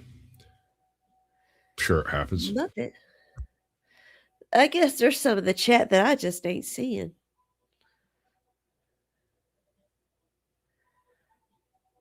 Huh. I don't know. Snarkus says. Yeah. She's in the vertical Yeah. chat. I believe I'm subscribed to her. Yeah, probably. She's Yeah, I came across her with one of your shows, probably with Ajot. I would doubt it. People, I've covered a lot of ground in my YouTube career, girl. Like, and I'm not even necessarily talking about the people that I've interviewed. The interviews to get the interview. I would go and talk to 5 or 6 people before I found one that was willing to be on camera and have that conversation. Oh shit. And then 1 in 6 of them wouldn't show up. Another 1 in 6 would show up, but then basically act like they didn't know what was going on and pretend that they've never been asked a question. Well. Right. I mean, like I said, it's like herding cats. There's a reason why I chose to do one-on-one interviews instead of like panels and shit. Yeah, it took me a while to like. This thing that we do is one of the most dangerous things you can do with a channel. The whole live streaming thing. I mean, right now I'm kind of safe because I've got a game screen and I'm not showing anything that's here. But like, you never know, your first cousin twice removed, like might walk in with a new pistol and just walk up on camera so fast that you can't stop them. And kablooey, your ass gets nuked from orbit. Okay. I know that's highly unlikely, but at the same time, it doesn't necessarily have to be that. It could be, your nieces and nephews come over and one of them comes running out of the bathroom bathtub, 4 years Yeah, old. little And little next thing you know, you're squeakers. busted from space. Like, it Yep. ain't even your fault. Yep. Thank goodness I have none of that in my life. I don't often. My daughter doesn't have any kids, and all of my kids are adults. And so when shit gets too whatever, I just push them out. You're an adult, right? You're an adult. You're living in my house. What else do you want me to do? If I get involved, I'm stepping on toes. And if I don't get involved, I'm abandoning them. I can't win. So don't play the game. Okay? Let me know what I can do. I'm just going to go back here and go talk online. I've done my entire life. I have sat quietly in the background and had absolutely everyone in their lives talk trash about me all the way through. Meanwhile, being the most solid point in these people's lives. The fucking well pump stops working, I show up and fix it. I don't care who she's dating, who, what, none of that shit matters. I just show up, look at it, leave, come back, and it works when I leave again. Whatever it might be. You're the person that everybody gravitates to. I was talking about you earlier. That is correct. I'm sorry. Dark said I was talking about earlier, and I couldn't remember it, but it was about the drunk monkey. She's the one that got a strike for me and a monkey taking shots together. Oh, okay, gotcha. And I got far more intoxicated than that monkey ever thought of getting. They struck her ass for a drunk Sasquatch. They struck her for a drunk that probably ain't even have half a buzz. Oh, they care about the monkey, but not the Squatch. Absolutely. I mean, why would they? They don't even admit I exist. And I guarantee you, if they did concede the existence of a Sasquatch, they'd never concede the existence of a Caucasian Sasquatch. That would be just too far. Yeah. Go squatching. Absolutely. I think that's probably one of my favorite little sayings that came out of that show. I have a little army of little Sasquatch things that I need to put on my vehicle that I hadn't done because it's been fucking cold. Have you seen the Sack Squatch? Yes. I love him. I spent 6 months sweet talking that motherfucker, trying to get him to do a interview. So that's the one that you were talking about. Is him? Did Jay leave? Yeah, he said he'd be back around midnight if we were still going. All right. I'm about Sasquatch. All right, bud. Don't let the man get you down. Never.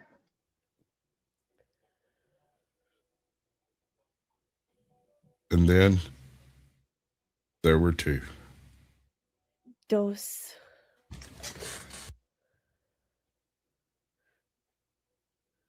Were there? He's still there. It's fine. I'm kind of weirded out by this collection of people over here with Dusty. That's some interesting shit going on over yonder. Ain't it though? It is, and it's very odd that according to this, I still have 34 people watching, 36 people watching, and nobody's. Yeah, he just backed out. Yeah. Oh, it disappeared when I took it down. It's just weird to me. Nobody's chatting. I know. It doesn't feel right. It feels eerie. It is eerie because I should be having a conversation with 6 different people right now, and instead there's no one actually in chat. And so that makes me ask the question, why? If it's botting, who's botting me and why? Lurkers, I got 31 lurkers. Is that what you're telling me? There are 31 people willing to sit around and stare at me and wait for me to make a fool of myself.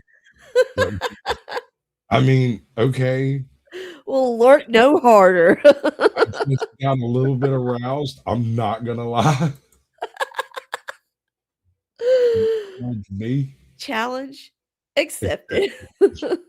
New kink unlocked.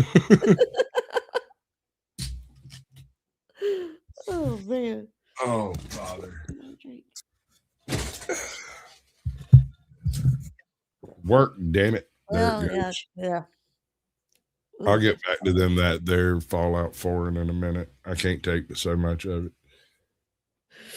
Yeah, I was over here when they were showing all those fucking green dots of all the little base places or whatever. I was Well, sitting see, there. the thing is, you My can't high touch eyes, that. I was going.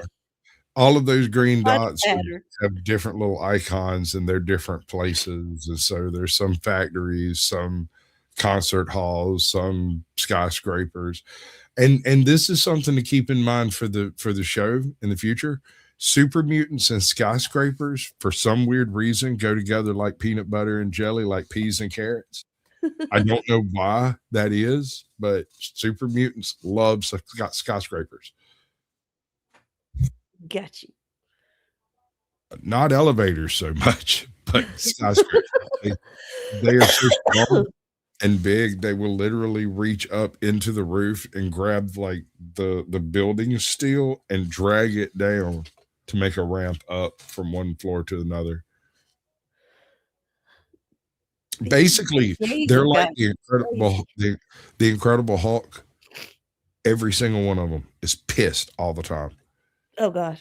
So Everything was a smash. if you run around and look, you can't see a visible difference between the male and female super mutants because there is no difference. They have no genitalia. So every single super mutant that's ever been created Attack on Titan? was created by a super mutant program of some description. They don't reproduce that we can discern. That's why the Master was doing the shit that he was doing with the vat of FEV, was trying to create a way for super mutants to reproduce without the vat. God, Basically, he was trying to create. The assumption is that all the super mutants are male, right? But you never really get to see, and they're so fucking buff. Those might be tits. You don't know when you look. This sounds so much like Attack on Titan. Sure. You know about that? Do you know Yeah, that anime? yeah. My daughter is an absolute weeb. My daughter too. And I never wanted to know. Oh my God. You know what they do with their tentacles? I don't like it. It's a creepy manga. So yeah. And my daughter, I she's mean- want me to watch because they finally started coming back out with them. And so she's like, you gotta come down and All you gotta right. watch it with Here me. we We gotta sit and watch it. I'm like, Let's see. There's no way. Okay. It says there's 34. There's 34 or whatever. When I first brought up my stats, it said there were 3 people watching it. I was like, oh, that makes more sense. That makes so much more sense. But then when I refreshed it, it says there's 37. What's up? Oh my God, dude. where they at? He's not here. He left. He heard his mom calling. He left a cake in the fucking street lights just came on, and I gotta go, bro. Preston Garvey just showed up in the cat. It turns out showed up in the chat, and it turns out you're never gonna guess it. He needs my help with another settlement. Go ahead and say it, bro. I want to hear it. You know, I completely avoided Preston Garvey in this playthrough. I did the absolute minimum and never answered the question and just left. Just walked away. I figure I'd wait until right before I turn everybody pissy And then I'll go do all of those missions so I can have all of those settlements added to the ones I've already got established. And my settlements are fucking ironclad, bro. Like, you can roll on them you want to. It's your funeral. How close is the show to the games? That's what I was talking about, the show being in a very unique time period of the Fallout universe. Between New Vegas and Fallout 4, if I've got my timeline right, it might be Fallout 3. No, it's Fallout 4. Between New Vegas and Fallout 4, there's only like 30 years, 40 years. And this is set like 4 or 5 years or 10 years after New Vegas, but like 15, 20 years before Fallout 4. I might be wrong on that one. Don't want the settlement on. They're doing Fire! like freaking Star Wars and going all kinds of back and forth type of shit. And Well, they're not doing that though. See, first of all, Fallout 1, then Fallout 2, and they are 200 years or something like that after the bombs, like 174 years. okay, something. when is it set? Like what? Fallout 3 was 179 years after the bomb, but it was like When was the bomb? What year was the bomb? every major city gets hit by a nuclear device and all the vaults locked down and no one knows what happens for 100 years. Then people start creeping back out onto the surface, and what they find there is some vaults opened early, some vaults never closed, some vaults were never occupied, and the surface people kind of survived at a low level of feudalism with lots and lots of fire. Lots of fire. And almost everything is somewhat irradiated. And one of the cool effects in this game is one of the reasons I like playing Fallout 4 specifically. In the process of setting up your settlements and supply lines, if you equip all of your settlers with like 5 bottles of purified water, or your provisioners with a handful of water, occasionally your provisioners get killed, right?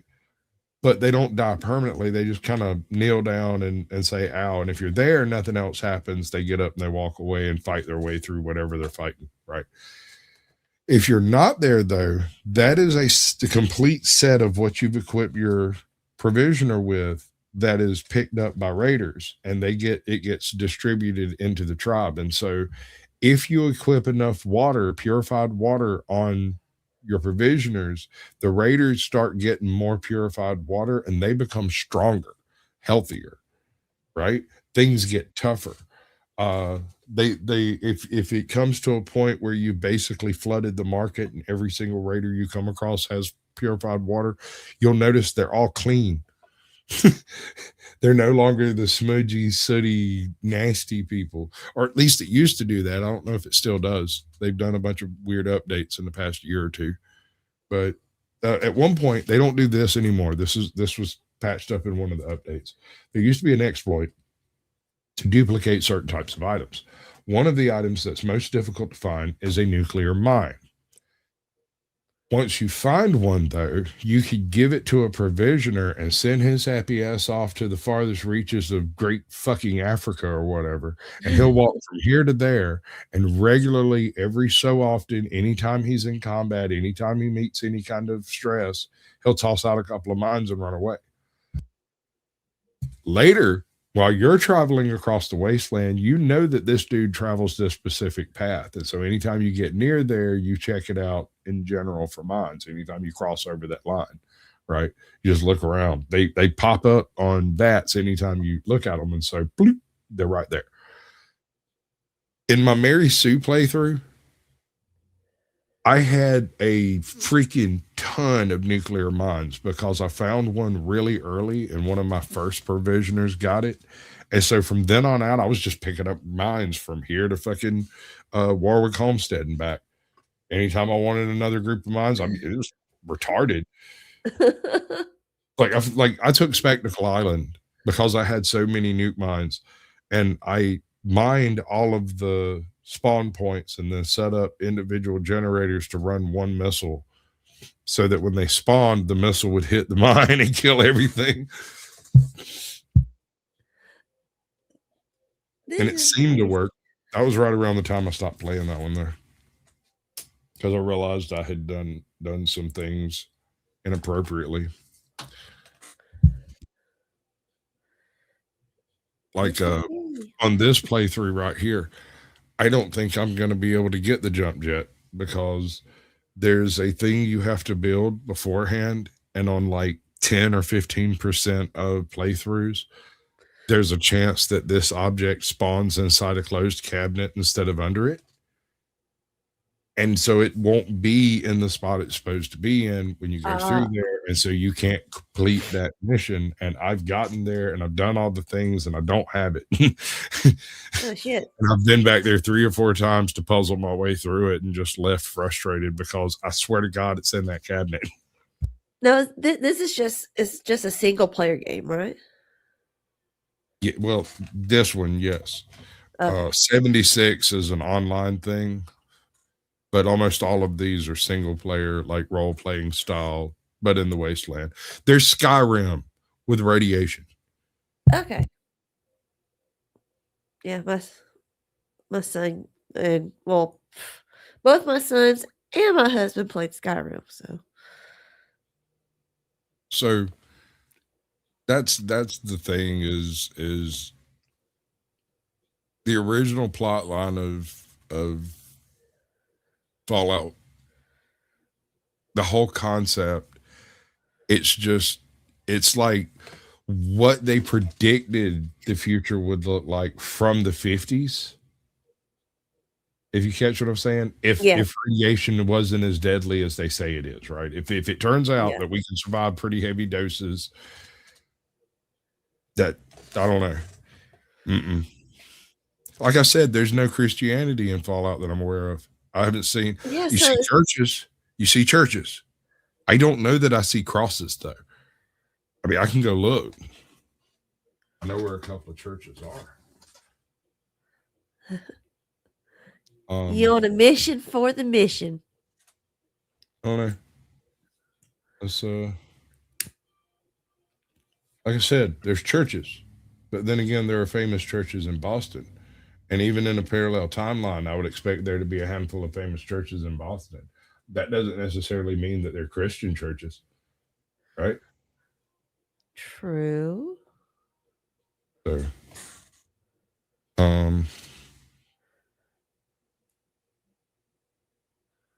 right. Boston churches in Boston. There's East Boston Preparatory School, which is in a church. Let's start at the top.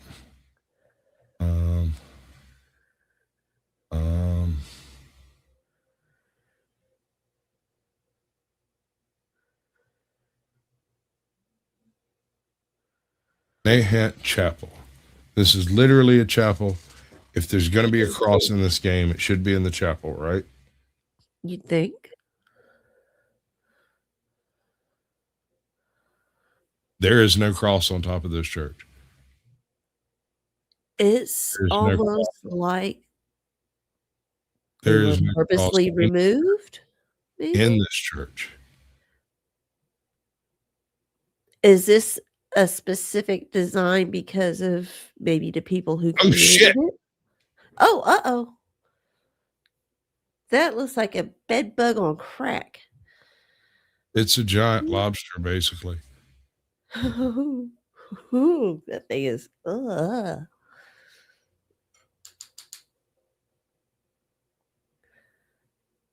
Shit.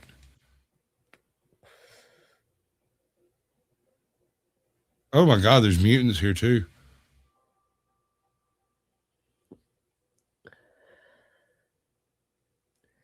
This is going to end badly. Maybe you should have gone looking for Jesus tonight. Oh no. I'm not sure. I don't know that. I have no memory of crosses in this game anywhere. There's no Jesus in this game. You might be right. I hadn't thought about it. There are H.P. Lovecraft references. So this is what society would have become if Jesus never was? I know clearly there was a Christian type of existence to some extent. I would assume that this was originally like a Protestant church, Pagan? right? Maybe this is modern paganism? Well, what I'm thinking is that the full Christian colonization of the American takes place, followed by fall of Christianity in the late 1800s and the rise of some other type of organizational program, whether it's religious or governmental or what the fuck ever it is. But madam, this is obviously There's no a church, Jesus. right? Yeah. And Yes. there is not a cross to be seen anywhere. And No. I've never found a crucifix or anything like that. Any other religious symbols from other types of religions? Well, if you count the H.P. Lovecraft universe, kinda. I've got a knife. I think it's called like Krav Maga or something like that. I don't know. Anyway, it's a sacrificial dagger of a long dead civilization found at the bottom of Dunwich Borders. I don't know. There's also this dude with a helmet that can like control people. And he's basically like the owner of the Cabot Foundation, which, wouldn't you know it, owned Dunwich Borders. But I mean, but there's no other like of this world type of religious symbols. Well, like I no said, Star there's Davids some or cults. anything. Then there's like the children of Adam, and the children of Adam, they're very, very interesting because you can say that they're religious zealots, but the fact is they don't take damage from radiation. They use gamma guns and they don't wear protection. So Wasn't that you the name of an actual regularly cult? find though? them posted up next to unexploded ordinances or in major toxic waste locations like old craters and shit. This is where they exist. And they're just in there in a pair of fucking rags, wearing a loincloth and bathing in Adam's glow. Well, then. That's a religion, right? Sort of cargo Yeah. cultish, but religious. For sure. Sounds like worship of He-Man. Okay. I What mean, the or the hell? flying spaghetti monster for that matter. Mystic Pines, Lexington, Super Duper Mart. There's another church over here somewhere. Bunker Hill. I gotta avoid that place. I guess eternity has spilled over into Earth. I don't know, man. Like, Yeah, it's just I had thought something about it. But at the seems same off time, about that now. like Trinity Plaza's no, Trinity Tower. Trinity Plaza. Did they maybe kind of change up the names of things a little bit too for the game? A little bit, yes. Like There you the go. neighborhoods are also a little abbreviated for the map of Boston. So it's like one of those maps you get on like a school lunch menu placemat thing where it's a map of your local town, but it's like cartoon map, not real. But you can find all the major roads, that kind of thing. Gotcha. Not exactly to scale, but sort of. Like there's a Yeah, I lot of think it just seems like something for some reason, for whatever reason, Jesus was not in America during this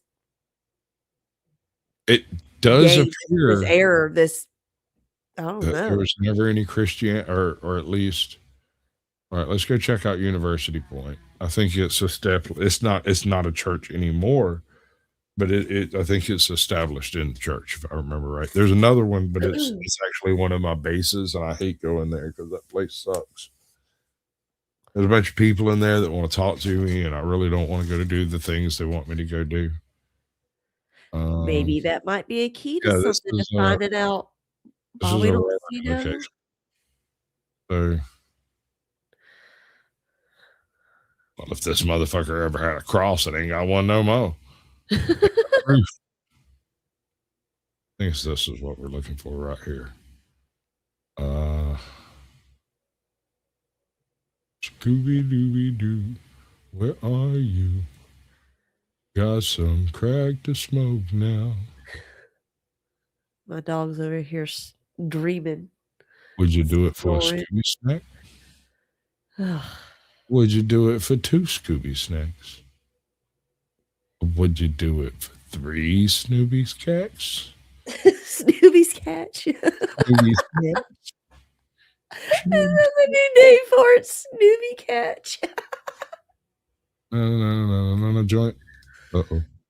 Fall in the hole. Little leg fall down the hole. Little leg jump up the hole. Is this a church or is this just a building? This is, I think the chapel thing is supposed to be on the top floor. This might be the wrong building. I just was hoping there was a way into it. Because That look kind of hotel looking. yeah, that do be looking.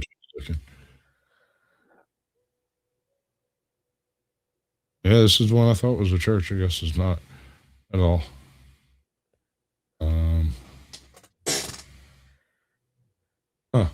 It's weird how Actually, this isn't it. It's over there somewhere. it's got like this a Western type feeling set up to it too. Kinda. How the Everything else hotel is was, like- you know, Yeah. had kind of like that Deadwood feel to it. Okay, I don't maybe know, that like is Old it. West style. I don't know why it wasn't showing me inside it when I was inside it. Right? I don't get it. Jesus. They could hear you through your computer saying, "Oh shit, they're asking too many questions. Oh shit." Well, no, I mean, I guess I don't know why I haven't thought of it, but you definitely. What's up, bro? Oh, Oh, I'm glad he looks like bad news. he is. Usually, if you come across those guys, they'll kill you. But because I'm currently friends with those dudes and I haven't ticked them off yet,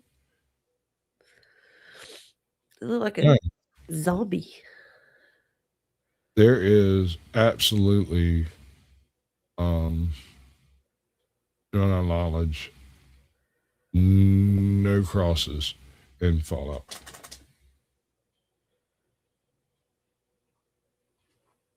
Lighthouse House. Old North Church. It's literally a church, says so right in the fucking name. Church of what though? I don't care. We're here to see if there's a cross anywhere here. Church of the Stay Puft Marshmallow Man. Sure, whatever. Got a lantern in the window. There is no cross on the roof, and there is no cross on that No. spot. Nope. It looks like there may have once been one. Yeah, but yeah. possibly That's what I was saying removed. about the other one. The other one looked like it might have had a cross once. Like it was built like there was going to be a cross, and there's just not one there. Or perhaps it was removed before I mean, shit went down. I feel like that might be a little bit of an assumption. Maybe there was Also, some type of even- a cleansing before the Even in the actual interior building. architecture, right? You see the building structure of a classic Protestant church or a Uh-huh. pick your pick. But at the same time, there is none of the crucifix in Yeah, because form. usually whenever you look at a nice tall steeple like that, you expect to see, you know, the cross on top of it. On top of it, yeah. And in this case, I mean, they didn't even have a weather vane. I mean, shit. nothing. There's nothing up there. That's And that's the the eerie second- part about it. It's like there was something that could have might have been The there, second but you it said just something about religion, mysteriously I went, gone. well, actually, it's not quite like that. There aren't any pre-war religions that survive in the post-war that I'm aware of. Ooh.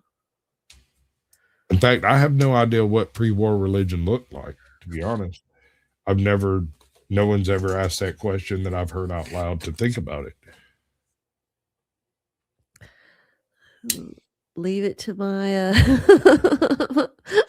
my high brain over here. Well, Well, no, I mean, it's a solid it's a question. natural question to me. You I know, mean, sure. And considering the fact that one of my main bases is actually in a church, I've wandered around wondering where all the crosses went, but I never got as far as actually saying it out loud for it to be a fully formed thought. Just looked around and went, huh. yeah, just like It must have got huh. real hard around this motherfucker for them to snatch the crosses. There's no angels. There's no iconography. It's like the Puritans showed up here. They did all of the groundwork to set up the culture, and then it turned baseline communist temporarily, and now there's this fight because Liberty Prime was literally programmed to destroy communism. That's its prime directive, and inspire Americans to fight harder against communism. Well, I think something got in the way of that. Maybe that was the catalyst for what's going on now. Maybe there's a video on it. Hold on. Let's get clever over here, right?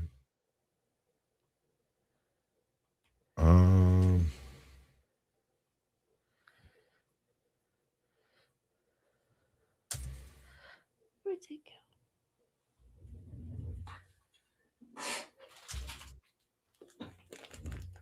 go? Okay, we got a straight up video on what happened to Christianity in Fallout. I got good news and bad news. Which one do you want? Bad news. So it's an hour and 14 minutes long. Fuck a duck. Okay, so Good there's news is it discussion on exists. pre-war Christianity, and that's 12 minutes. And then we've got what did Christians think of whatever the fuck that is? What happened to the churches? A known post-war Christian, new post-war Christian religions and cults. So let's go with the religions and cults. That's about 12 minutes. Plenty of post-war secret because in an area behind the altar is a stash of heavy weapons. Okay, so this is Brad King, and he covers shit from all of Fallout. He doesn't have a particular genre of Fallout. It's anything Fallout. If it was fan fiction Fallout, he might include it as a nod if it was famous enough. All things Fallout, all things canon.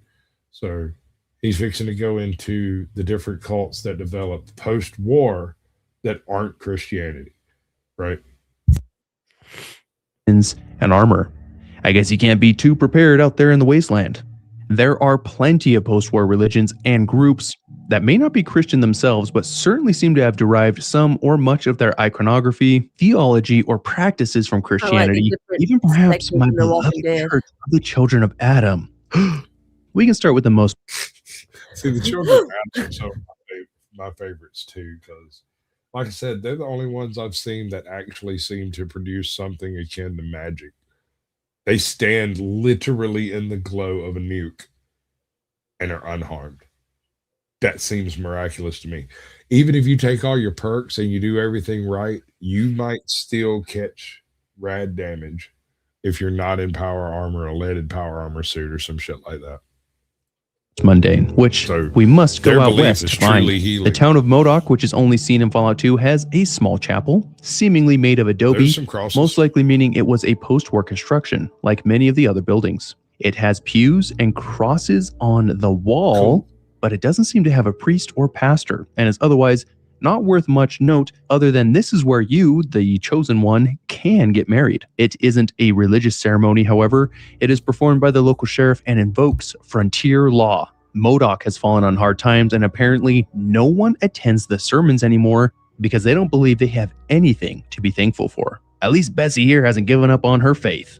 Another chapel is in Nevada's second most sinful city, New Reno, known as the Drunk Cupid Chapel. The name is pretty revealing, as it is run by Father Tully, a perpetually drunk priest. Yes, this again, the whiskey priest. Additionally, it is the only place someone can get a divorce from the marriage performed in Modoc, if you bribe Father Tully with alcohol, of course. Since he is apparently the only priest in the city, But those Jesus, that are we're getting divorces though. confessing some of their sins, which makes Father Tully a great resource of information and rumors, if you can bribe him with alcohol. The Drunk Cupid Chapel is at least based on Catholicism, although I'm trying to break Fallout 4. There's a couple of characters in the game that are hopeless addicts, and I have made something called a refreshing beverage that will cure addiction, any addiction. I just can't figure out how to make them drink it. Now, I do have a syringer, and there might be a way to use that to force it on them. And I think it would be funny to end the game with Mama Murphy and Alex both being clean. Just tell there's alcohol in it. It has, you have a conversation tree. You really can't do that. Right? Gotcha. Like you can't equip Mama Murphy with a bunch of combat gear. It just doesn't work. She doesn't do that. When you talk to her, she's like, "Hey, do you have any drugs?" Maybe this is showing the results of what the world will become if we That's actually worth leave mentioning. out Jesus. If we was to, everybody just said all of a sudden, If fuck it all, everybody said all of a sudden da-da-da-da-da. there was no Jesus, it would become Muslim in 18 months. We'd have the greatest of all November Springs or whatever it's called.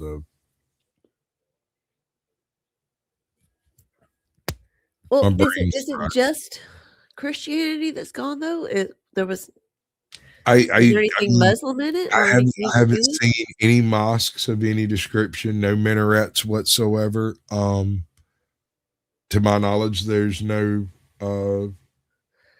synagogues that So I've all seen. in all, it actually feels like an alternate Earth. It is an alternate Earth, Okay. and there's a whole bunch of debate on exactly when Fallout deviates from our history, because apparently, at least up until World War II, they're fairly synergistic.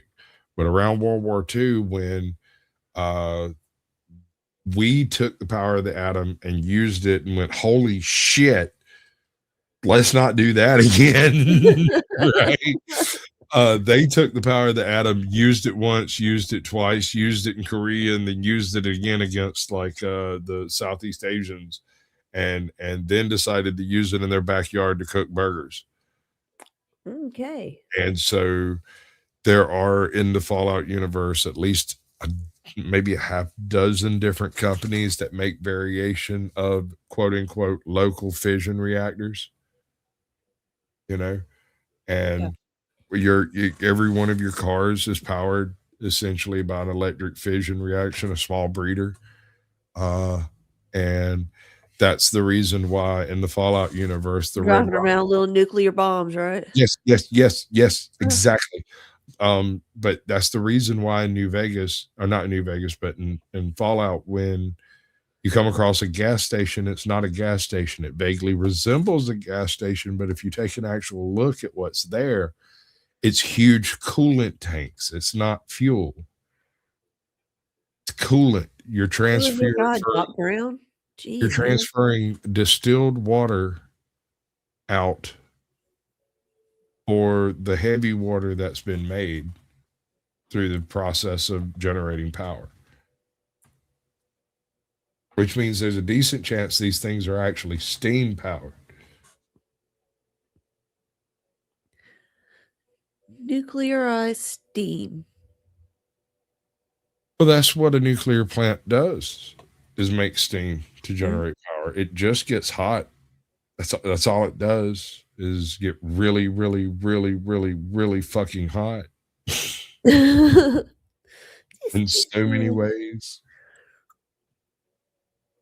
Chernobyl. It has obviously deviated quite a bit and is more reminiscent of the drive-through wedding chapels that are associated with Las Vegas in our day. The Modoc Church does have Christian iconography, although the Drunk Cupid Chapel does not, with crosses adorning the walls, which is quite rare in Fallout. The mother of Fallout 3's main character, the Lone Wanderer herself, appears to have been a Christian and familiar with the Bible. One of the first things our father James shows us as a toddler that can barely walk is a frame with the scripture written inside. This promise of giving unto those that are athirst of the waters of life was so inspirational to Catherine, our mom, that it guided her entire scientific pursuit, which became known as Project Purity, the first real attempt to clean the Capitol Wasteland's irradiated water on a large scale. The pre-war town on the west coast called Searchlight shows up What in up, Fallout New Vegas, Outline? and by the Welcome time the in, bro. game takes place, the new If you go look California on my channel, Republic there's had a, claimed the town and turned it landscape into a base. It was sabotaged by stuff their on it. enemy. I can't hear you at all over the. In a thick haze of Ashton, Brad, on my channel, the other live stream that I got going has the clickable link that you can actually join the panel on. If you wish. radioactivity. The only two churches in the whole game are in this town, and one of them has a sign out front. Someone who knew their Bible well was able to reuse the existing letters to reference Revelations 9:6, which reads, "And in those days shall men seek death, and shall not find it, and shall desire to die, and death shall flee from." That is a cold. Ooh. That's a good one. That is a good. Ooh. That's some creepy, hard hitting shit. That is. Ooh, that's dark. In those days shall men seek death, Well, Revelation. So yeah. and shall desire to die, and death shall flee from them. That means something's going to happen to where you're suffering. I read a series. It was a series of short stories. I can't remember who wrote them. But the premise behind it was that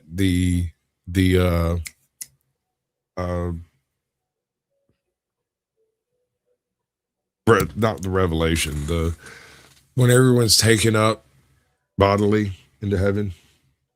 Rapture. The rapture. When the rapture had been completely misunderstood, and that there was some significant translatory issues that took place in that, and that what it actually means is that chemistry stops working properly.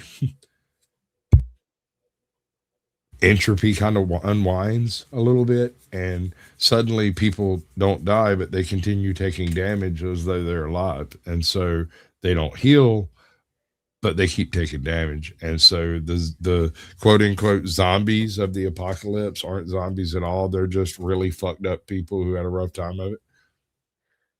Oh. I mean, that's some cold shit to say to somebody. Right? I mean, this right here, yeah, that's something. Yeah, just yeah. This is such a great passage to describe what is happening at Camp Searchlight, since many of the NCR troopers ghoulified, some turning feral, cursed with near immortality by their condition. This message was most likely posted after the war and events at Searchlight, because we can see the sign was salvaged for the right letters and numbers. In Fallout 4's main settlement called Diamond City, there is one active chapel. Although it is certainly not Christian, it has been influenced a bit nonetheless. The tiny All Faiths Chapel is led by Pastor Clements, who welcomes anyone and everyone to the chapel, which he encourages people to come and sit down and ponder the Almighty in whatever form they like, as long as it's peaceful. The pastor's unusual stance on religion is because he couldn't decide on one single God to dedicate the chapel to, so he decided it should belong to all of them. Hey, that's fine for me. I can just sit right here and hope no one's allergic to radiation around here. Right. The Christian influence is there. The leader is a pastor. Like I said, the name of the channel is Rad King, and he is ostensibly a child of Adam. He went the full radiation route. I'm not sure which game he did it in. I know each one of them has different ways of dealing with radiation. There's drugs called Radaway that'll get rid of radiation poisoning, which is actually an interesting point because there are some medical advancements in Fallout that don't exist in our world at all. Like the ability to pop a pill and just get rid of radiation. You no longer take that at a time. No, it didn't quite That's work. that wild. way. It's like some slider shit. It's wild, bro. And so there are certain things that are significantly deviant from our timeline, and then there's other things that seem pretty similar, like at least up to the Korean War. Most of your land vehicles, like your tanks and whatnot, your ships and stuff, all of that seems to be relatively standard. Like that type of history seems to have followed. It's post Like the Korea. industrial side of it. Well, post Korea is atomic, right? It's full on atomic. Like everything is run by the atom somehow. They develop fusion cores, which actually seem to function more like a battery and less like a nuclear device. Although, if you fuck one up, it does go off like a nuke. You know. No joke. Oops. Yeah, exactly. My bad. But hell, the cars do too. So basically, what's in your cars are really big versions of a power armor suit. That's Whereas why I was talking about Doc Brown designing the shit. My God. You know. And then in the 88 show, miles per hour. you've got what appears to be cold fusion, which is a whole nother ball of wax, right? It's totally different can of cookies, because the problem with fission is part of it is heat and part of it is daughter elements and byproducts. And one of the things that takes place in a fission reactor is you end up creating something called deuterium, which is essentially heavy water, which becomes a problem eventually because it doesn't stop neutrons as well, or maybe it concentrates neutrons better. And so as you utilize your fission device, eventually you have to stop and drain off the coolant and replace it with distilled water and start over again, right? And I think that's part of what's going on here, is rather than seeing that as a negative, they saw it as a benefit and utilized lots of tiny breeder reactors to make lots of deuterium so that they could actually take a shot at cold fusion. Sounds like a whole bunch of damn advanced copper steels. Well, They're making the shine. I mean, you're not completely off the mark, but at the same time, it's nuclear. Exactly. A nuclear shine. It's a turbine. You're just using the pressure off the steam when it comes down to it. All right, there's only a couple of minutes of this left that I'm going to tolerate. And he's wearing pastor's vestments. The building is referred to as a chapel, and the pastor can be heard mentioning the parable of the Good Samaritan when speaking of Nick Valentine, the local detective. Also, a fun fact, he will conduct a wedding between a man and a robot in an easy-to-miss side quest, and figures that it's pretty weird, but he doesn't think God will mind. This is fucking Star Wars shit. Here's the reason God won't mind, though. That dude's a synth. He's a robot anyway. So it's not really a marriage between a human and a human robot. and a Human, it's a robot object. and a human-shaped object. It's basically two droids. Pretty sure I murdered all those people once just to see. I was curious. I want to know if he was a synth, or were you actually marrying a person or a synth? It'd be like the droid thing dude from Alien marrying a droid from Star Wars. Nothing but Yeah. droids. Yeah, Gotcha. that checks out. That's pretty close. My very own religion, it seems, borrowed elements of Christianity during its formation. The Church of the Children of Adam uses some Christian titles like Confessor and Mother, and Confessor Cromwell, who leads the church in Fallout 3 settlement Megaton, will partially quote Revelations 1:7 when he says, Behold, he is coming with the clouds, and every eye shall be blind with his glory. Every ear shall be stricken deaf to hear the thunder of his voice. Additionally, the Apostles of the Eternal Light, which is a sect of the Children of Adam, reference apostles and holy water in their name and practice. It is clear that the Children of Adam share more things in common with Christianity than any other pre-war religion. A strange, twisted cult that venerates the Mothman and even some other ancient and unknown entities has a strange habit of occasionally dressing in modified pastors' vestments and claiming pre-war churches as their own places for worship. The cult of the Mothman is rather diverse, with those that revere the holy red Mothman being immediately and unrepentantly aggressive. There are several churches in Appalachia where they have gone to the trouble of claiming the church and establishing a shrine. The church that fell into a sinkhole has a shrine and a sacrificial table and blade at the bottom. The entire town of Point Pleasant was taken over by cultists, but they were sure to build a large shrine in the former church. The Helvetia Church is another one with such a shrine, as is the Kanawha Cemetery Church, the one that had everyone die from mass poisoning, and they have completely claimed the church and graveyard and started to change the chapel drastically to offer a perch for their holy Mothman. What draws cultists to these churches? Since this is only 25 years after the Great War, perhaps they just naturally associate churches with a holy place as they did prior to the war and decide to claim it for their newfound religion. Or perhaps there is something more to these locations, some sort of supernatural presence or draw that brings ghouls and cultists alike together in these places. On a hellmouth. Children of the Cathedral. Huh. It's on a fucking hellmouth. Well, I mean, there are more references to H.P. Lovecraft in Fallout than there are apparently Christianity.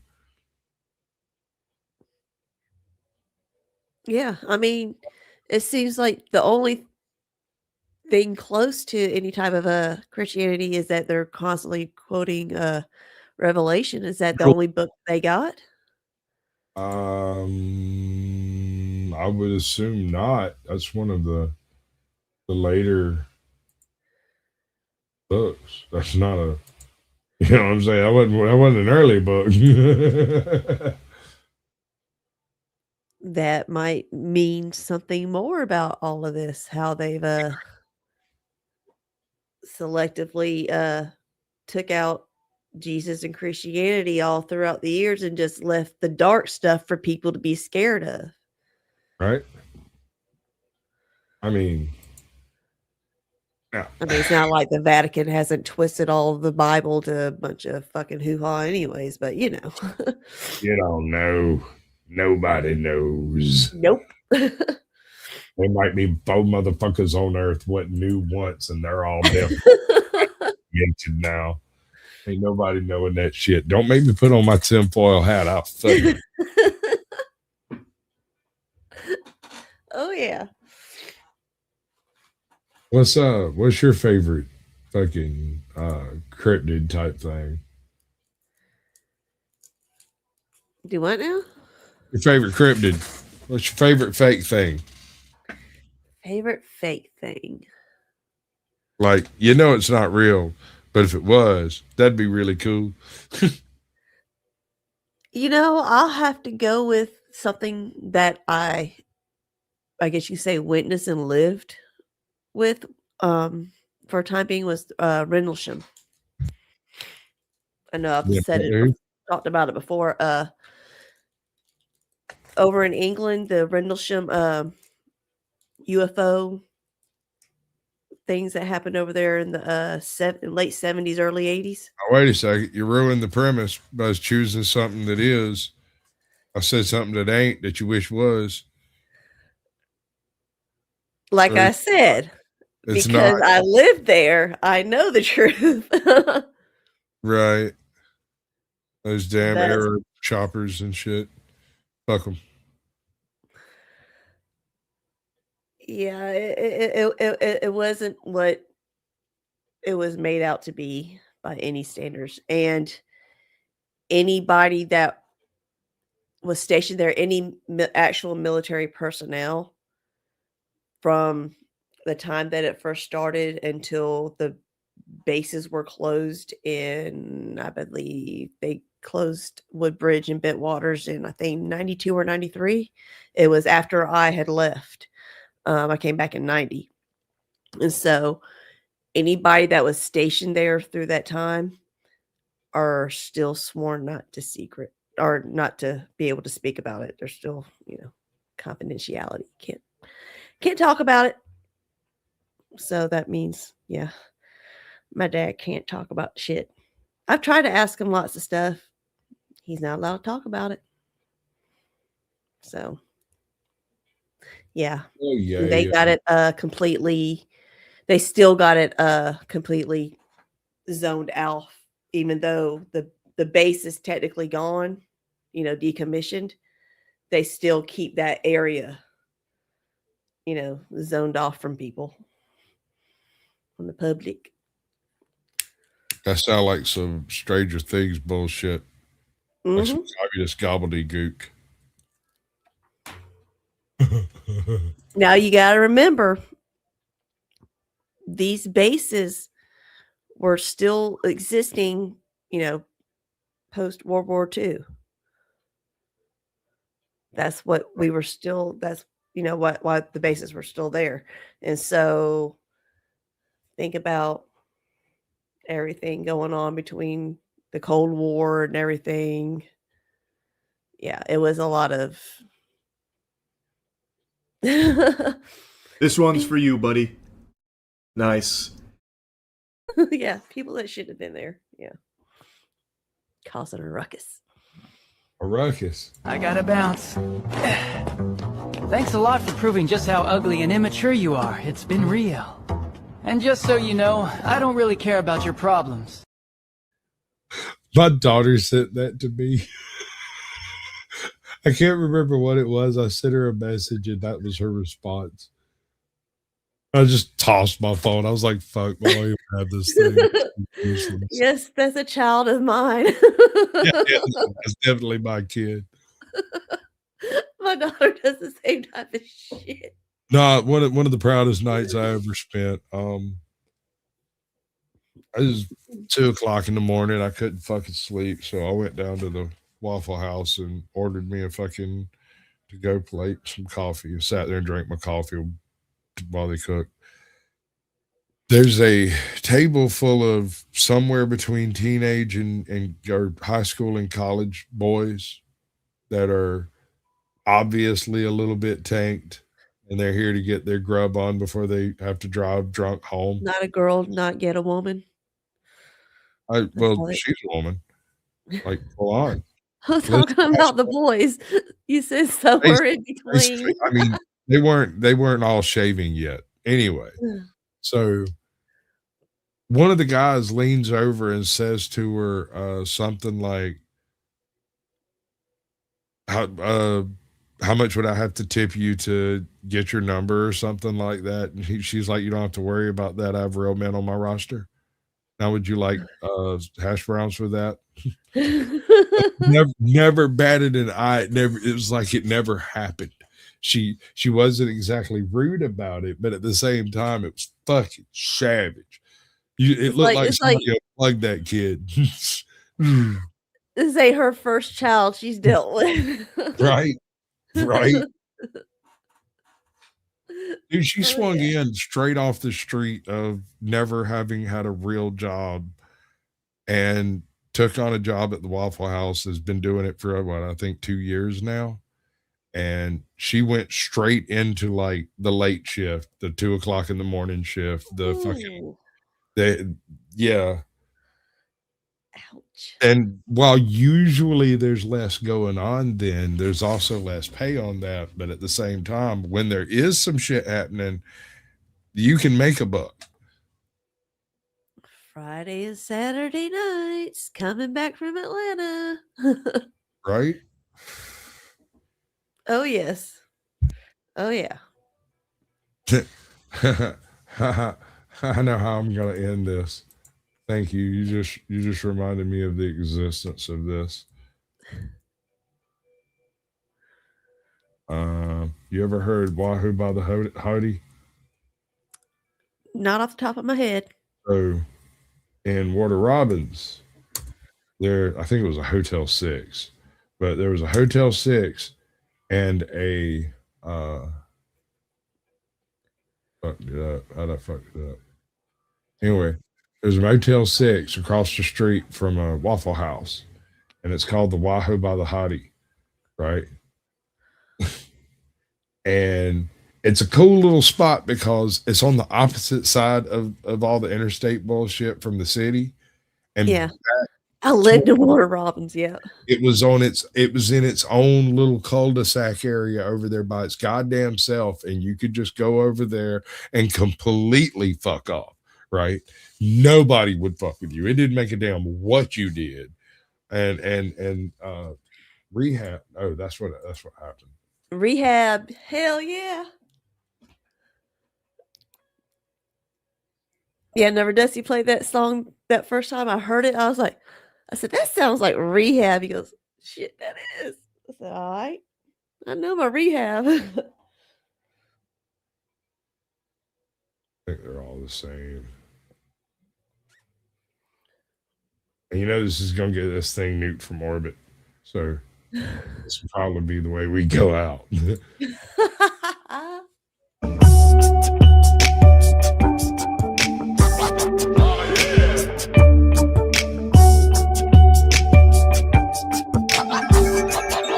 Take 75 north, get off on north side. Drive, take a left, cross the bridge on the left side. We would watch the sun come up after a long night. Everything you need to make you feel like wrong's right. Blazing, raising Cain at the days in.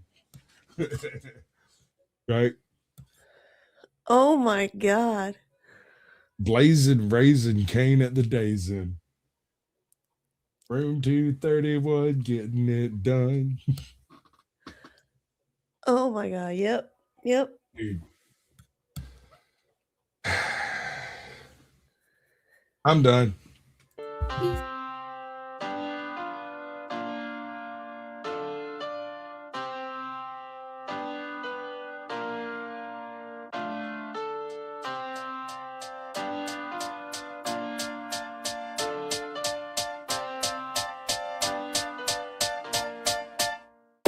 Welcome to space.